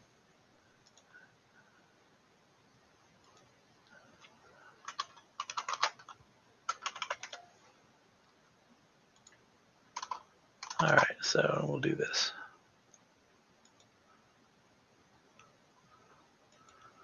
Oh, can I just attach a file? I don't want Google Drive. Can I not attach a local file? What the heck?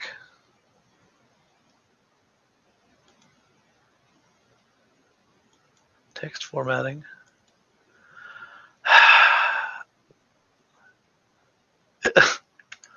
What kind of Zoom call is this where it's forcing me to use the cloud for uploading a file? What's happening? So I'm trying to upload these two To- images to the chat. Oh, it's not working? It wants me to upload it from OneDrive or Google. I'm like, it's local. Oh my God.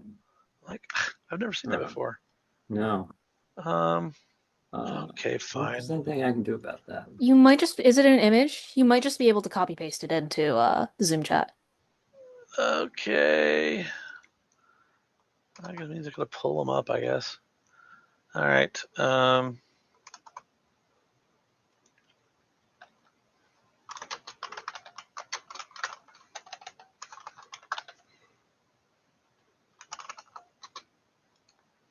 Pain in my Tahuki.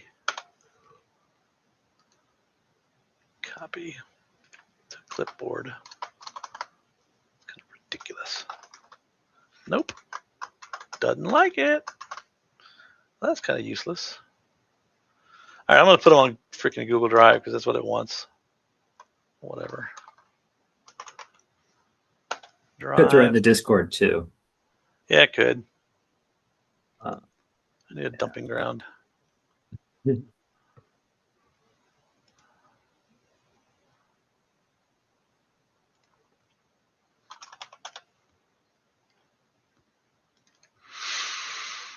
of ridiculous.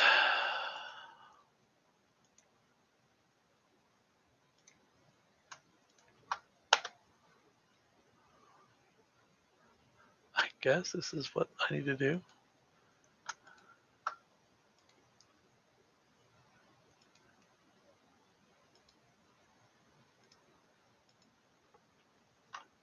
Let's see.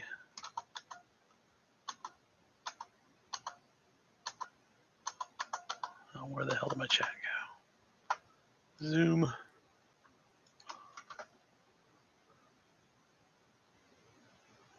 There you go. 2 Google Drive links.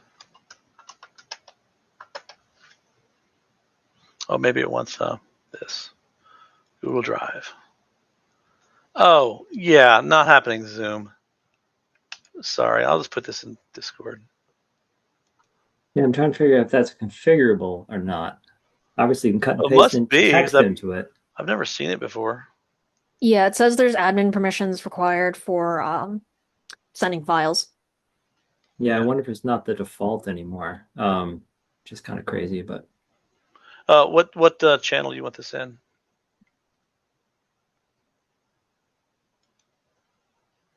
you can just put it in the general chat, and if it's worth saving somewhere else, someone else can post it there.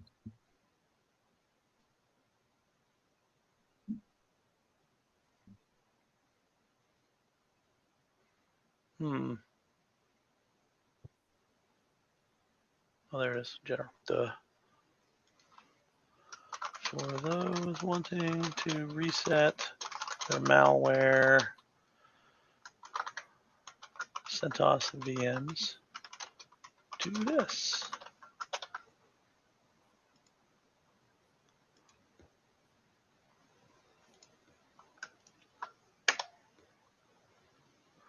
Well, of course, they're backwards. I want to read that.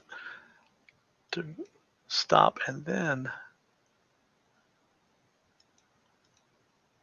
reinstall. There. That's kind of funny. Stop and then reinstall. Okay. I did my darndest. Okay.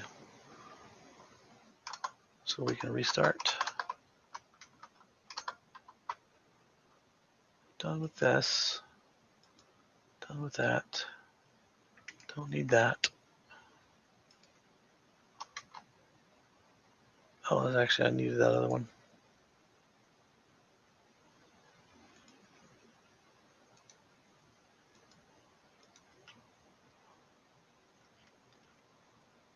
Yeah, here we go.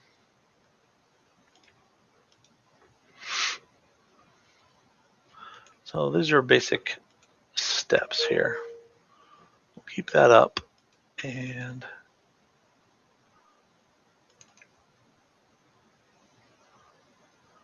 let's see, cheat sheet. Structure answer key. Securing and lockdown lab. This is it. Pull that out. Ooh.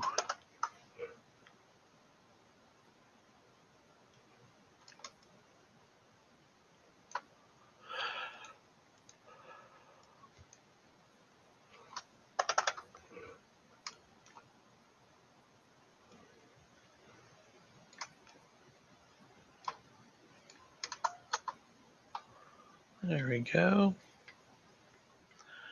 All right, where the hell's my VM?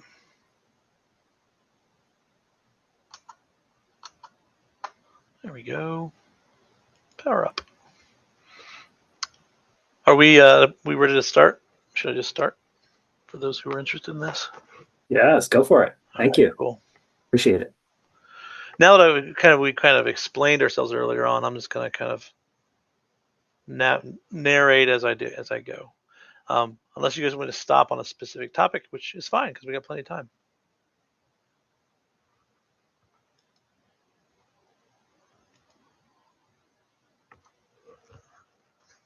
So I started mine over.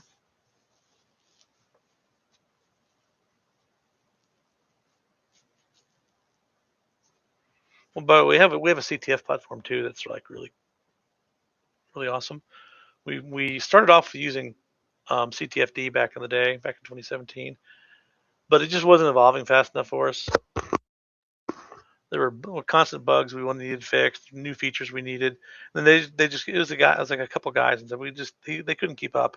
So we still love CTFD, but we just made our own from scratch. Because one of the reasons was we wanted to be cloud-based, so it's actually serverless, so it scales like crazy. So we can have hundreds of CTFs running simultaneously. The only limitation, the only kind of throughput bottleneck is number of CTF submissions. So for example, if teachers leave a CTF running for 6 months or a whole school semester, and you've got 10,000, 20,000 submissions, people keep wanting new stuff and they just keep growing it, then it gets pretty sluggish because it's recalculating, doing all this giant cloud spreadsheet math basically in the background to give real-time analysis and analytics. So our CTFs are best run, over a day or a weekend or something, or even a week. But after you start getting past that, 2 weeks, 3 weeks, a month, a semester, it becomes less responsive just because of the sheer quantity of data that's being prefetched and rendered. It just doesn't scale that way for that kind of use case. But other than that, it's really awesome. I'm always submitting new bugs and feature requests, and because it's ours, we can make it whatever we want. So we've got embedded Linux now, embedded VMs, kind of like who's the people that used to do that? Meta CTF, yeah. So we're friends with the Meta guys.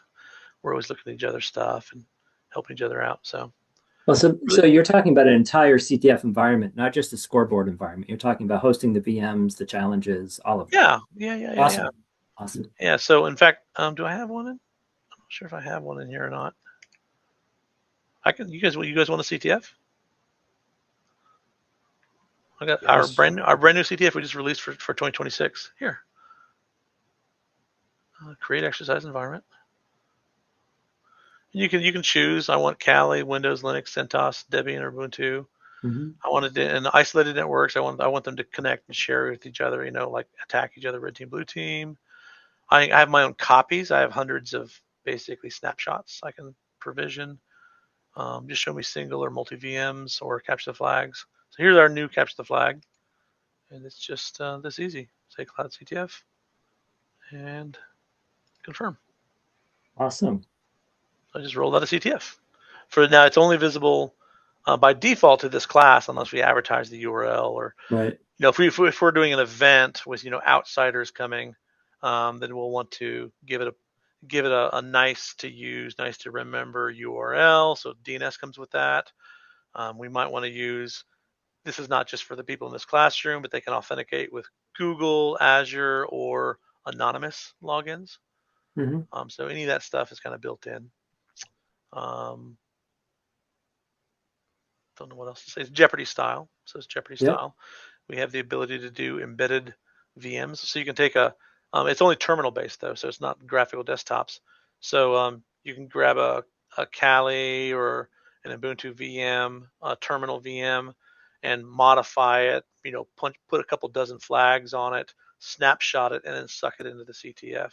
So you can write entire challenges around. In fact, I have a Cyber Patriot environment that I do like that. I have a Windows. Well, actually, they're not embedded though. So I'll have the Windows, the Windows and Linux over here, and then the CTF here. So they have to have two things open. But it's nice because it simulates kind of what Cyber Patriot's all about, kind of blue teaming. So I go to CTF.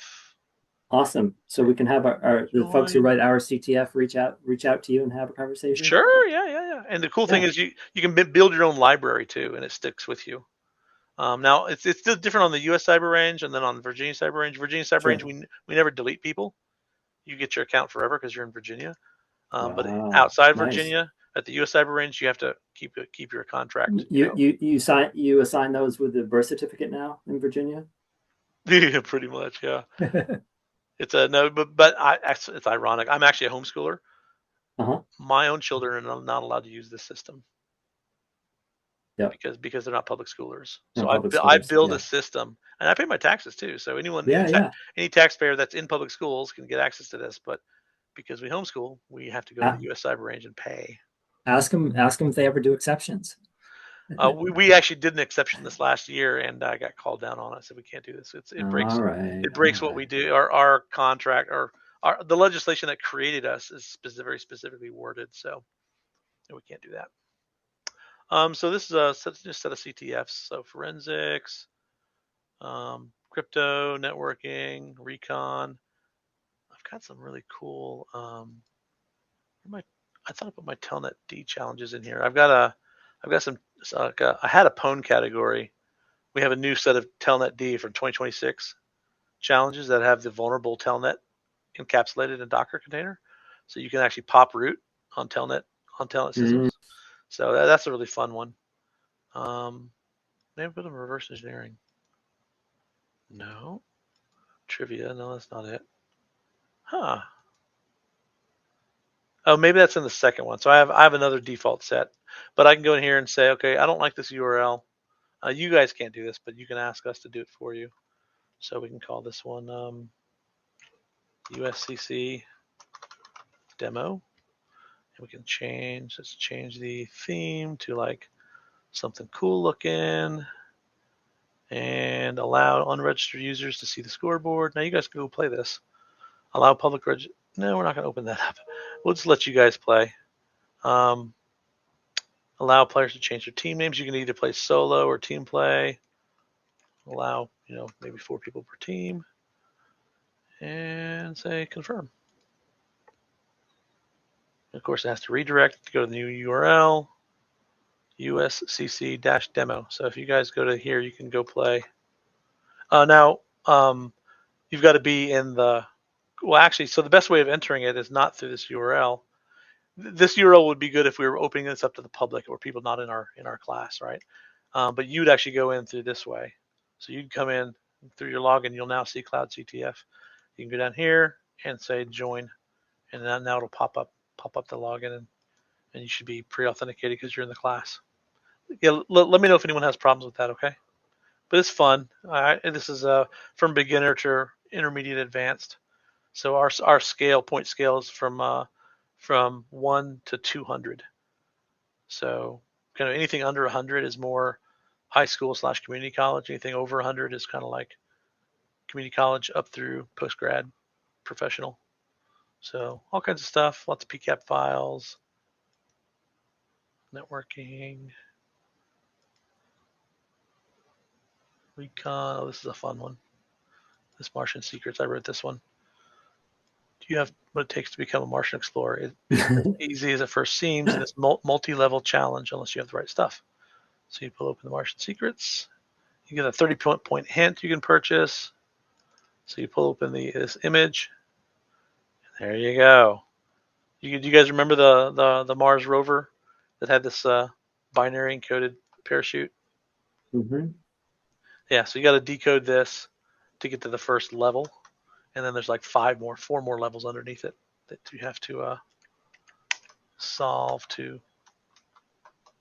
Dang it! Go away. There we go. So that's a fun one.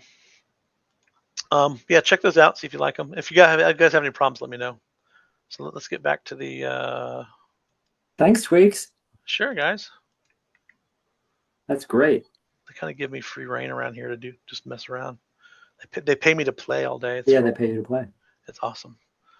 So let's go over here.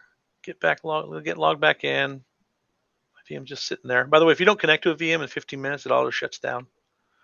And if you are logged in all day, I think your API token that gets you in here from Google or Microsoft, we auto expire it after I think 6 hours of continuous use. So you can't go in here and start bit mining. That's actually a concern of ours. People using our CPUs. Student and then that crazy hard.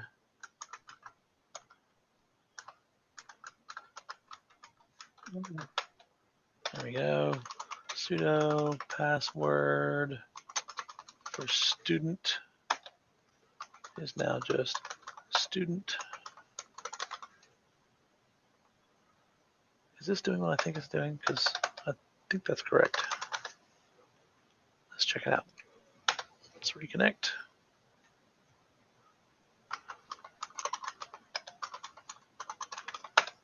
Yeah, okay, that's it. Cool. So I do a screen, Control AC, Control AC, Control AC, Control AC. I do another one, Control A1 to go back to the first one. Actually, the second one. It's 0 is the first one. Then Control A Shift S to split. Control A Tab. What's the key? What's the key? The key magic key overlay program called on most Linux distros now? Does anyone know? I had it working early last night, and it was really nice for showing my keystrokes. Key tool? Not key tool. Surely not. Oh, this is our certs. Oh, that's not it. Hold on, let me do a little digging. Aptitude search for key. I think it starts with key, so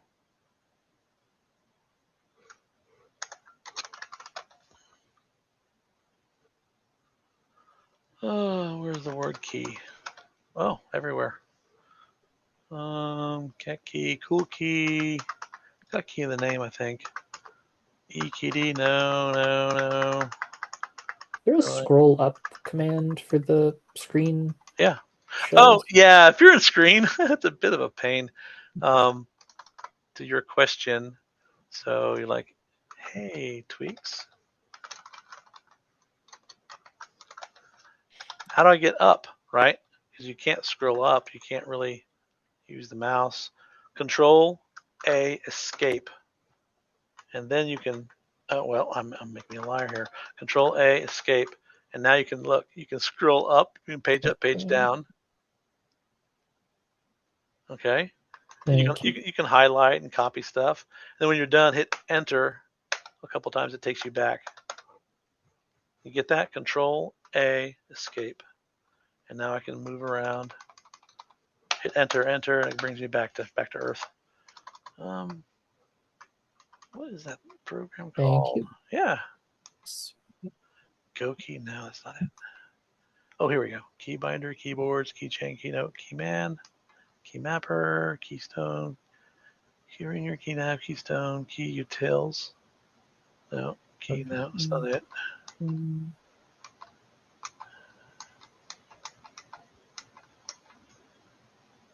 libterm. All my libs. Alex hotkey. I really want to do this because it's so nice when you guys can see my keystrokes. I got it working last night. I'm like, oh, this is so nice. And I forgot the name of it. I'm like, ah. Node key, ob key, paper key, Python, Qt key, and now it's keychain. CMonkey. What is it? SQ, no, that's not it. Volume, Xbind, X keycaps, manipulate, no.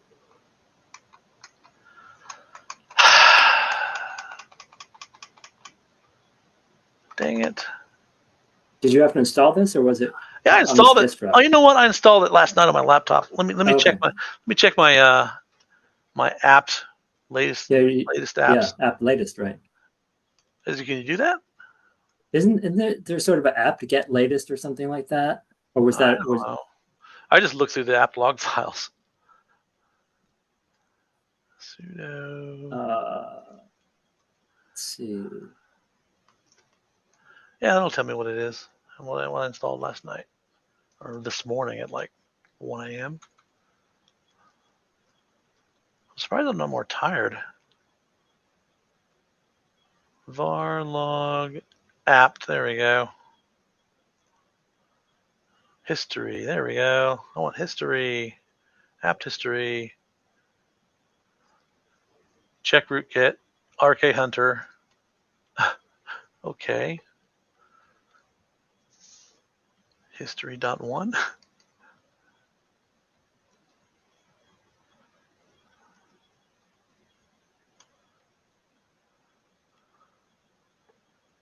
History log. Oh, it's GZ compressed already, so I'm gonna do zless history log 1 dot GZ. There we go. Ah, there it is. Screen key. Screen key. Screen key. Nice. I didn't remember that. Yeah, it's because key is the second half of that word. Yeah. it's harder. It didn't catch my eye. Okay, so sudo apt install screen key. Yay. Yes. Only 3 meg of data. Wow. Woohoo. All right. I should probably do it from the UI, right? Alt F3. What? What's going on? Oh, there it is. Uh-oh. You guys see this over here on the right? See the CPU spike? Can you guys hear me? Yeah. Yes, a little. Yeah, no, I got you.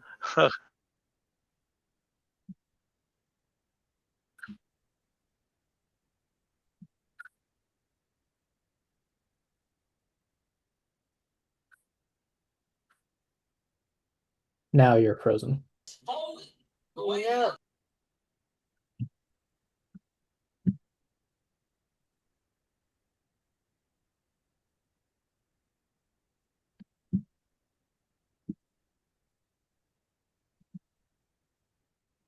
He'll probably drop off, come back.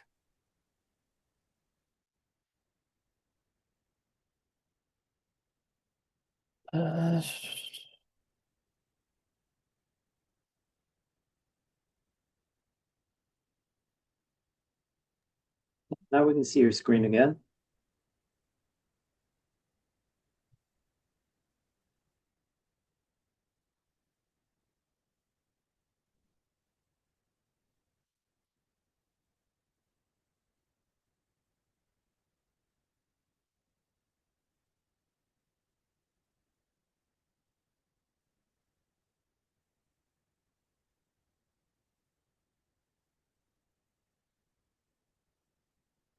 What netstat command did we use on the main server for the first lab?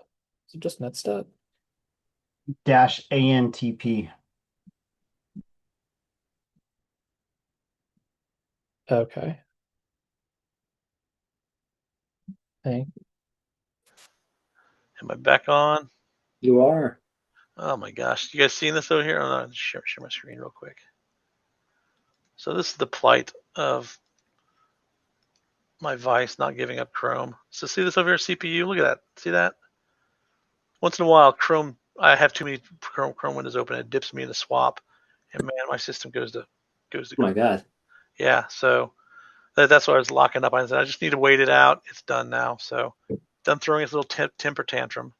I need to close down some of these tabs though. I'll close this down. I close down a bunch of sacrificial cat, right? I give up a bunch of tabs and that's happy for the moment. All right, I got a whole bunch of stuff all over the place I need to close down. So close down Slack. It's a pig. Close down now. I don't know what that is. Raspberry Pi hacking. Close that down. Close it down. My next screen. Oh, geez. More stuff. You guys get to read my personal emails. Virginia Cyber Cup. Close that down. That down. That down. B-Sides. That's our B-Sides conference. This is awesome. Up in Roanoke. You guys have never been to B-Sides before, man. You should come check ours out. We even have badges. We make our own badges. Nice. That looks awesome. Fun. Yeah, Maine just had its first B-Sides. Oh yeah, here's pictures. Yeah. Oh, So did you see it? my can you see it? Yeah. So my wife makes capes out of the Okay. previous year's banners. They're really thick nylon, and she cuts them up and rips them and hems them and makes really nice capes out of them. And then Oh, we have nice. this cape ceremony where we these are previous year people. This is one of the leaders, and then we have the awarding of the cape. Where is it? Love Here it. it is. There it is. So this girl got one this year for doing something. I don't know what. But see the banner in the background, the AI generated imagery. It's a Yeah. lot of fun. And these It are is fun. hardcore. Most of these guys are professional pen testers. And so this is kind of a pro level event.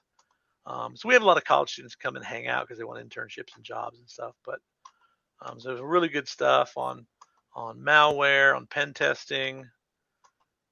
Really awesome speakers. I've presented a few times. I normally run the CTF basically is my gift. So we have a lot of AD pen testers come to this thing and compare notes. It's food, Metasploit. So this guy wrote his own Metasploit module. I know what this idea what that is. Shin Labs. Oh, this is Mr. AD. This guy comes up with new creative ways of popping at AD because he does that professionally. That's part of his job. That's kind of low. Normally this place is packed, so there's at least a couple hundred people there. And this is in southern Roanoke, between Roanoke and Blacksburg. Talking about RSA evolving. This is Roanoke InfoSec is the club, cybersecurity club up in Roanoke that kind of helps host it.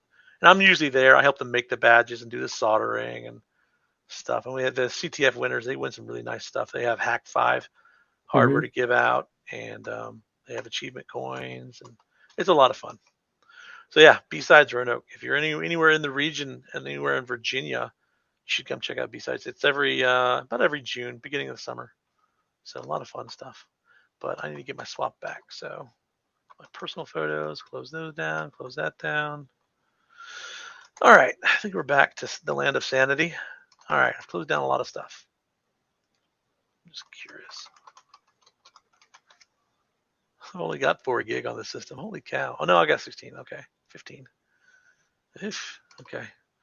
All right, let's get back into the VM stuff. Where did my VMs go? Discord. Up there. Cheat sheet. I know I didn't close it down. Just need to minimize everything I'm not using. There it is. Yay, it's there. All right, so let's see who's spun up. There's a few people. There's like, I think 3 pages of these accounts. Yeah, so we got at least 10 to 15 people, maybe more. Alrighty, now I can log in as student.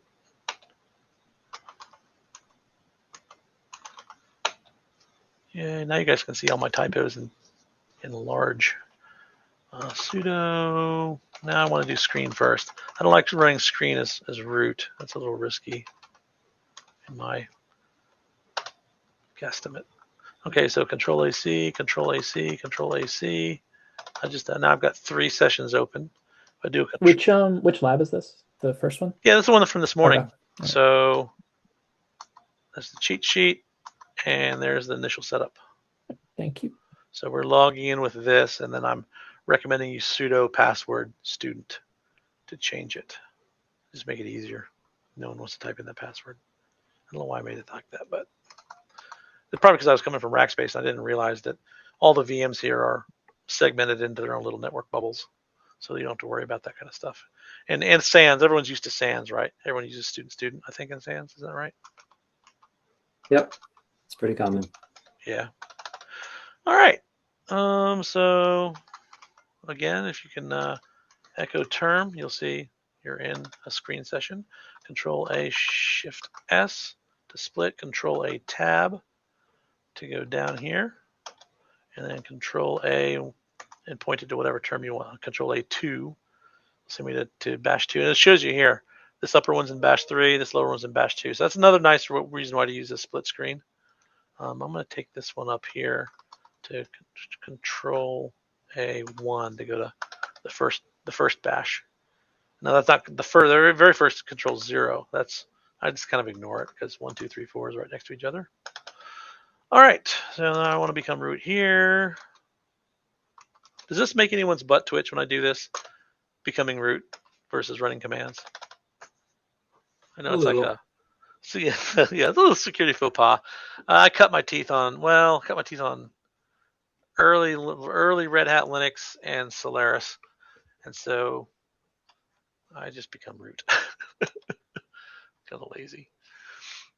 So first thing we do is you get on the server and you're like, okay, what's the server doing? I'm not going to use the script here. This is my bindings. 80 good, 22 good, 111 questionable. This is scary, and the fact that I'm running the HTTP binary, that's bad. Control A tab down here. SSH audit.example.com. Yes. Become root.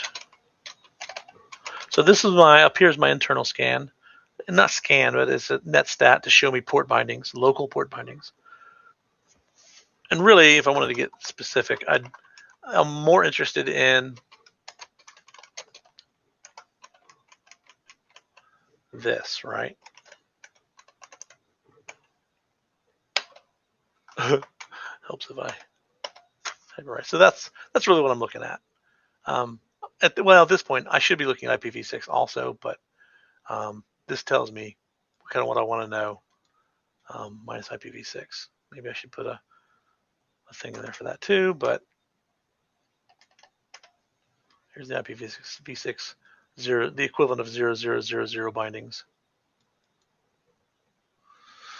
So then I'm getting down here and I'm going to do the scan.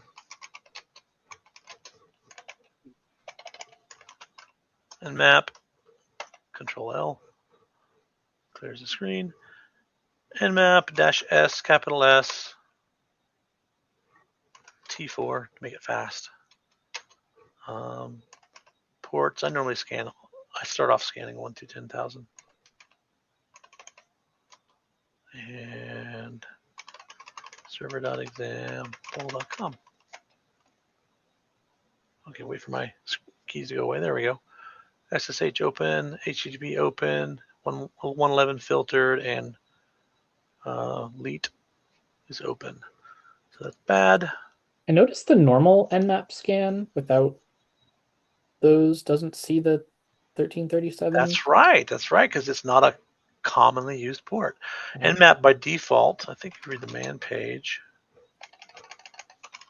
It only does up to 15,000 ports, I think. But it doesn't just do the top 1,000 for the common stuff. Yeah, you have to do the -p-, I think. Yeah, that's why we're doing that specifically.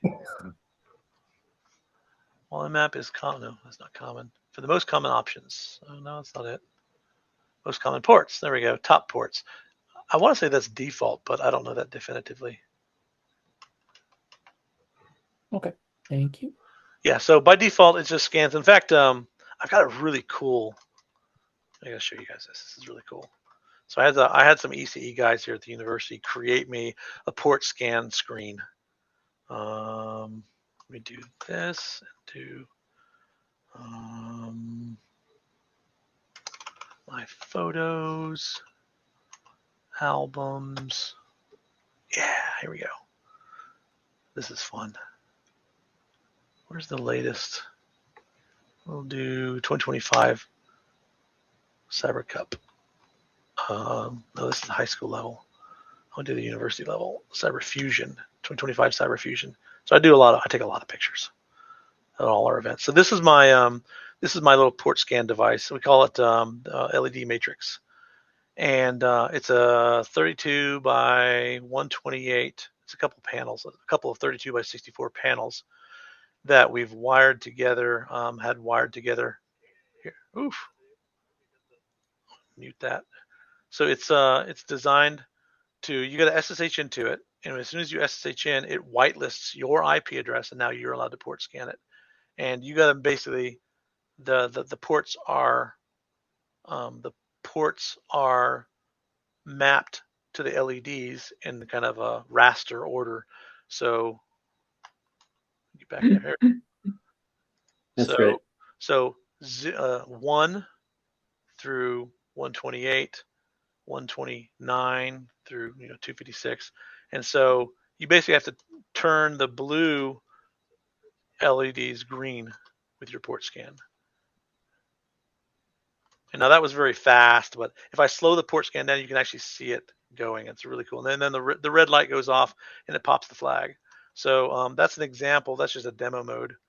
But when we're actually running it, we're running some pretty advanced patterns. And so these guys I give them a sneak peek at it ahead of time, so they get to write local, apps that do it for them.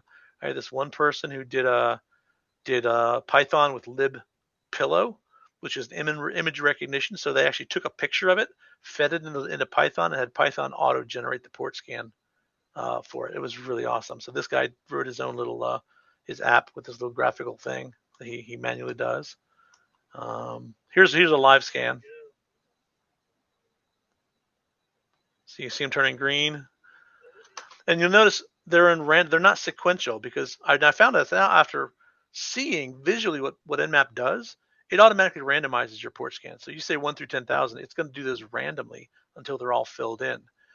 You can throw a -R, I believe it is. I want to say it's -R to do a sequential, and then you'd see it drawing the scan across the screen, which is, I think it's more cool.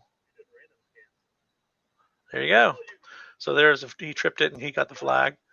I want to show it. So this is the average person trying to use Nmap. You can tell they're using Nmap because Nmap always throws a port 80 and 443. If you don't turn off host discovery, which is $P n, it will always hit port 80 and 443. And people are wondering, why is all these 2 random dots coming up? It's because Nmap was written as a web discovery scanner. It was written to scan websites. And so its host discovery does an ICMP and a port 80 and 443 check. And so if you don't turn that option off, Nmap -PN, treat all hosts as online, skip host discovery. So discovery is the thing that does those 2, host discovery, and talks about it. So it talks about all the stuff it does, but it's basically, there it is. It's 443, 80, and I guess PP, which is basically it's ICMP, or a SYN. So that's That's if you ever see that, well, you're never going to see it because most people don't see a port scan. But this is what a port scan actually looks like for real. So I love this device. I learned something as soon as we did our first port scan. I was like, whoa, what is that there? And I was expecting them to be randomized by default, but they are. Nice. So this is the person who did the auto recognition using Python libpillow. This guy hacked my Wi-Fi. There it is. That's the one. This person had one random pixel, so they didn't get the flag, but got everything. But then was one little pixel off on the side. I need to mute this. Oh my gosh. So this guy's over here working for like a half hour, and the thing is, it only gives you a 5-minute window to do your scan, and then it gives other people in the room the ability to connect via SSH and try. Randy, you've never done this before, have you? That's cool. Randy, have you ever done this? Is Randy on? Is he still here? Maybe he's muted or something. No, I haven't. Yeah, he stepped away. This Oh, is the there most. he is. There he is. Is Randy here? Yeah. Yep. No, Randy, I haven't done. Oh. I've been doing it as the one at VMI. Yeah. Well, have you done this? Done this challenge? No. I want to do this for Central IT and let people take a whack at it because it's a hoot. Oh, It that is sounds really fun. That's pretty cool. Yeah, it's a lot of fun. Let's see. So anyway, So so there are two really cool Nmap flags that are helpful when you're trying to figure out what traffic's being sent, right? What's there's that? there's dash reason. If you want to know about a specific port, Yeah. you scan that port. It'll tell you. Normally it says closed or open, but it'll tell you why. Oh, like filtered or something? Oh, let's do that. Like, oh, cool. Is it filtered? Did it get a SYNAC? Did it not get it? Did it not get all that? And then the other deeper one is --packet -trace, and that'll show you every packet that's going out. Where the hell is my VM? Oh, it's right here.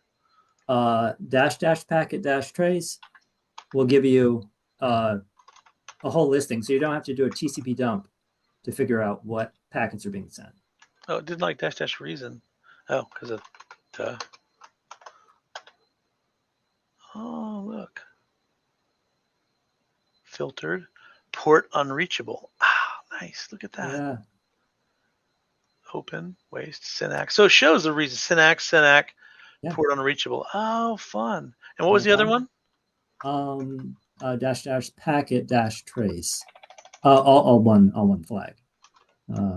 Packet -trace. Yeah. And that'll show you the complete run. Oh, I gotta spend some time on this. I love learning new stuff about tools I've been using for years. Yeah. That's awesome. Yeah, I learned one from Hal, sorting IP addresses.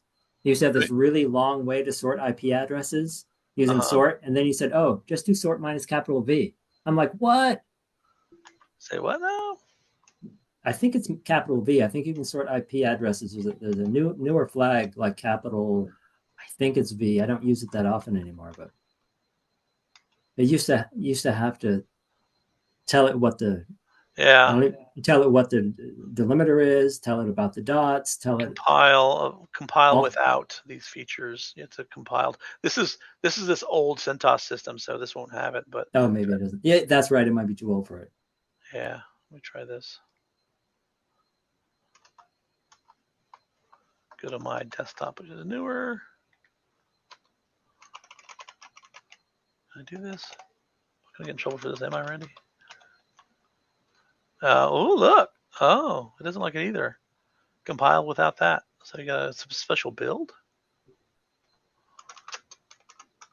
So we're just kind of riffing here. Sorry. I think Troy was talking about sort, right? Not within Nmaps, right? No, that's correct. Yeah, I was talking about a way to use sort. Oh, I'm sorry. So you were talking about using the. I think there's like a sort -V. Like it used to be this really long, old school way of sorting IP addresses. If you had so that you would get them, in sort of numerical order, because it doesn't always understand version sort. Oh, so it's a version like major minor build. Yeah. And it's treating an IP address like a version. Oh, that's funny. Okay, yeah. And it's, that's cool. Like I said, there's a very long way to get that result without that. And last year, Hal said, "Oh yeah, you can just do it this way," and I'm like, "Oh man, I gotta do something here." Are we recording this? Sure. No, are we recording right now? We absolutely are. Oh crap. Okay, never mind. I was gonna scan my own network. Hey Randy, can I scan my own network? Oh, okay. Yeah, I'm supposed to go through my network liaison to ask them. Yeah, go through your network liaison. Go through Yeah. HR on that one, Tweaks. Yeah, he's not here, so. Oh, Randy's here. Hey, Randy, can I scan my own network over here in COC? IP ADDR show. What am I at? I'm a /22. It's a /22 in 128 space. Sure. It's your own network. You own it. Well, it's like IT's Oh, is it network. Virginia Tech Network? Oh, okay. You have my permission to scan it. Yay! Thank you. All right. Woohoo! Let's go hog wild. All right. What was it? So is this using the output Google or greppable? Because you're listing a bunch of IPs, right? Yes. Which I think you need one of the output flags. OG, I think it's OG. Yeah, OG for greppable format. I think that's it. So I'm gonna do a oh, it didn't work. Nmap dash. I'm not gonna do port scan. I'm just gonna do a ping scan, which that's what that gives you. OG of, and then what's my IP address? Then my / there it is. And I don't want to crash things, but I want to go fast. Yeah. Oh, what? Try OG. I did. Oh, it's looking for a file name. OG. I gotta get a file name. Standard out. All right. Yeah, there we go. Yeah, this is for doing a greppable Nmap scan, so you can tie it in with other scripts or go out to a file or whatever. Ooh, there we go. Yeah. So, yeah. But look, they're sequential already. What were you trying to do with the sort?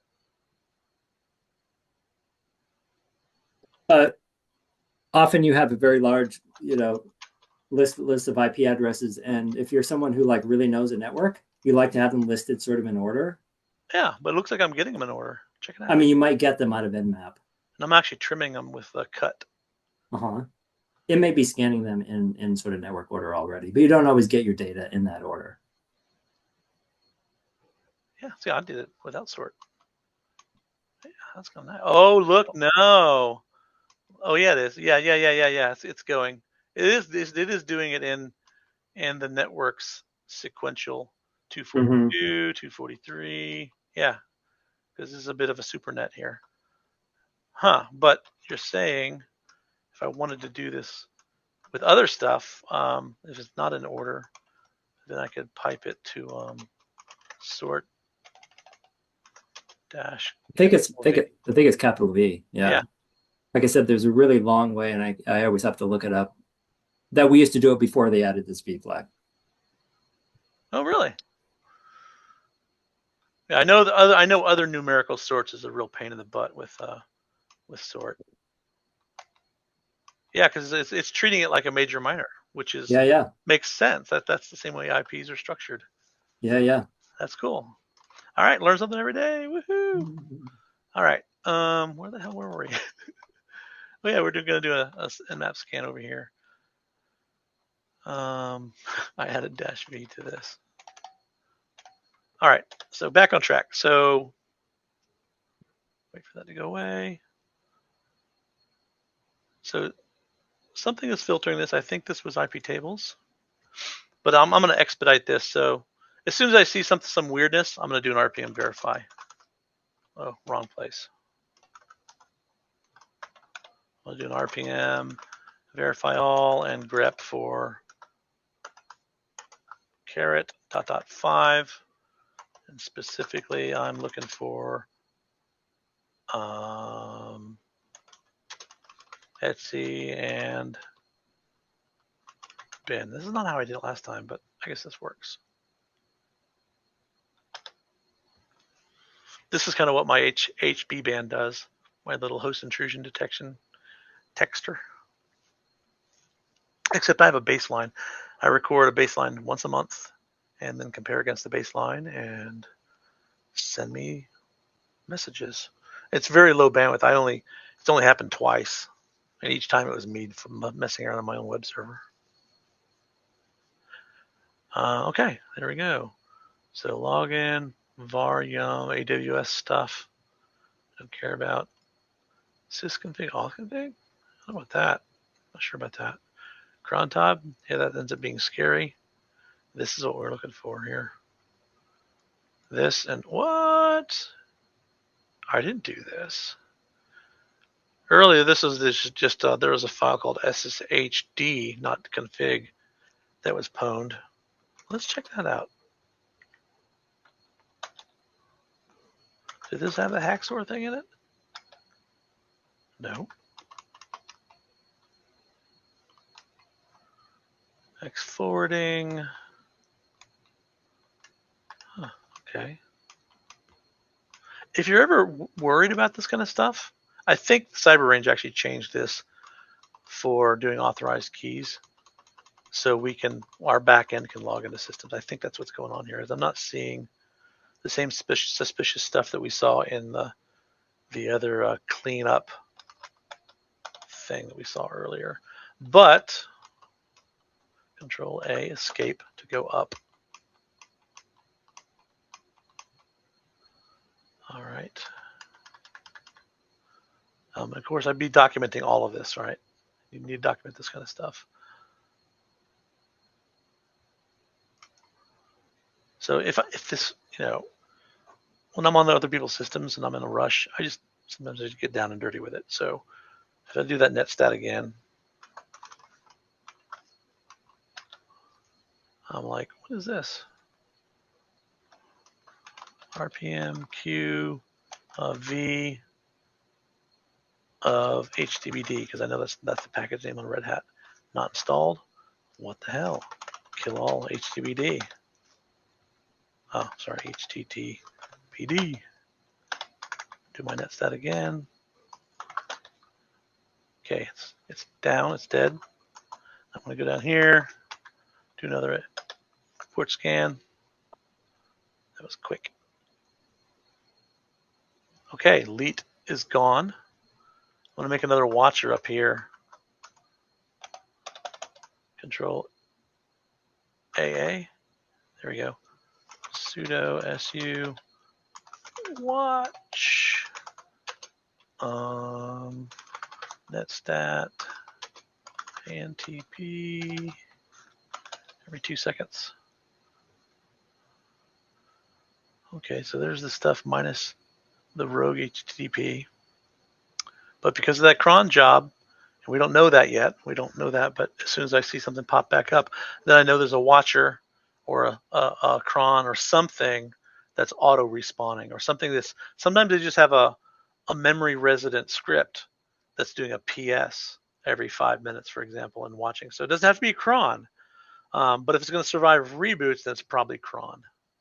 That's usually my first suspect. So, but you got to go through all the cron tabs, like, of the whole system. So let me open up another screen over here. We would have to go to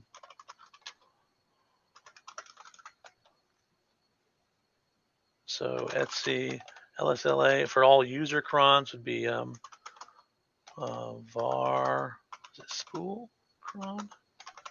Yeah. So all of your users would have cron files in here, but the real pain in the butt is an etc cron, because you've got all these directories. Cron.d, every single application that wants to automate something is going to put something in cron.d. So I got to go through here. Hourly, raid check, update. You could hide things in any of these places or add your own. So this stuff is kind of scary. I'm just going to cat them all out. Say, okay. This been start, raid check. Okay, this appears to do what it's saying it's doing. So not too bad there. Cron.daily. How many things are there? I'm afraid to look. Okay, not too bad. Cat everything. Cat through last, maybe. What the hell is this? Oh, log. Oh, whoa. Ah.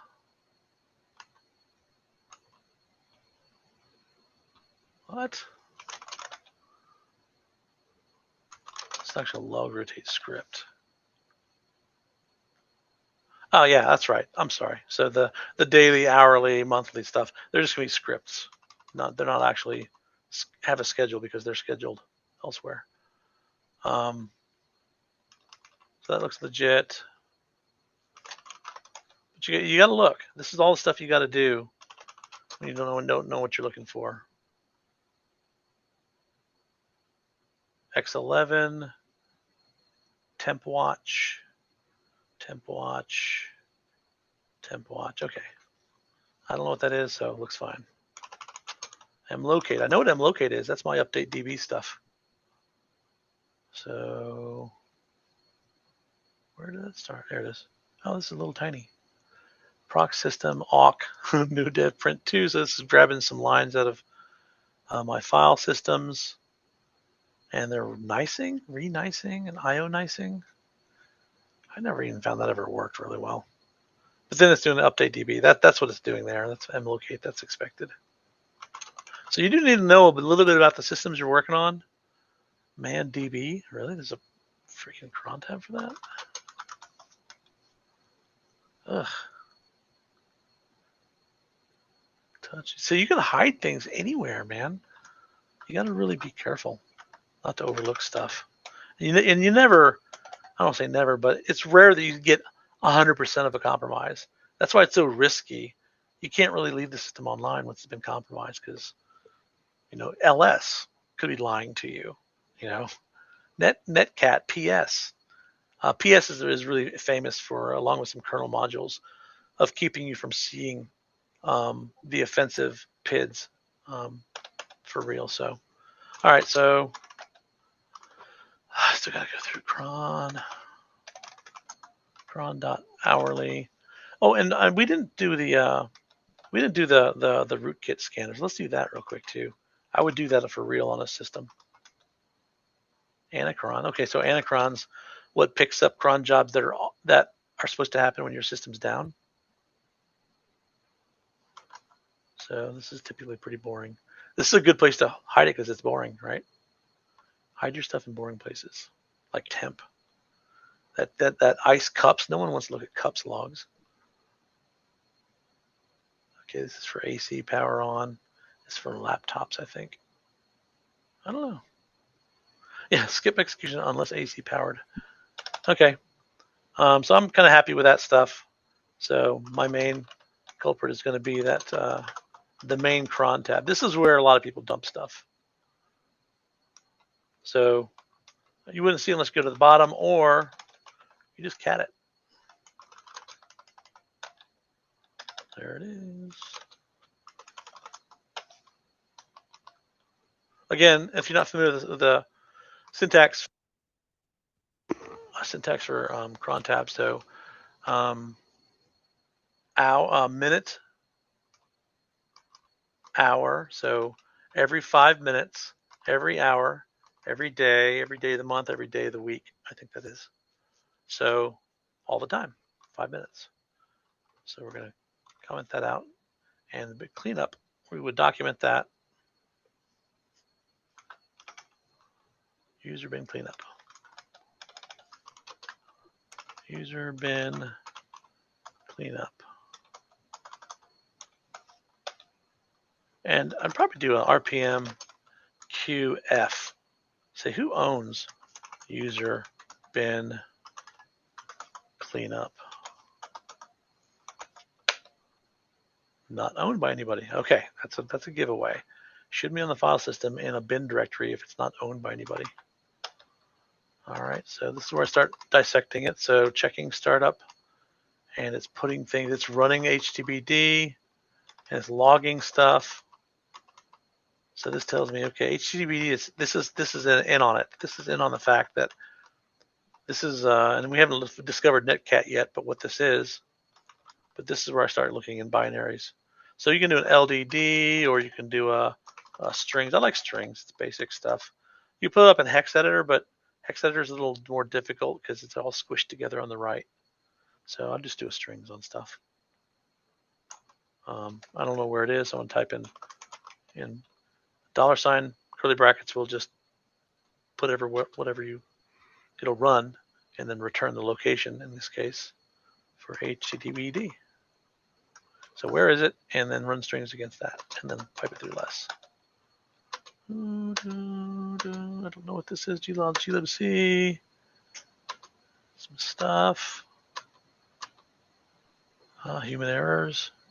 IO errors for humans. And there we go. Netcat. So that's where I would quarantine stuff. Before you start deleting things, this is where we need to lock down the firewall. So IP tables currently, and this is a web server. By the way, I meant to mention, if I was trying to secure a system, I'd probably add, if this is supposed to run Apache, first of all, Apache's gone. I'd install Apache, and then I'd install, make sure mod security. I think that's the fancy new word for that is a WAF, Web Application Firewall. That's a new acronym since the term cyber came around. So just mod security in the case of Apache, which can automatically lock out people doing directory traversal walking and special character, hex encoding workarounds to get to your file system. So mod security can do a lot of that stuff for you. And if you don't have mod security turned on, install it and turn it on.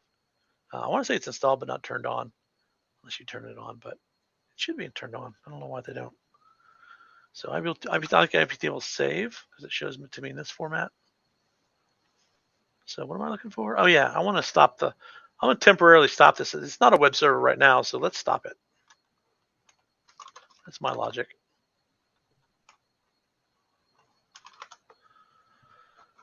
So I normally don't get into religious debates, but how many people like Vim?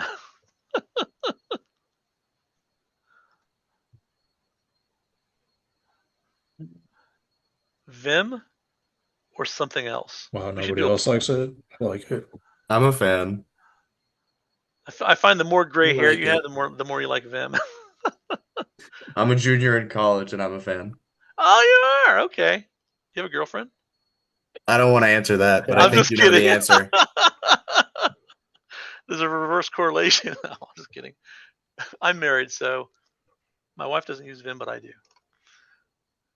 The nice thing about Vim is it's always there. It is. No, you know what? When I used to train at Rackspace, Kind of nice.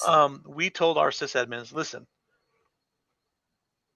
leave your religion at home, leave your favorite editor at home. If you're going to work for us, you have to know Vim because you're working on a customer's box and you don't have the permission to install Nano or whatever the hell you want, Emacs, whatever. VI is there. Vim Minimal, I think it's called. It's always there. And so if you have a down system offline, you can't do yum install. You're offline. You got a downed RAID drive. You're trying to reconstruct it. You need to be able to use Vim to edit system. Etsy, Etsy, whatever. So FSTab, it's the FSTab. You got to be able to do your job. If you can't do your job, you're not worth as much to us. So that's what I tell people. And so we actually made that a requirement. You need to at least be functional in VI. Forget about Vim, but you need to be able to go in and edit a file and get out. So, sorry, a little rant there. Sorry, Tom, I'm just trying to follow along and through the steps in the Yeah, I'm not following the steps really. I'm just PDF. verbally going through it now. Yeah, I just had a question on So before I kill HTTPD, I don't want it calling home or telling command and control what I'm doing. So I'm going to block it. Now, command and control may see that as it going dark. I don't know. I'm taking that risk because I'm making an executive decision here. But what was your question? So it's a little unrelated, but Okay. it says to use check config and list and grep to find what's on. Yeah. What and I have that list pulled up. I guess what do we see anything suspicious there, or do we just do the next step of? Let's take a look, because each step is meant to give you information. So it's not just like do the step and go on. It's do the step and think about it think about what you're seeing. So in this case, I'm about to remove HTTPD, and I don't want this thing like calling home and saying, nuke everything, what should I do? Command and control. So I'm actually rejecting, I'm gonna block any incoming things to 1337 and port 80. So I'm rejecting those, dropping those, and I'm gonna drop everything else too in case it wants to open up more ports. So I'm gonna do that universal reject, catch all. So again, remember, ACLs flow top to bottom. So that's important. Order matters with ACLs. Okay, I'm going to do that. And IP tables, restart, boom. Now if I do this IP table save, I'll see my rules. I'm blocking. Oh, I'm still accepting 443. Am I doing that on purpose? I guess I am. Look at that. Now, anything I'm not accepting, down here I'm auto rejecting. So get that. Restart. All right. And so now we've cut it off from reporting to CNC what's going on, unless it calls home on its own, which we can't really stop without egress rules. Now we could do egress rules or the output chain, but I'm not ready to get into that. That's we do something wrong and so then we cut ourselves off. So, but this is the output chain is where you would do that. If there was a specific IP it was calling home on, like my my other malware thing that we did in the afternoon, to that one IP, then I would definitely do an egress block on output, and then whatever, and then the IP, is it dest? I think it's dest, and then 1, 2, 3, 4, whatever the IP is, and then J. I would just drop it. I'd probably log it too. I'd log it and then drop it. Right? We log and then we drop. Because if something interesting is happening, we want to know about it. So it looks something like that. That's not obviously complete because I didn't read the man page. It's been a long time since I did an output rule. But yeah, it's probably dash P TCP, dash M TCP, dash dest, I think. Yeah. I think it's dash dest. Anyway. So we want to kind of sandbox this thing off from its command and control, and then we can start doing things like and I'm going to go back here. See, it's spun up HTTPD again, so that's bad. That cron tab did that. Did I not restart cron? Did I restart cron? That's why you got to keep track of what you do and you record everything. Cron tab. Oh no, I'm sorry. Yeah, let me check it out real quick. Cron tab. It's getting late in the day. Okay, it's commented out. I normally do a service or a system CTL restart. Cron restart. Done. Locate. I'm going to do an update DB real quick. Make sure I have the current lay of the file system. And do a locate on bin. Not even bin really. HTTPD. It has to end in HTTPD like this. All right, so it exists in two places. So this is dangerous as a root. RM. So whatever you find, nuke it. Boom, done. Now it's gone.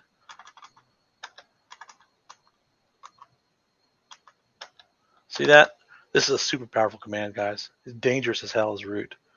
But locate all HTTPD files that end, and the HTTPD is at the end of the line, not somewhere in the path. Pass that to xargs and execute this command against anything you find. This you can also do find like that, find anything, but I'm using the update DB service and database to do that for me instead of using find on the live file system. So that just nuked all of them. And now I'm going to kill all HTBD. All right, now I can do Control AA. There's my watcher. They're gone. All right, I disabled cron. So unless there's another watcher in memory, which usually they don't have typically belt suspenders. They just normally have belt suspenders. So if you've knocked out the belt and suspenders, then you're usually good. So in other words, I'm going to sit here and watch it for a couple minutes. If it doesn't come back, that's probably good to reboot. Actually, we don't know that. Rebooting is another issue. So there's the script files in, and I don't know why we never saw anything in Etsy SSH. I thought there was a SSH D file, not a dconfig, but just D. But there's nothing there. That was it. Tweaks. I think you grepped for H8X, and I thought in that file was H4X. What's that now? Grep for what? Hacks was with a 4 instead of an A in one of the files from the morning session. Okay. Oh. But it was it was when SSHD restarted it or something, it ran an additional item. Like this? Where it was at. Like this? Yes. Okay, let's check that out. Ooh, there we go. Hacks. Oh, that's not it. Does anyone see it? Is it hacks OOR or 0R? I can't remember. We're kind of cheating at this point.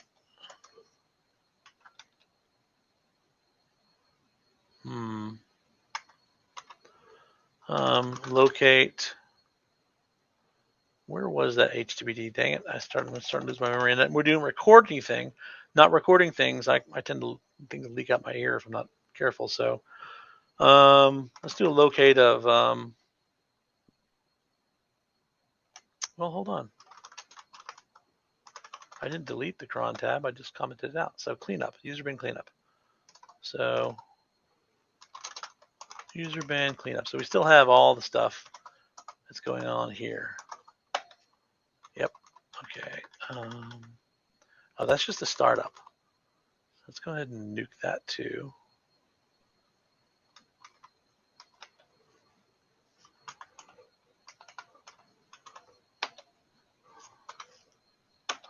And I'm going to go back to RPM VA and grep for anything in bin. That's what showed me the, and netcat is missing and Midnight Commander is there. So user bin Midnight Commander. That was it. Startup, hacks log, and there's the alternatives. Varlib alternatives MC, varlib alternatives cleanup. Need to nuke those. Varlib alternatives, I don't remember that. Varlib alternatives, yep. Okay. There we go. Hacks OR, it's H4X0R, yeah. So I guess this boot OK never worked. User bin grep MC from Etsy and ID SSHD. If true, then say OK. If not true, then do this. So I guess it's always OK. Boot OK. So boot OK. If it thinks that, oh, you know why? This file doesn't exist. It needs to be SSHD config. That's why it's always boot OK. I think. And then that's cron. So alternatives, I'm going to clean those up. Var lib alternatives. I didn't even know there was an alternatives down here. I'm going to remove MC.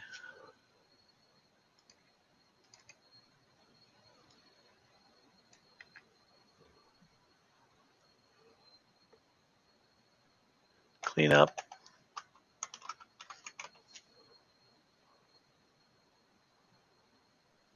I already nuked HTTPD. So I think that's it. Yep. Clean up. and MC. Yes, I'm sure. If you ever want to get past that you want to script something like your RM like that, always call RM with bin RM, and then it won't ask you, because otherwise there's an alias, I think. Yep, see that? You do a which of RM and it tells you, oh, RM is an alias for RM-interactive. So just FYI. What command did you use to read the script out? Read what? To get it to show the script file. Just Vim. Okay, thank you. This file? Yeah, to make it show the hashtag check cron echo. Yep. So it's still there. Yeah, thank you. So it's still located in user bin MC. So we're gonna need to nuke that. So I'm gonna do that now. I would normally back this up to my root malware folder, but user bin MC. Let's do it like I just told you. /bin/rm. Boom. So always be sure to call, if you're in a script, always call it with bin rm. Otherwise your script will hang. All right, now I'm doing final RPM, VA, and grep for anything with bin in it in the path. Help if I spell grep right. Missing. Okay, now I know I need to do an RPM, no, a yum install of HCBD, Netcat, Midnight Commander are the 3 packages that were impacted by this infection. I document this, what I'm doing. Now I do for the actual HTTPD service, I'll just start it like this. I'm lazy.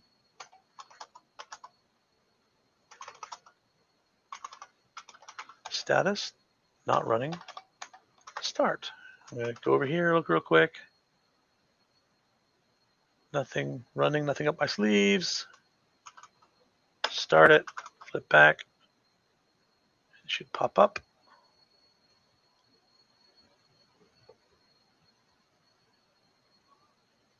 Come on. Oh, there it is. I'm sorry, down here. I was looking at IPv4. That's right. It always binds to IPv6 and offers itself on both. So that's working. All right, now to make it so it's usable, because for example, I can't. Oops.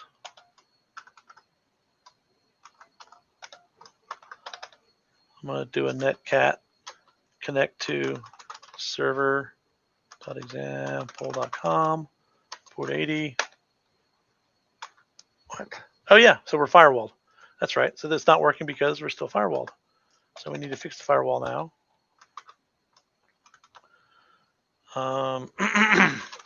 Just undo what we did. Sysconfig IP tables. Whew, this is a long day. All right, so unblock 80. Delete this rejection. We don't want to delete, reject. We want to delete this rejection. We want to uncomment this accept. There we go. So now we're accepting 20, 80, 443, rejecting 111, rejecting. I'm going to leave this one in place in case something comes back up. And you know what? I think I'm going to chatter some stuff. Because if I was going to put this back online, I don't want to get blamed if it gets reinfected.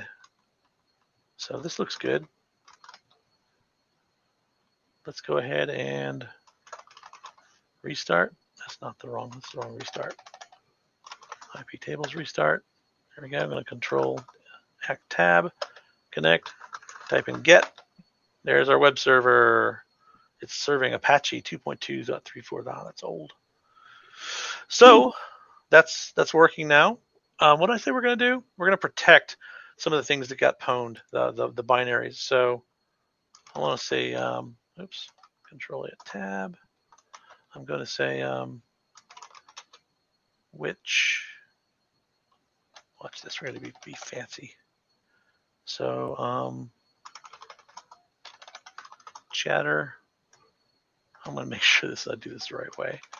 So which network netcat.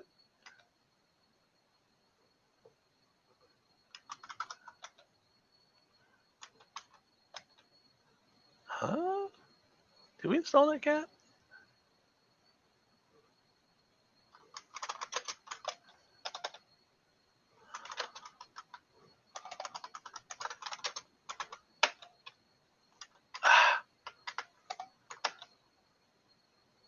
NC. Okay, now if I'm messed up. I don't know what's going on. So I installed netcat, but netcat's not there. NC command not found. Why not? Let's do an RPM QL list the packages that are in netcat, which is a bunch of stuff. But then I just want to grep for bin. All right, user bin NC. User bin NC. Huh?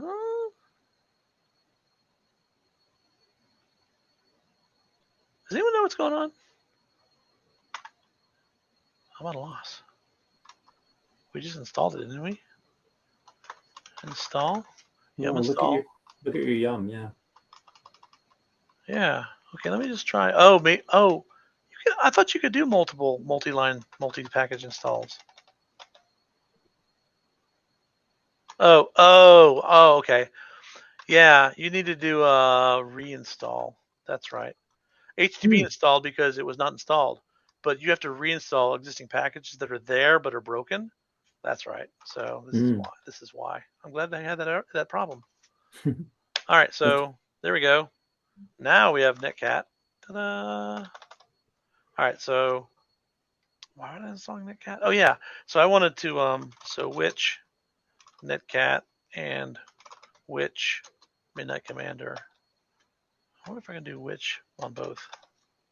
No, can't do that. All right, never mind. I was gonna do something fancy.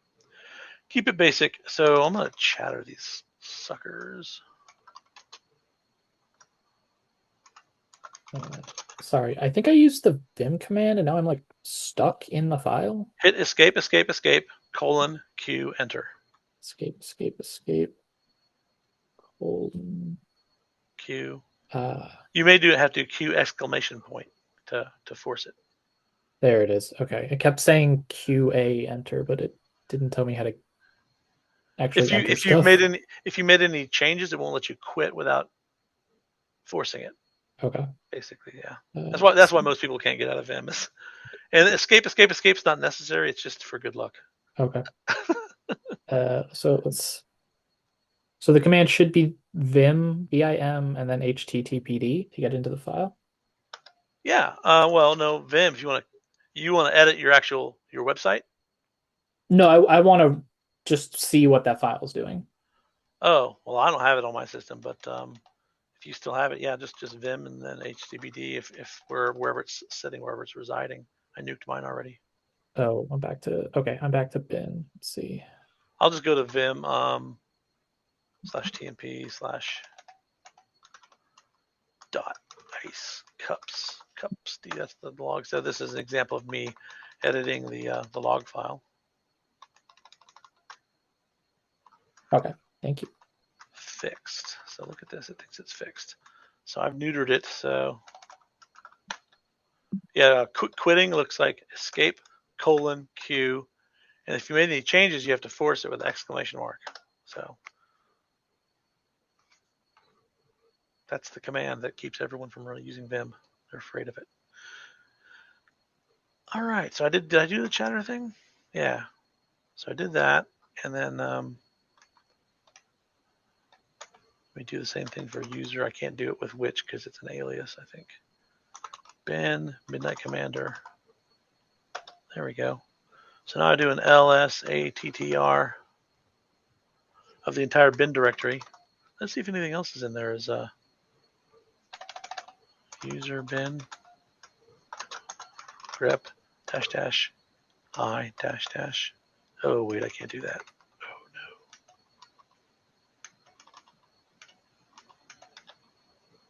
Oh no. Oh, operation not supported while what? Weird. Okay.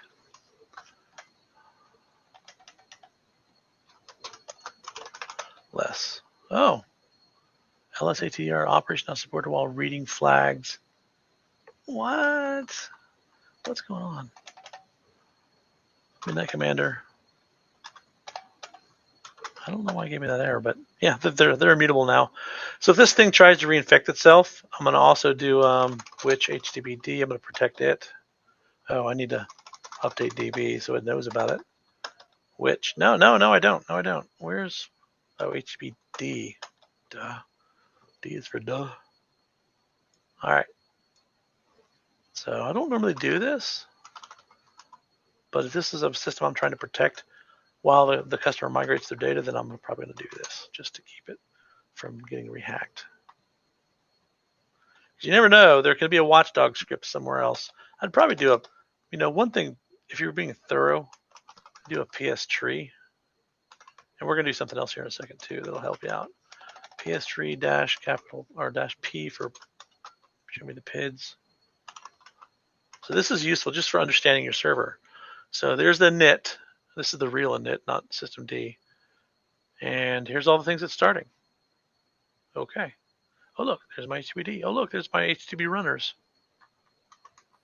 There's my log4j CVE. What the frick is that? Oh, I'm gonna have to look at. I'm gonna have to look into. Holy crap! I'm gonna have to look into that. Oh, that's funny. Holy cow! There's a CVE number in it. I don't know what that is, but I'm gonna have to inspect that now. And that's not a part of my lab. How did I get in there? I mean, I played with log4j on some systems. It wasn't this system. Wow. Okay. Oh, you know what? Oh, this is a patch. This is a fix, I believe. It looks like it's watching for malicious traffic, but that's a guess. We're gonna check that out. Log4j. Wow. Didn't know about that. And I love the process tree where it traces all the way back. Yeah. Like SSHD all the way down to where process tree itself is executed. I know, right? Look at that. SSHD, look at this. You see all the sudos and the SUs. Bash, screen, bash. You see everything. They can't hide. Now, unless you have a rootkit, okay? Rootkits can hide stuff. Mm-hmm. Some of the rootkits that are out there are nasty. Hold on, let me look at this log4j thing really quick. What is all this? Hot patch. It's a hot patch. So they're running something in the background for an old Apache hot patches. Wow, I didn't know that. Learn something every day, man. Control A, escape, so I can scroll up. Log4j jar. What the hell is there a Log4j jar on here? Opt. Oh, AWS. Look at this. AWS is laying the stuff down to keep this system safe from being log4j compromised, I bet. That's just a guess. I have no idea. But wow, look at that. There's actually a service for it. Hot patch. Look at that. That's crazy. I didn't know about that. Wow. And if you look at the timestamp on that, if you do like an RPM -QA -last, there's a timestamp of like June 8th on that. Is that when it started up? 2017. Oh no. Hold on. Last, where's the log4? Was it an RPM? Oh, I see. What were you looking at? I did a --last on that RPM command, and it shows you things that were installed more recently. I guess just a whole bunch of things that were installed on June 8th. Is that when we spun these up? I don't know. When this was provisioned, because almost everything is June 2017 and July 2017. But then the last set, about 30 packages, about 100 packages, have a June 8th timestamp, and Log4j has that timestamp. Did I do an update on these systems? I don't know. Yeah, maybe that's what happened. June 10th. You see June 8th is on yours? Yeah. Did you see log4j on yours? Yeah. I'm not seeing. I'm looking for log. Oh, log. Oh, jog. Typo. Tweaks typo. Log4j. There it is. Yeah, look at that. Mine says June 10th. Okay. So that's today. So Just today. it must have been Yeah. when it was provisioned. Yeah, Oh, they I just threw that patch in. didn't know these guys were doing this to my systems, huh? They're Okay. not pristine. Because this is an old image from 2017, but looks like they're still applying patches. Isn't that amazing? Think That's of great. The, I'm just think I'm of just the glad number that of vulnerabilities I know. in all of these binaries, and that's the one they chose to patch. I'm just glad that they're auto patching my my old web server, which reminds me, if I want to keep it vulnerable, I need to be mindful of that, keeping it vulnerable. All right. What was the next thing? We're kind of done with that. We've locked it down. We've reinstalled Apache. I was going to make sure I can get to Netcat server. I'm running out of steam. Port 80. Get. All right. So we've got Apache responding. The system's locked down. It's been I even chattered some stuff. I locked down the firewall. Let me do an IP tables. Oops. IP tables save real quick just to verify visually. 22.80.443. Start rejecting at 111 and 13.37. Reject all. Okay. If I had an attacking IP, I would log it and drop it. So normally we don't drop. To be good network citizens, we reject. Don't typically drop unless you're like, maybe it's a firewall, you might drop. But on a host, I tend to do rejects. It's like you don't disable ICMP, and you reject, you don't drop. That's kind of being a good person on the internet, right? And unless you have network gear or something special you're doing. Okay, I think that's pretty much it. Oh yeah, I didn't do my reboot, so you gotta kind of do a reboot. Purge whatever's in memory, because those binaries, those are still in memory, man. So as long as you don't have a watchdog script, and most of these script kiddies, even these Russian bit miners, they don't care. They care about quantity, not quality. So has been my observation anyway. If you got a set state actor on your hide, then you got problems because you won't win. I don't even need screen at this point.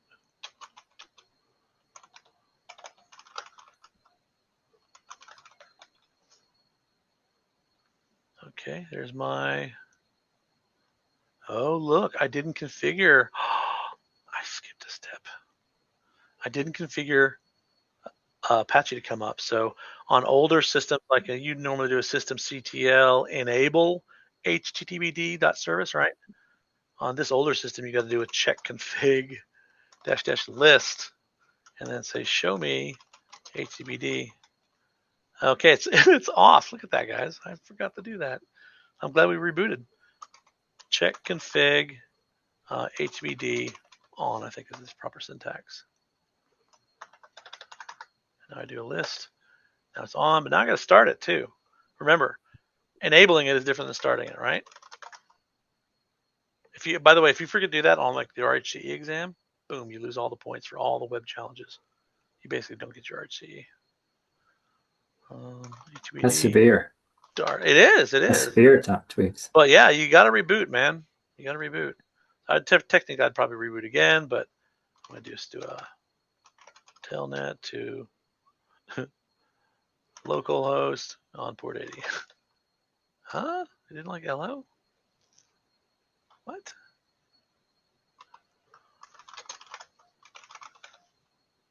$127 localhost. I got to spell out. That's the interface name. I should have known better than that.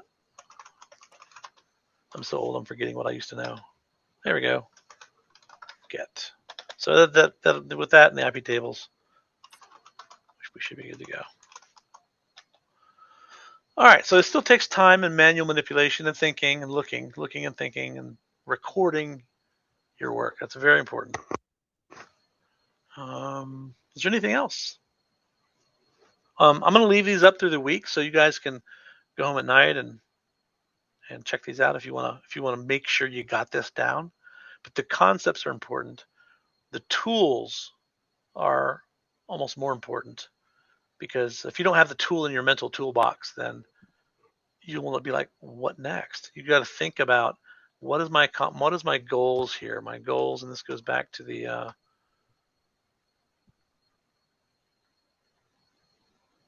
tasks.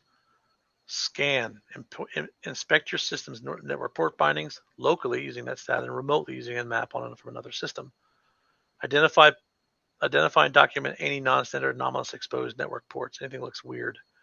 Identify the processes going with those, and use RPM, for example, to verify. That looks funny. Is that good? To use RPM verify, or apt sums to check the SHA fingerprint of those files. And that's kind of what gets the verify binaries. And I would do that specifically in Etsy and in bin-sbin. Anything that has bin in the path, you want to verify those things. Make sure those are all clean, and do what we did. Reinstall packages after you're done cleaning it up. Then put back down the things that are supposed to be there. And if you have to, lock them down. I don't recommend Chatter plus I. It's a hack, okay? But because if you're running Btrfs or something else, you don't have that. Or what's the other one? I'm going blank here. XFS. I don't think XFS has Chatter. I could be wrong. Remove malware. I didn't say uninstall. But yeah, remove malware. Clean up any compromised system file. So that implies reinstall.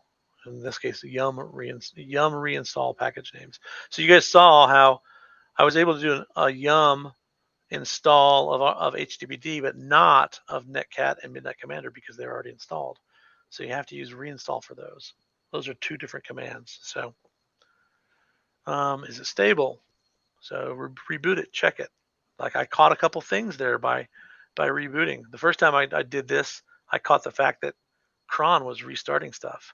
The second time, it's because I forgot something. I forgot to configure HTTPD to come up on its own automatically to enable it. And then end goal, document your findings, clean up all compromised binaries, lock down the system to prevent further infection. And again, this is not okay to leave like this. This is a root compromised system, so this system has to come down. You cannot trust anything on the drive. Okay. Oh, the other thing I was going to show was a rootkit. So yum search RK Hunter, I think, is a good one. So we're going to install that. I want you guys to see what this looks like. It's really kind of cool. And there's some really wild, complicated stuff you can do, but just getting it on your system so you can do a final check to make sure you don't have some kernel modules that are hiding things from the PS tree or something like that. I think it's just RK Hunter. Oh, no, it's not. So -C, is it? I think Control A, escape, up. Oh, I'm not in screen. Oh shoot, I can't see it. Let me turn off this damn thing. Stop it. Is it -C? Yeah, check. So RK Hunter -C. Boom. Check this out. There's a dependency. I forgot about this. They should have caught this. They should know better. It's some Perl thing. Hold on.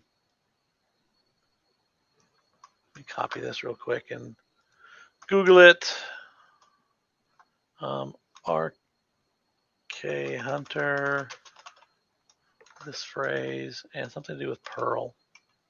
It needs some Perl stuff. Okay, go to Google then, fine.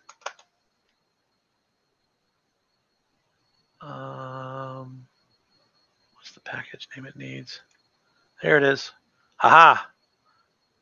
They should be known in the dependencies, but they don't do it. So I'll do a yum install lib www perl. Oh, really? Oh, for yum it's this.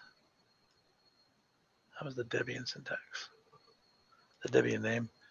Yum install this. No. Control C, Control Shift V. There we go. There. Oh my gosh. So this pulls in a buttload of Perl dependencies. I'm just like, okay, it's only taking up 1.8 meg, but it's like gargantuous. So just go ahead and do it. All right, now I can install Arc. Now this command should work. Watch this. I think. Yep. There we go. Oh, it's nice and pretty too. And it logs. It saves all the stuff to a log file too, so you can show your boss. Look, I did this. I scanned for all this stuff. It's checking all the binaries. It waits for you to hit enter. Checking rootkit. So this is actually checking for file signatures. You can have it download file signatures. Wow, some of those are very potty mouth. Rootkits. All right, very cool. Totally unrelated, but I'm going through the CTF, and the challenge called Pitch should have a headphone warning. Yeah, it's a little loud. And very high pitched and terrible on the ears. Yeah, yeah, you're right. I'm gonna put a headphone warning on that one because it's very I loud. found out the hard way. That hurt. Yeah, that is bad. You can hear it across the room through Yeah, people's headphones. probably. Yeah, I don't doubt that. All right, look at that. Suspected files 2. So we need to look at that, but it gives you a log file and everything. It's awesome. I love it. The other one is so we just already did Arc Hunter. It's check rootkit. Check rootkit. Not installed, so I'm gonna install check rootkit. I can't remember if this one's better or not. I can't remember which ones I like more, but I like Arc Hunter, I know. Okay, check rootkit. Oh yeah, okay, there's no command line switch for that, you just do it. Infected ports, what? Bind shell? Infected ports, I wanna look at that. Oh, it's done, okay. I think there's a quiet mode or something. You can give it to, there's no man page for it. I hate people don't have man pages. Help, show, debug, quiet mode. There we go. -Q. So just show me the bad stuff. There you go. It's nice. So check rootkit and Arc Hunter. Really useful. Right up there with ClamAV. If you want to do virus scans, you can do ClamAV. But those are the 3 I use. I don't know if there's better stuff out there. Does anyone have any preferred rootkit? Is there something newer than this people use now? I don't know. Well, I'm about spent, guys. I'm done. Woof. You guys done? You guys must be tired after all day, all week of fire hose feeding, man. I know, and it's only Wednesday. all day, all week, and it's only Wednesday. That's Hey, right. so do I really use do appreciate it. do I use the same Zoom to join in on who was it? Is it Hal's? Hal Pomerantz. Absolutely. Yeah. Same Zoom. Tomorrow, right? So what's Yes. what's he covering? He's covering primarily that tool called UAC, the Unix-like artifact collector. All right. I'm gonna check it out. Yeah, for sure. He's going to deep dive on that. You'll appreciate that. So is it a morning and Tomorrow. afternoon session? All day. All day, man. Yep. So starts at 9, goes to 11:30. Then we've got a panel conversation 11:30 to 1, and then I'll pick back up at 1. 1 to 6. All right, I'll probably lurk 1 to on that 6. because I took today off to do this, but I'm gonna get back to work tomorrow. But I'm definitely gonna be a lurker. So We won't tell the range you're playing hooky. yeah, well, it's professional development. Professional development, of course. There you It's go. free. It's free professional development. So hey, how can you argue with that, right, boss? That's fun. Can't. All righty, guys. We certainly do appreciate it. Were there Honestly. any other questions that I missed? I haven't been monitoring, so. I'm still kind of stuck on the check directory. Or sorry, check config. Check Check config. Yeah, check it out. So check config -- list tells you every single daemon and what run levels they run on. You guys know what run levels? It's probably older than some of you are. So if you type in the run level command, it tells you what run level you're in. The previous run level, which is none, And the current run level, it means you booted directly into run level 3. That's what Share your this means. screen. So, Okay. oh, I'm sorry, I'm not sharing my screen. Thank you.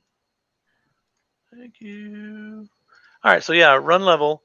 You run it, and it tells you what your previous run level was, what run level you came from. The system just booted, so there's nothing. And then the current run level is run level 3. Run levels are organized, just to give you a synopsis. Oh, let's see. Run level 0 is shut down. Run level 6 is reboot. So if you're doing a knit, you want to mess with someone doing a knit 6, that'll reboot the system hard. Run level 1 is single user mode. You guys are familiar with that. So if you got to, if you got to hack root on a system, for example, you forgot the password, the root password, you have a root password, or you want to set a root password. You do a when you boot, you end the kernel line in a grub. You just do an add to the end of the kernel boot parameter and say init equals bin bash, and that will boom drop you into the root prompt, and you own the system. So physical access is king, because if you can control the bootloader, you can hack root. After you do that, you just literally do a password root. You change root's password, and now you own the system. Or you can change anyone's. So So this is similar to what folks might be familiar with on Windows with safe mode. Like certain things run and other things don't run, right? It's like safe mode, but you are God. Yeah. So you get. I mean, you have more levels. You have more levels here that you can control in yeah. Linux. So yes, for the run level, yes, but once so run level. So this is for kind of like safe mode, except you're offline. 2 is online, but most things are turned off. So you get an IP address, but Apache doesn't run, for example. So where's HTTP D? So look, it's turned on. It might, so Apache's turned on, but MySQL D, your database would be turned off, for example. So anything that do a lot of IO. So 2, 3, 4, and 5. So 3 is your average headless terminal server. So not terminal server, but headless terminal only, SSH only logins. Run level 5 is your desktop users, laptops, workstations that have X11 or Wayland or whatever, graphical desktop and a mouse. So servers run in 3, desktops run in 5. We don't touch 6. That's for rebooting. 4 is a kind of maintenance mode. That's where you shut off databases and do backups. So if you want to back up your system, you can't back up a live database. So you configure run level 4, so all your databases and sensitive data, file system things are shut down, disabled. So you can do a dump of the file system and back it up without losing databases. So typically banks use this run level to shut down their Oracle or their MySQL or whatever they're using, and then they're doing snapshots and copying and backing up the tape. That's why when you try to log into your bank at 3 a.m. and do transactions, it says we're offline, because they're using run level 4 to do this stuff. So you can change run levels by doing an init and then like 4, for example. Now I'm in run level 4, and basically it does. That's what's so elegant about the init system. It does basically everything in Etsy init.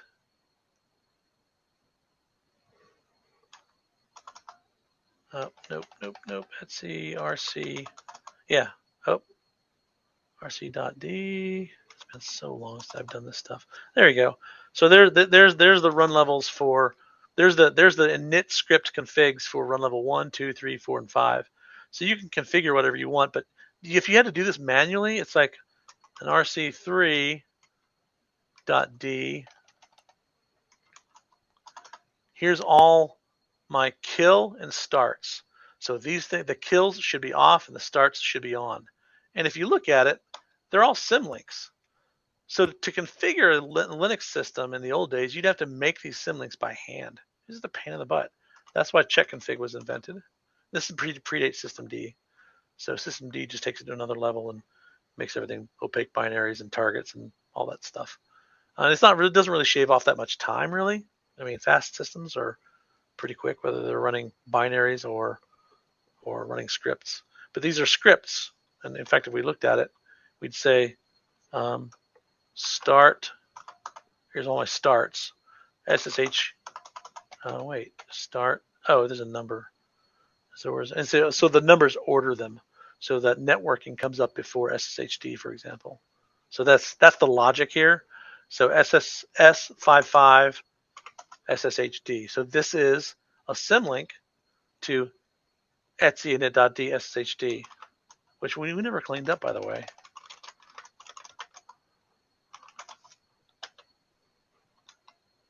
Was it dirty? It was, or it wasn't dirty because it had a bad path in the hacker script. So we don't have to worry about that. But so instead of having to manually configure all that stuff, all those symlinks manually in the right order, we just use check config. So check config list and just show me HTTPD. I don't know if this is the right way of doing it. This is the way I've always done it. Check config dash list grep. Sorry. Okay. So what we see in this step that should make us suspicious is HTTPD. No. What made us suspicious was HTTP wasn't even installed. And I do a check config and did this listing, and it showed nothing. We had an HTTP running, but nothing was configured, and the HTTP package wasn't even on the system. Oh, okay. So that was the big aha moment, was when we did netstat. Said, oh look, there's HTTPD just as it should be because it's a web server. But then I did an RPM query, and it says HTTPD is not installed. Okay. Or I did a yum, and I'm like, what? Or I did RPM QA and grep for HTTPD, or said, our HTTP query list. Let's show me all the files in the package HTTPD, and there's nothing. I'm like, so we saw HTTPD doing something suspicious. Well, we saw it doing something, but there was nothing, right. No HTTP there. So that's suspicious. Yeah. I didn't know it was doing anything suspicious. I don't know. I wasn't sniffing the data. I wasn't doing a TCP dump. Would it running on 1337 not be suspicious? That's very bad. Yeah, you're right. Okay. That's very, very bad. I mean, that prompted us to run the RPM. Yeah. If you were a little green and you saw port 80, and you're like, okay, that's fine. HTTP is fine. Well, no, my web content's still down. Well, why? Oh, let me look at the binary. So then you got to start digging deeper. So I kind of put the leet on there to kind of give you a indication that something else is going on, and that's real world. You'll see reverse shells or listeners that are listening to a port for that very reason, to listen for command and control commands. But our final step needs to be this check config. Once we reinstall Apache HTTPD, we need to turn it on, and that's done with. So a little bit different. So different syntax. You'd have to probably read the man page first time. It's like, okay, I can give it levels. You can tell it what levels you want to be on and off. Once it's configured, all those symlinks are all set up. You don't have to worry about it. So check config, and that's the two things that made Red Hat the most popular distro in the 90s and the early 2000s, I'll say, in America, was the fact that it had check config, don't have to worry about symlinks anymore, and had RPM. One of the first package managers that was actually halfway decent. And then when they brought UpToDate or Yum into bear, it's like, okay, now it's getting serious. And then Ubuntu kind of, Debian/Ubuntu. Ubuntu made it popular, right? Made Debian-based distros popular. And Ubuntu kind of took over the market share, I think, in America. I don't know, you got me rambling. All right, so yeah, good question though. Check config, it's one of those ancient things you don't see a lot anymore. Even if I'm running Debian or Ubuntu, well, you don't have a choice in Debian or Ubuntu. You have to run systemd. So you don't have a choice. You don't have that freedom anymore. That's why I run MX Linux. If you guys haven't heard of that, after Red Hat and Debian both and Ubuntu both went to systemd, MX Linux became the most popular distro on the planet for 4 years, maybe, because everyone was looking for options that were without systemd because we didn't trust it. What's this? Distro watch MX. Okay. Distro so watch. I was being what's on confused now? because we're looking for the check directories. Looking for a service that isn't running rather than looking for. We were looking for something that's running. So I'm expecting this to be here Right, but what's suspicious is that it's not running. No, what's suspicious is that it was something called HTTP was running, but there was no package installed. Right. Right, So but when we've and this returned nothing. I'm like, that's right, odd. yeah, that's Or then I tried to say, well, let me shut off. something called HTTP is making an external connection, but when we look for we don't know that. All we know is it was bound. Okay, so this is what really set me off was when I did this HTTPD and it said file does not exist. It's like, okay, oh, my init script for the web servers doesn't exist, and that's what led me to do RPM QA and then grep for HTTPD. And at the time, it said not installed. There was nothing there, and I'm like, how can we be running an HTTP daemon when the package is not installed? Either someone installed this from Tarball, or has something weird going on, or the system's compromised. And the giveaway, the big giveaway was that leap port. You're like, okay, that's not normal. You shouldn't see that on a web server. I think someone else mentioned, hey, what if they have 8080? Yeah, maybe, but I'd still look into it because that's not a normal Apache web server. Good, it's good to question this stuff though. You have to, and that's why. But understanding how these things work from init down, and that's why this. I should have shown PS3 earlier, because it's really invaluable information. Why is that so short? And how did we identify that the HTTPD file was just like a redirection to the NC? Oh, wasn't a redirection. Someone did this. Let's say which HTTPD goes to SBIN. Someone did a copy of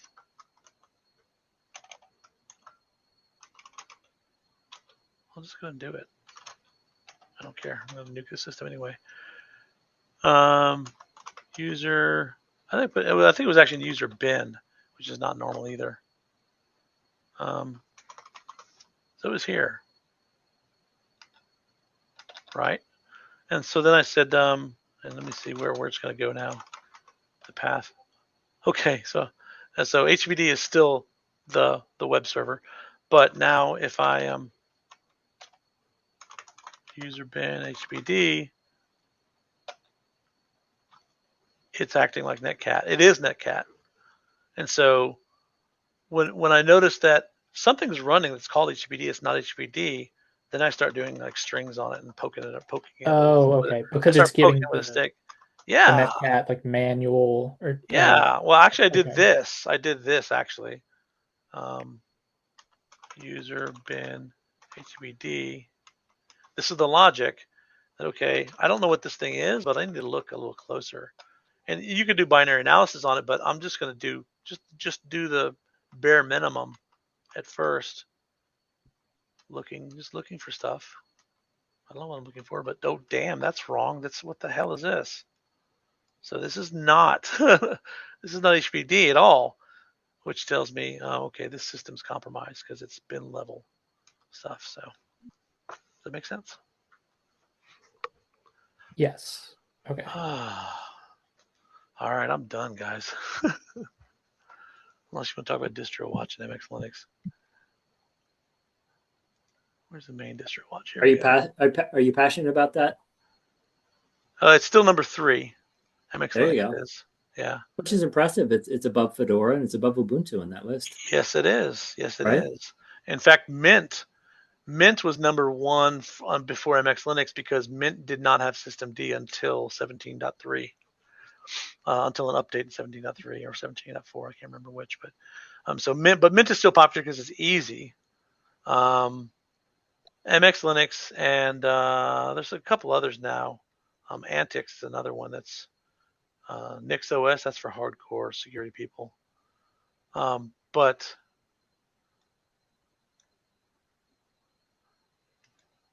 I don't know how much I want to say. This is a recording. It is. Yeah. Okay. I'll refrain. I'll just say a lot of people do not trust systemd from its Mhm. because of its roots. Research that. Okay. All right. In fact, I called the CTO of Red Hat called me because I'm an big RHCE guy. Used to teach RHCE for years at Rackspace, and they gave me some cheesy surveys like, how can we make Red Hat better? I'm like, oh, are you serious? I said, I just left Red Hat. I'm an Ubuntu guy now. And they're like, why is that? I said, because no one trusts systemd. I said, why that? So, well, first of all, Pottering, the guy, is abandoning the whole Unix philosophy and saying Unix philosophy is wrong. We should have big monolithic, big projects with binaries and binary logs and everything in me screaming, no, that's wrong. And then I found out some other stuff about the background of systemd, and it's like, I told him, I said, this is why people are leaving. This is why Red Hat in 2014 or 15, this is why Red Hat is on the decline now. You've now dropped from #1 in America because of this is one of the major reasons that people don't trust it in their data centers. And so why do you feel that way? I'm like, listen, do your own research. So yeah, he was upset that I was telling people that, and that I'm an RHCE. I was at the time prominent RHCE guy, and I trained a lot of RHCEs at Rackspace. So I still use it every day. I still use those old CentOS servers, one of my servers. But yeah, so I said no more systemd for me. I mean, I do it for my job. I know you have to know systemd to do your job. It's like Vim. I don't like it, or actually I love it, but you don't have to like it, but you need to use Vim. You need to know how to use Vim. Same thing with systemd. You need to know how to use systemd and distros that use it. Ubuntu, Debian, Raspbian. You need to know how it works to get your job done. But on my personal gear, personal servers, don't touch this stuff. So that's all I can say. You can ask Hal about SE Linux and AppArmor. He's got a good story about that. You may already know the stories. I don't know. I beat my head against SE Linux. A lot of people hated SE Linux when it first came out, and still he's got similar stories about that, about the but division. It's good.